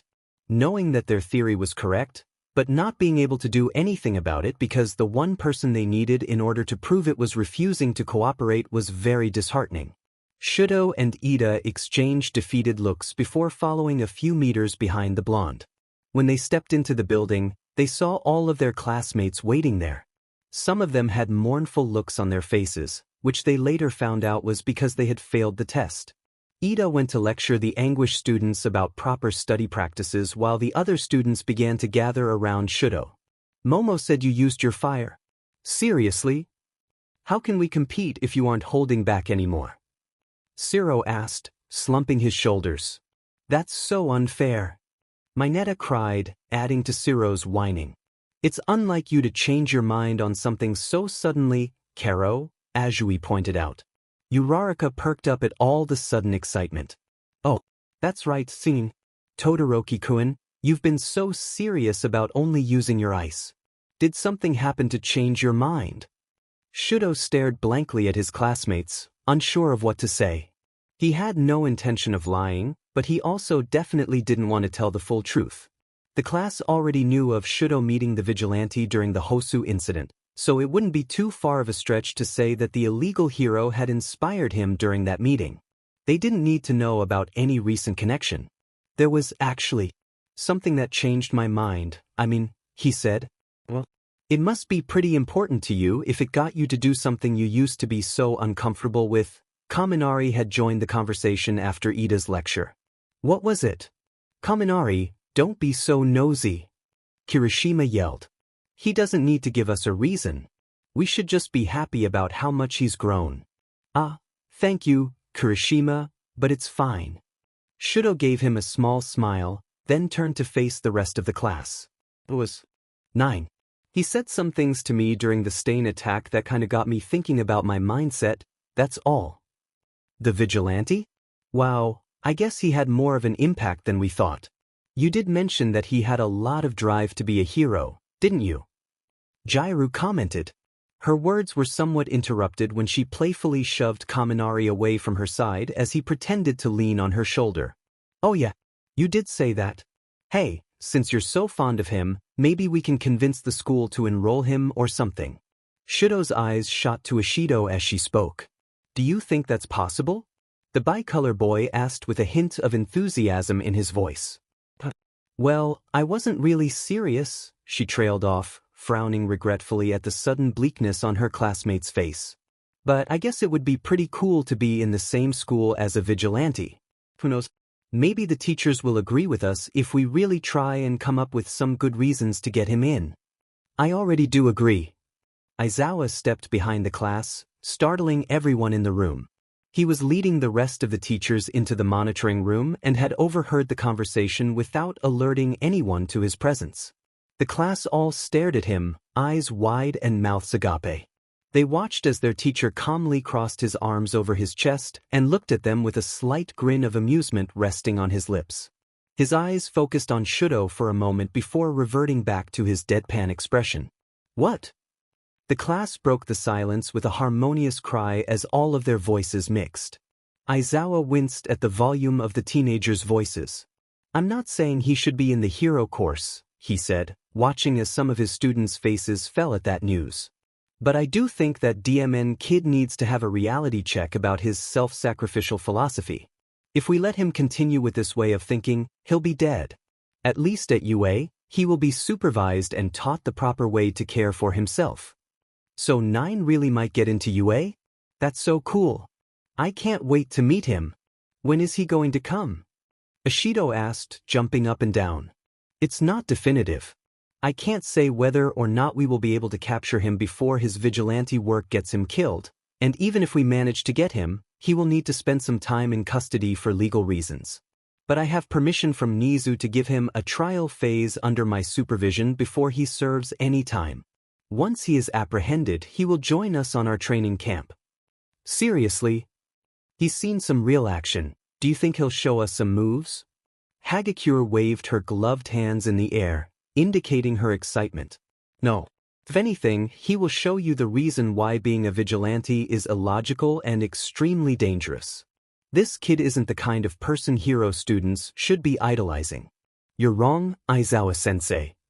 All eyes turned towards Iida as he spoke, including Shudo, who seemed glad that someone was countering his teacher's statement. "Iida, I understand that you and Todoroki have a more personal connection with this delinquent, but that is still no reason to follow his way of thinking so blindly." Aizawa's voice grew harsher after each word. "I'm not going to let my students think that it's okay to run into battle without regard to their own mind and body." Iida hesitated after hearing Aizawa's words. "He may have little regard for his own life during an emergency." His tone shifted to be more firm. "But he is more than capable of planning ahead and acknowledging when the task at hand is above his skill level. 9 didn't run into battle expecting to die. He had a plan and executed it to the best of his current abilities. Yes, he may be incredibly reckless, but if he hadn't been there that day," he looked to Shudo, who gave him an encouraging smile and nod, "I would surely be dead.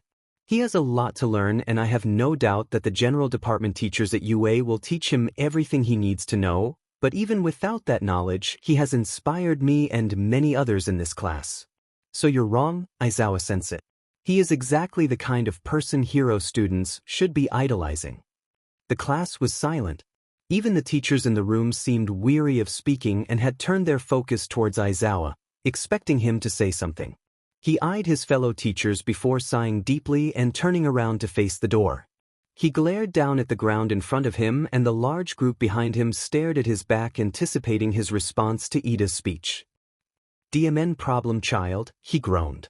"I won't argue against everything you said, but when 9 finally joins us, I hope you all realize just how dangerous that mindset is. You can't save people if you're dead. You would all do well to remember that." He turned his head to face the class once more. "By the way, everyone that failed the exam will still go on the trip, with remedial classes."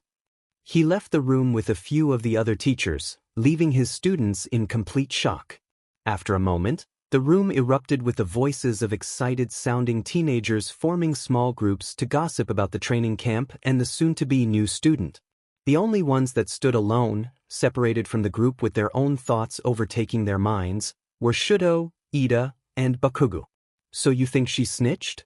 Historia leaned forwards to place her elbows on her knees as she sat on the couch. She twirled a lollipop in her mouth, which Izuku had mistaken for a cigarette when he first walked in. It was late at night, only about a day after the midterm exams. Izuku came to visit the bar at the request of the bubbly informant. She had asked him to tell her how his exams had gone the last time he had seen her, which was the day he retrieved his new rope dart. The topic had long since moved on from his grades and was now focused on the Vigilante's encounter with the League of Villains member. Probably? She said that if I got her in trouble, I'd owe her. But I'm not sure if she would out herself as the one that ruined their plan. It'd be pretty risky for her. But that may have been their plan all along, to divert attention and make everyone paranoid. Either way, the pro-heroes will probably come after me before the villains do. I may even be in juvie by the time they notice that I spoiled their plan. True, Shihumed, but I'm gonna miss you and your cute little freckles when you finally get locked up. Izuku chuckled and raised his glass of water to his lips, taking a large gulp before placing it back on the counter in front of him. You aren't worried about me turning you guys in after I get caught? Not even a little. Why are you so sure? Because when I looked in your eyes today, I didn't see a vision of us meeting, she explained, a soft smile spreading across her lips as she popped the candy out of her mouth. If you don't regret it, I don't see why you would turn us in. He looked back at her from his place near the bar table with a slight frown. He hadn't known them for long, but through the past 4 months, he'd grown to enjoy their company. Hearing Historia say those words made him think about his whole journey and how, despite how quickly it could all come to an end, he would do it all over again in a heartbeat. Regret is a funny thing, she began unprompted. It's about the past, but it only really affects the future.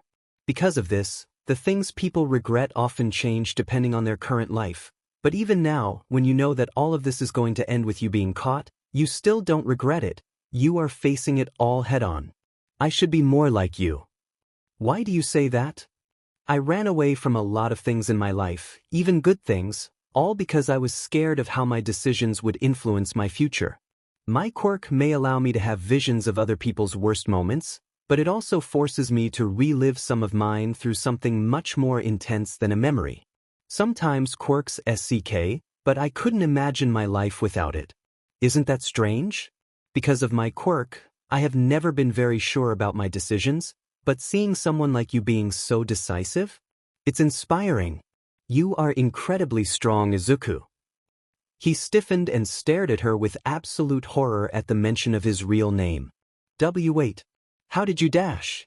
Just because you don't regret becoming a vigilante doesn't mean you don't regret your mom finding out. I saw that poor woman's emotional breakdown, screaming your name and such. You better not hurt her like that again. She tried to threateningly waggle her purple lolly at him, but it ended up looking more playful than anything. Did you even warn her that you might be caught soon? She plopped the ball of sugar back in her mouth when she realized how ridiculous it looked. Yes, I did. What did she think about that? Izuku slumped his shoulders. She was glad that I wouldn't be put in more danger, but was disappointed that I wouldn't be able to do what I wanted.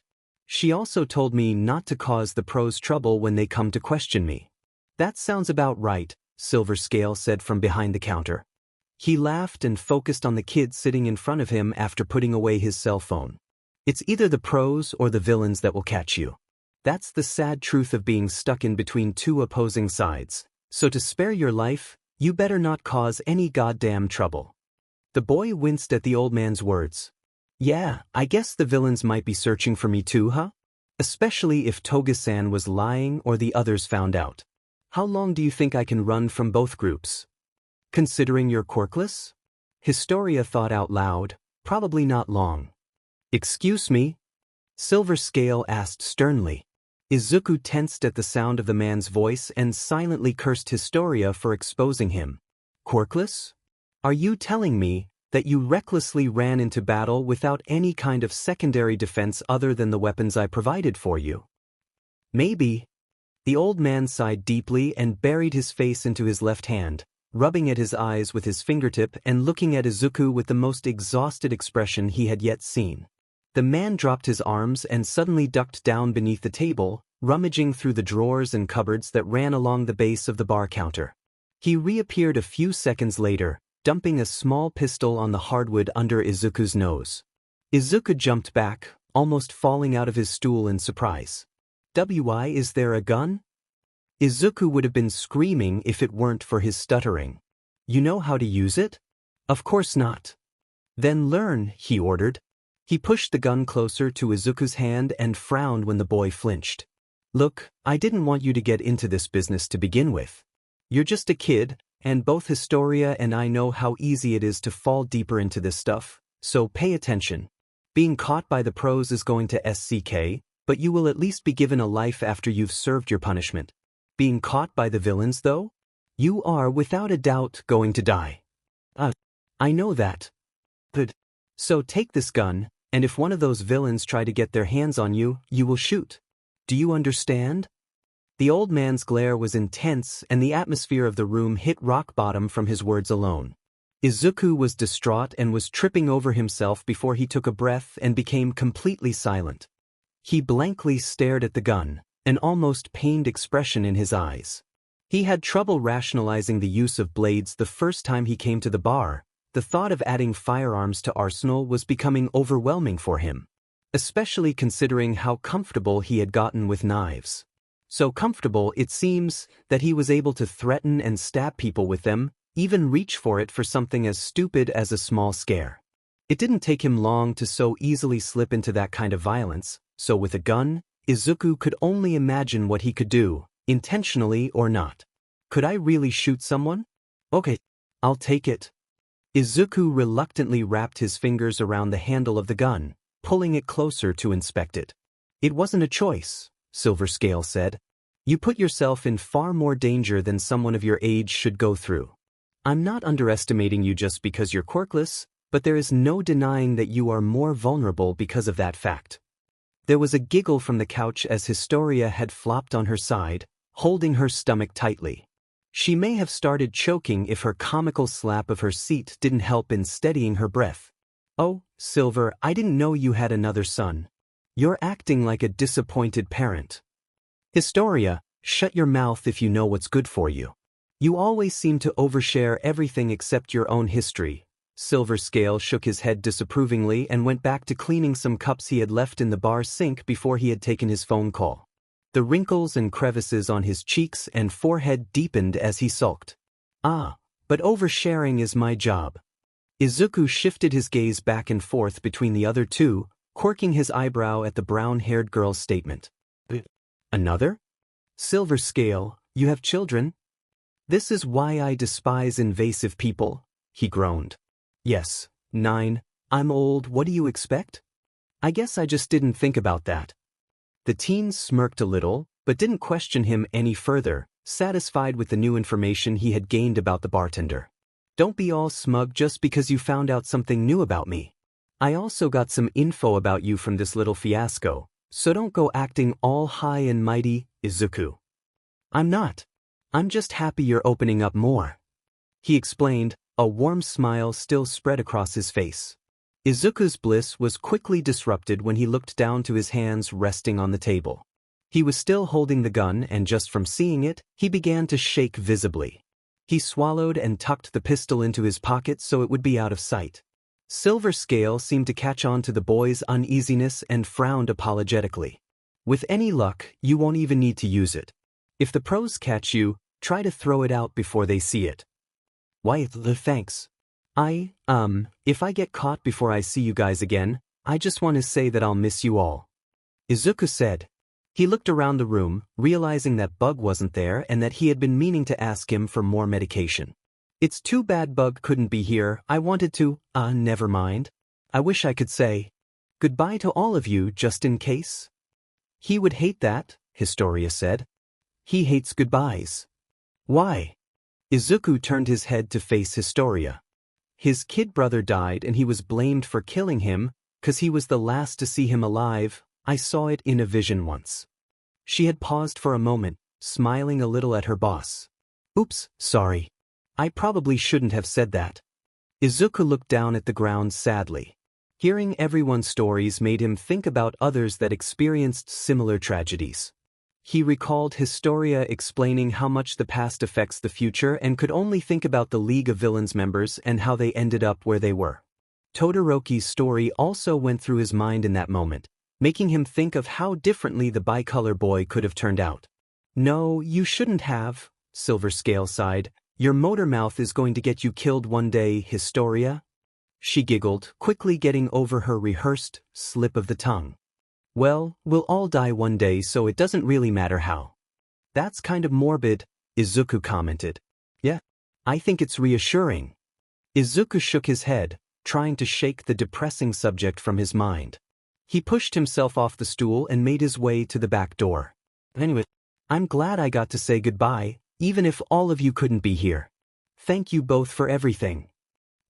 Don't act like this is the end, maybe you won't even get caught. She was smiling, much like Izuku, but the old man standing behind the counter was not. His eyes were half closed and he had a somber frown decorating his face as he looked at the teen. I told you before to keep that virtue of yours, so don't come back, kid. Bars like these are for villains, not heroes. Izuku nodded, unable to think of anything to say while Silver Scale's words swirled in his mind. As he stepped out of the bar, Izuku heard Historia yelling one last thing. Trust me, 9, we probably enjoyed working with you more than you did with us. I hope we meet again. I hope so too. Chapter text. Shoyuda had taken 2 others with him. Nemuri and Ryo. Both had quirks useful for capturing and tracking. Ryo was perfect for tracking the vigilante with his hound-like abilities, and Nemuri would help with subduing the illegal hero when they caught up with him. Nizu had insisted that Shoyuda take them with him, despite believing he could probably do the search and capture of the teenager on his own. Shoyuda also thought it was a waste of staff considering how the exams had ended only a few days ago and needed to be marked. But he eventually caved to the principal's demands, not wanting to underestimate the boy, especially after the stain incident. It didn't actually take long for them to see something. They had started their search in an area with a relatively high crime rate, so it was inevitable that they would run into something even if it wasn't exactly what they were looking for. But they were still heroes, and no matter their current mission, they had to do their duty and capture the stray criminals that they found along the way. Eraser, you need to slow down. Nemuri called out to Shoyuda as she put the criminals they just dealt with to sleep. The kid has lasted this long, he's not in any immediate danger.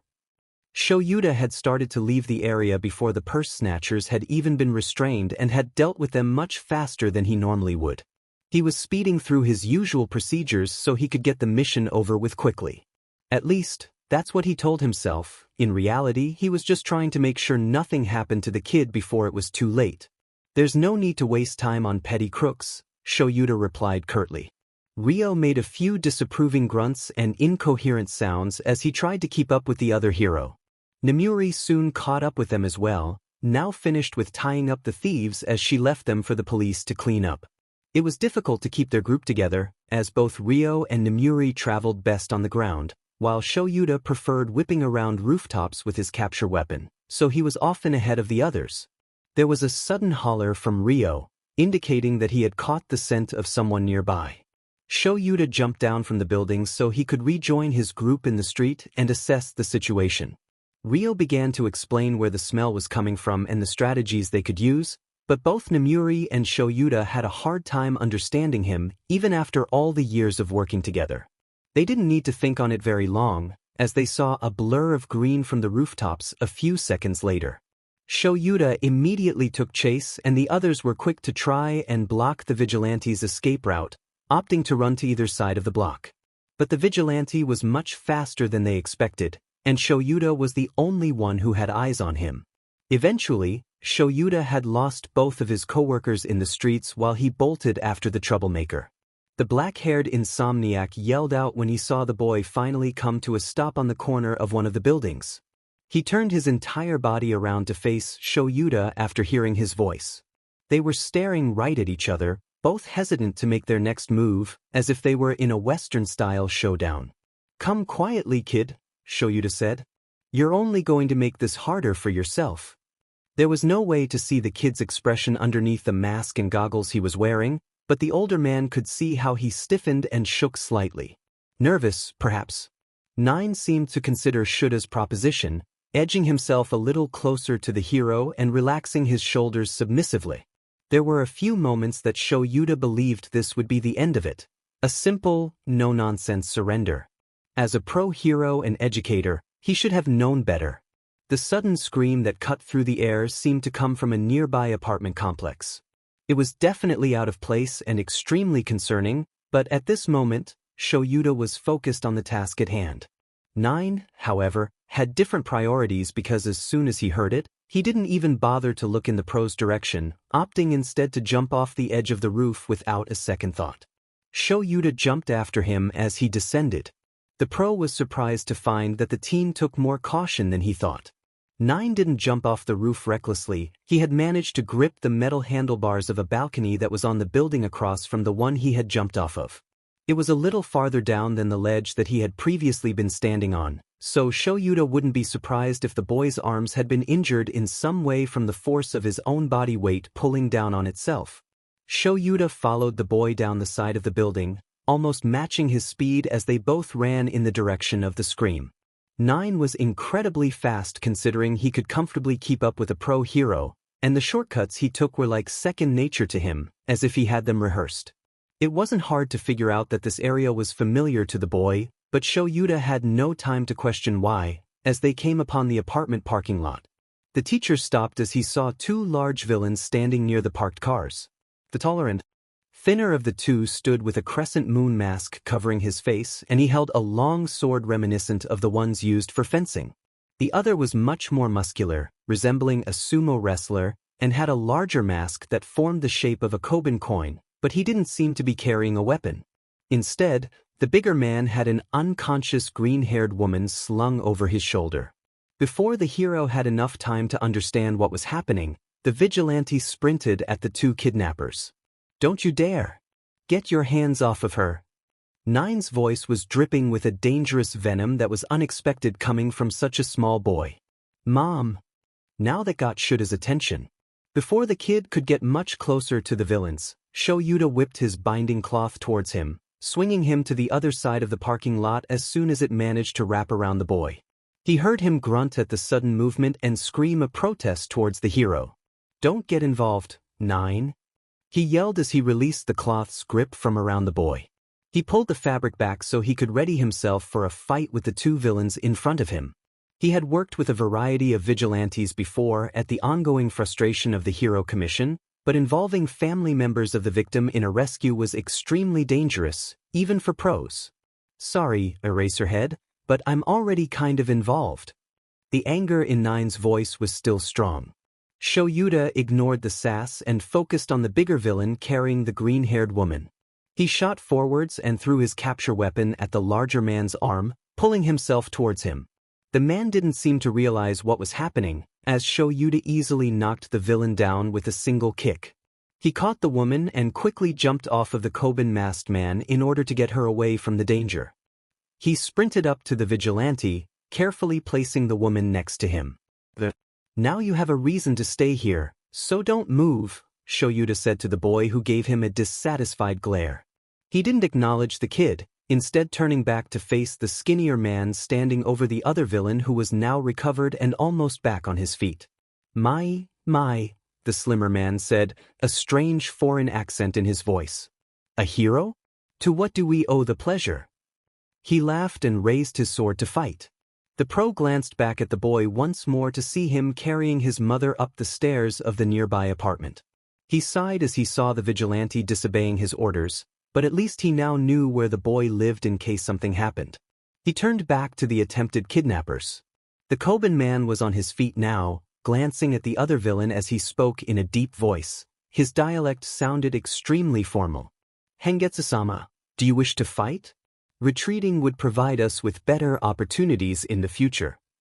We have no stakes in this, so we might as well see what we can do. It's only one pro, after all." The villain, Hengatsu, said as he lunged forward, swinging his blade wildly. Yuta dodged the swings as well as a piece of metal that was thrown his way. He later found that it came from the man in the Koban mask who had ripped the hood off of one of the cars in the parking lot and shaped it into a projectile. He seemed to have a metal manipulation quirk, which was easy enough to cancel out, but Yuta was more focused on the taller man that was closer to him. "No stakes in this? So you're acting alone?" the teacher asked, whipping his binding cloth around the man's hand when he had moved his sword forward. Yuta pulled on the cloth, dragging the villain towards him. "Why go after her then?" "Happy coincidence, I suppose." The man's smile was devilish and suspicious as his mask covered half of his face, but Yuta had no time to be analyzing what that smirk meant. Hangatsu threw his sword up into the air, catching it with his other and bringing it down on the cloth that was wrapped around him. Yuta didn't expect the blade to actually sever it since most weapons could not cut through the steel wire alloy, yet the cloth surprisingly snapped. Before the hero could recover from the shock of his weapon breaking, Hangetsu jabbed his sword forward once again. Yuta was able to move his body out of the way, but instinctively took hold of the blade with his hand in order to redirect it, which sliced his palm as the villain retracted it. The pro grunted with frustration at his mistake, blood coating some of the white fabric scarf he held onto. He could tell that the Koban man was running up to his side, so he jumped back, ignoring the sting of his cut, and curled the remainder of his capture weapon around the bigger man that charged at him. Yuta flew towards the villain, kicking him down roughly, and hearing a slam when his head hit the pavement. Standing up from the large unconscious villain below him, Yuta immediately turned to attack the other, but was taken aback by a rope weapon that plucked the sword from the villain's hand. He turned to the source of the rope, not surprised at all to see the vigilante perched on the wooden rail just outside of the apartment holding the handle of the weapon. "9, I told you to stay out of this," Yuta drawled bitterly. "You're hurt. That's not a reason to disregard my orders. It's enough of a reason to try and help." 9 countered angrily as he jumped down to the pro's side, sword still in hand. Yuta groaned in defeat and Hangetsu chuckled at the bickering between the two. "What a strange combo you two make," the villain said, obviously winded and more than a little surprised with the vigilante for stealing his weapon so easily. Looking down at his friend on the ground, then glancing at the hand that once held his sword, the man in the crescent mask hummed. "Effective though." Hangetsu held his hands up, still smiling that mischievous smile that Yuta could sense was trouble. 9 seemed to sense it too, because he also refused to move forwards to apprehend the villain despite the man being unarmed now. The villain frowned at their inaction and took it as a sign to get things moving. He took the mask from his face, and it abruptly changed color, going from a goldish matte yellow to a vivid silver sparkling in the moonlight. Its edges were sharpened and in its final form, the crescent mask looked more like a disc or boomerang than a mask. Hangetsu quickly threw the disc, aiming for 9 to target who he thought was the weakest one, but 9 ducked out of the way while he ran towards the villain. The vigilante swung at the man with the stolen weapon, freezing when something plastic hit his back. He looked to the pavement where the villain's mask fell after hitting him, no longer the shining silver of metal. Aizawa's hair was standing on end and his eyes glowed with the power of his erasure. If Aizawa's quirk hadn't activated then, 9 may have had a blade in his back. The surprise on Hangetsu's face was enough to distract him from the boy, and 9 took his chance. Shaking off his own shock and taking the handle of the sword, he knocked the tall man to his knees. Yuta easily tied the criminal up with his broken binding cloth once he was on the ground and watched as 9 wrapped zip ties around the man's wrists as soon as he had been restrained. Almost immediately after the crisis was averted, Yuta heard Nomuri's voice in the distance and turned to the vigilante who froze for a moment. Yuta glared daggers at him. "Don't move," the pro said menacingly. But, of course, that didn't stop the teen from bolting in the direction of the street as fast as he could. Yuta huffed and took chase, whipping his capture weapon at the boy, catching his leg with the cloth. The hero pulled 9 to the ground when the boy tripped on the fabric which tangled around his leg. Once Yuta caught up to him, he pinned the kid to the ground. At that exact moment, Ryo and Nomuri showed up at the entrance of the parking lot looking winded. "Where were you two?" Yuta didn't bother to look up, still staring down at 9 who looked extremely irritated judging by the shadow that his eyes cast underneath the goggles. Wait. Behin dash. Namuri was cut off by Nine, who had managed to rip his hand from Shuta's grip.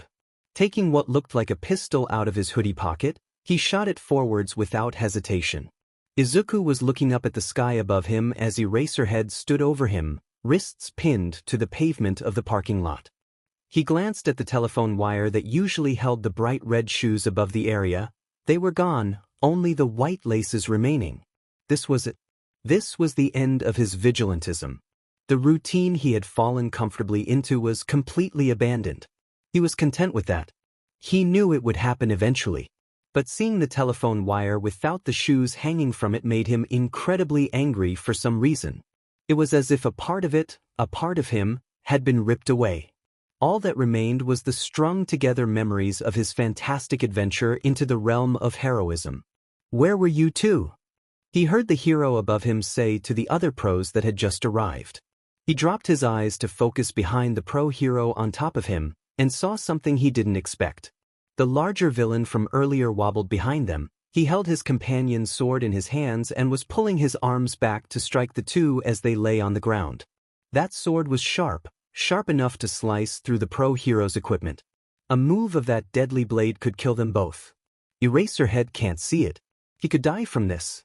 Panic ran through Izuku's mind at the sight of the villain, and he didn't have time to think or speak as he ripped his arm from the hero's grip, snatching his gun from his pocket and shooting it over Eraserhead's shoulder. The bullet hit close to the villain's hand just before the blade was brought down upon them both. In a flicker of sparks, he dropped the sword with a yell. Izuku could tell that the sound of the gun had made the pro hero above him flinch, but he tried to ignore the reactions of the others in order to steady his own shaking hand. He heard a scream from the man he had shot, his large body fainting in a loud slam as he hit the hard ground mere seconds later. He saw Eraserhead whipped his head around to see what had just happened. What the kid? Where'd you get a gun? The hero's gaze kept flicking back and forth between the troublemaker and unconscious criminal. Izuku didn't answer him. Not because he was being petty or because he couldn't hear him, but because he felt a sudden drowsiness overcoming his senses. His eyelids were slowly falling and his muscles were involuntarily relaxing. Despite the sudden calmness washing over him, he wanted nothing more than to get up and run away from it all. Right, he thought, midnight is here now. She is probably using her quirk on me. Before he fell unconscious, he threw the gun to his side.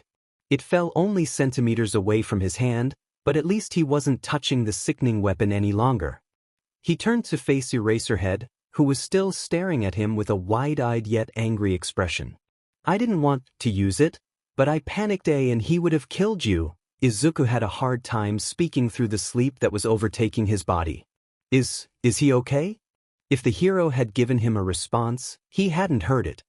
His senses had been cut off by the perfume-like scent of peaceful unconsciousness. His sense of feeling was the last thing to leave him, because the last thing he could remember was arms wrapping around his limp body to pick him off of the pavement just before he lost all sense of being. He woke up a few hours later. His eyes fluttered open slowly, not fully committed to waking up. The first thing that entered his blurry vision was the outline of his living room. It took him a second to realize he was laying on the couch and that the heaviness he was feeling was because there was a blanket draped over him. The television was turned off and there was a full glass of water on the coffee table as well as a steaming bowl of akazuke sitting next to it. He brought his hand up to rub the room from his eyes and pushed himself to a sitting position. As soon as his head was visible from behind the couch, he heard the voice of the person he least wanted to hear from in that moment. Midoriya, you're awake. Eraserhead. Of course it was. Izuku turned his head to see the pro hero walking up to him. He didn't have his usual yellow goggles on, but his signature scarf-like weapon was still loosely wrapped around his neck, the blood from earlier having been washed lazily, giving parts of the weapon a pink hue. Now seeing the hero's uncovered face, Izuku's attention suddenly shot to his own attire. His costume had been replaced by his casual clothes, respirator, hood, and goggles nowhere to be found. Your mother is safe, don't worry. She gave me your name, but she didn't have any of the information we need for the report, so you better cooperate. Eraserhead. Hi, he stuttered, which seemed to confuse the pro as he came to sit next to the teen on the couch. Izuku flinched slightly, then remembered what had happened earlier and his expression hardened. Is that man okay? I mean, I think I shot his hand, but I don't know how bad his injuries are and I don't want him to, like, loose his hand or dash. Shut up, kid, Eraserhead groaned, cupping his face in his hands to express his exhaustion. The whitish-red bandage around the hero's hand came into view as it caressed his unshaven stubble. You know that those villains tried to kidnap your mother, right? Why are you so worried about them? Izuku was silent for a moment. They all have their reasons.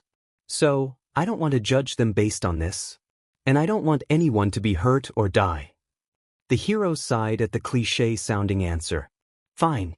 He's in the hospital now, but there doesn't seem to be any permanent damage. Thank you, Eraserhead. My name is Aizawa Shoyuda. Calling me by my hero name is annoying. Oh, sir. Aizawa-san. He scratched the back of his head nervously. Aizawa slid his hand in his pocket and took out a small notepad. Have you ever seen those villains before? No, not that I remember. As Izuku spoke, the hero scribbled his answer on the paper. Your mother said they were talking about payment for illegally obtained prescription drugs and she stumbled upon them, so they most likely thought to get rid of witnesses, but they haven't confirmed anything with police yet. I see. He thought back to the painkillers he had been buying off of Bug and felt slightly panicked. Was I the reason they came? No, that wouldn't make sense. He may have continued to buy it off of Bug even after he no longer needed it, but he wasn't using it all the time, so it wasn't like it was an addiction, right? He had paid Bug in full each time too, meaning the villains were obviously not after him. There was no reason to believe he had anything to do with this. He could at least be comforted by that fact. He was embarrassed at himself, so he tried to shift the topic of the conversation. I was worried they were from the League. One of my students mentioned that you were asked to join them on some kind of attack. Can you tell me more about that? Izuku was surprised to find that Aizawa didn't accuse him of actually joining the League like he thought he would. It was also strange how calm everything was. Midnight and Hound Dog weren't in the room, if they're at all, and Izuku couldn't hear anything around the apartment either. The hero probably wanted to catch him when he was still delirious from sleep so he would slip up any secrets he may or may not be hiding. I don't actually know anything about it. She wouldn't tell me anything because I didn't join. Izuku looked into the pro's eyes to find any hint of suspicion. He hated not being trusted. And I didn't join. Just so we're clear. Aizawa smirked a little. Don't worry. 2 of my students seem to think very highly of you and they insist on your good intentions. Aizawa closed his eyes as if in thought for a few seconds, then continued his questioning. School name and homeroom teacher? Ryuga Public High School. My teacher's name is Kuwagata-sensei. I'll have to inform your school of your activities, just so you know. Do you have a past criminal record? He shook his head. No. When did you first begin your vigilantism? About 5 months ago? I started a little after the entrance exams finished, but I was training for longer than that. Where did you get your equipment? From villains I took down. Aizawa didn't seem to like that answer, so he questioned further. All of your weapons? Even your gun? Yes. You're making this harder on yourself, Midoriya. That I can't. Izuku directed his gaze away from the hero, finding the steam of the Akazuki much more interesting in that moment. Fine. The hero grunted at Izuku's stubborn behavior. Moving on then. Do you know a UA student named Bakugo Ka-? Yes. Izuku cut him off. Kaken and I grew up together. Obviously taken aback by the childish nickname, Aizawa froze for a second. It didn't matter too much since Izuku turned back to face him and answered the question he was going to ask next anyway. And yes, I'm the one that hurt him a few weeks ago. His face was scrunched up as if he were in pain. He came to my school and we kind of got into a little argument. A little argument? You stabbed him, Aizawa deadpanned. It was a spur-of-the-moment decision. He attacked me. The hero narrowed his eyes. Care to elaborate on your relationship with him? I'd rather not. Izuku shifted his position on the couch and threw the blanket to his side. Very well, he huffed. Just to confirm the information we've already gathered, is it true that you are quirkless? Why does this all matter? Izuku asked with a slight sting in his voice. You're going to arrest me or something anyway, so you should just get it over with? That is what I should do, yes, Aizawa said, but UA has a different punishment plan for you. What? The boy's eyebrows furrowed. You aren't being taken into custody, Midoriya, at least not until you finish a government-issued learning program. You will be attending a training camp with the rest of my students as a type of trial reformation. Izuku almost choked as he tried to comprehend the hero's words. His mouth gaped, opening and closing as if trying to find the right words to form the questions he so desperately wanted to ask. You won't be registered as an official student until after you are evaluated during the camp, and even if you are accepted, you would probably spend some time in custody until you are placed in the general education department. Since you aren't affiliated with the school, you will be screened by a pro-hero that is helping with the camp. Wait, Izuku stammered, eyes blown wide enough to pop out of his skull, and his body was trembling. There was just too much information for him to process. Training? With the hero students? Aizawa seemed unfazed by the boy's shock, simply nodding in response. Welcome to UA.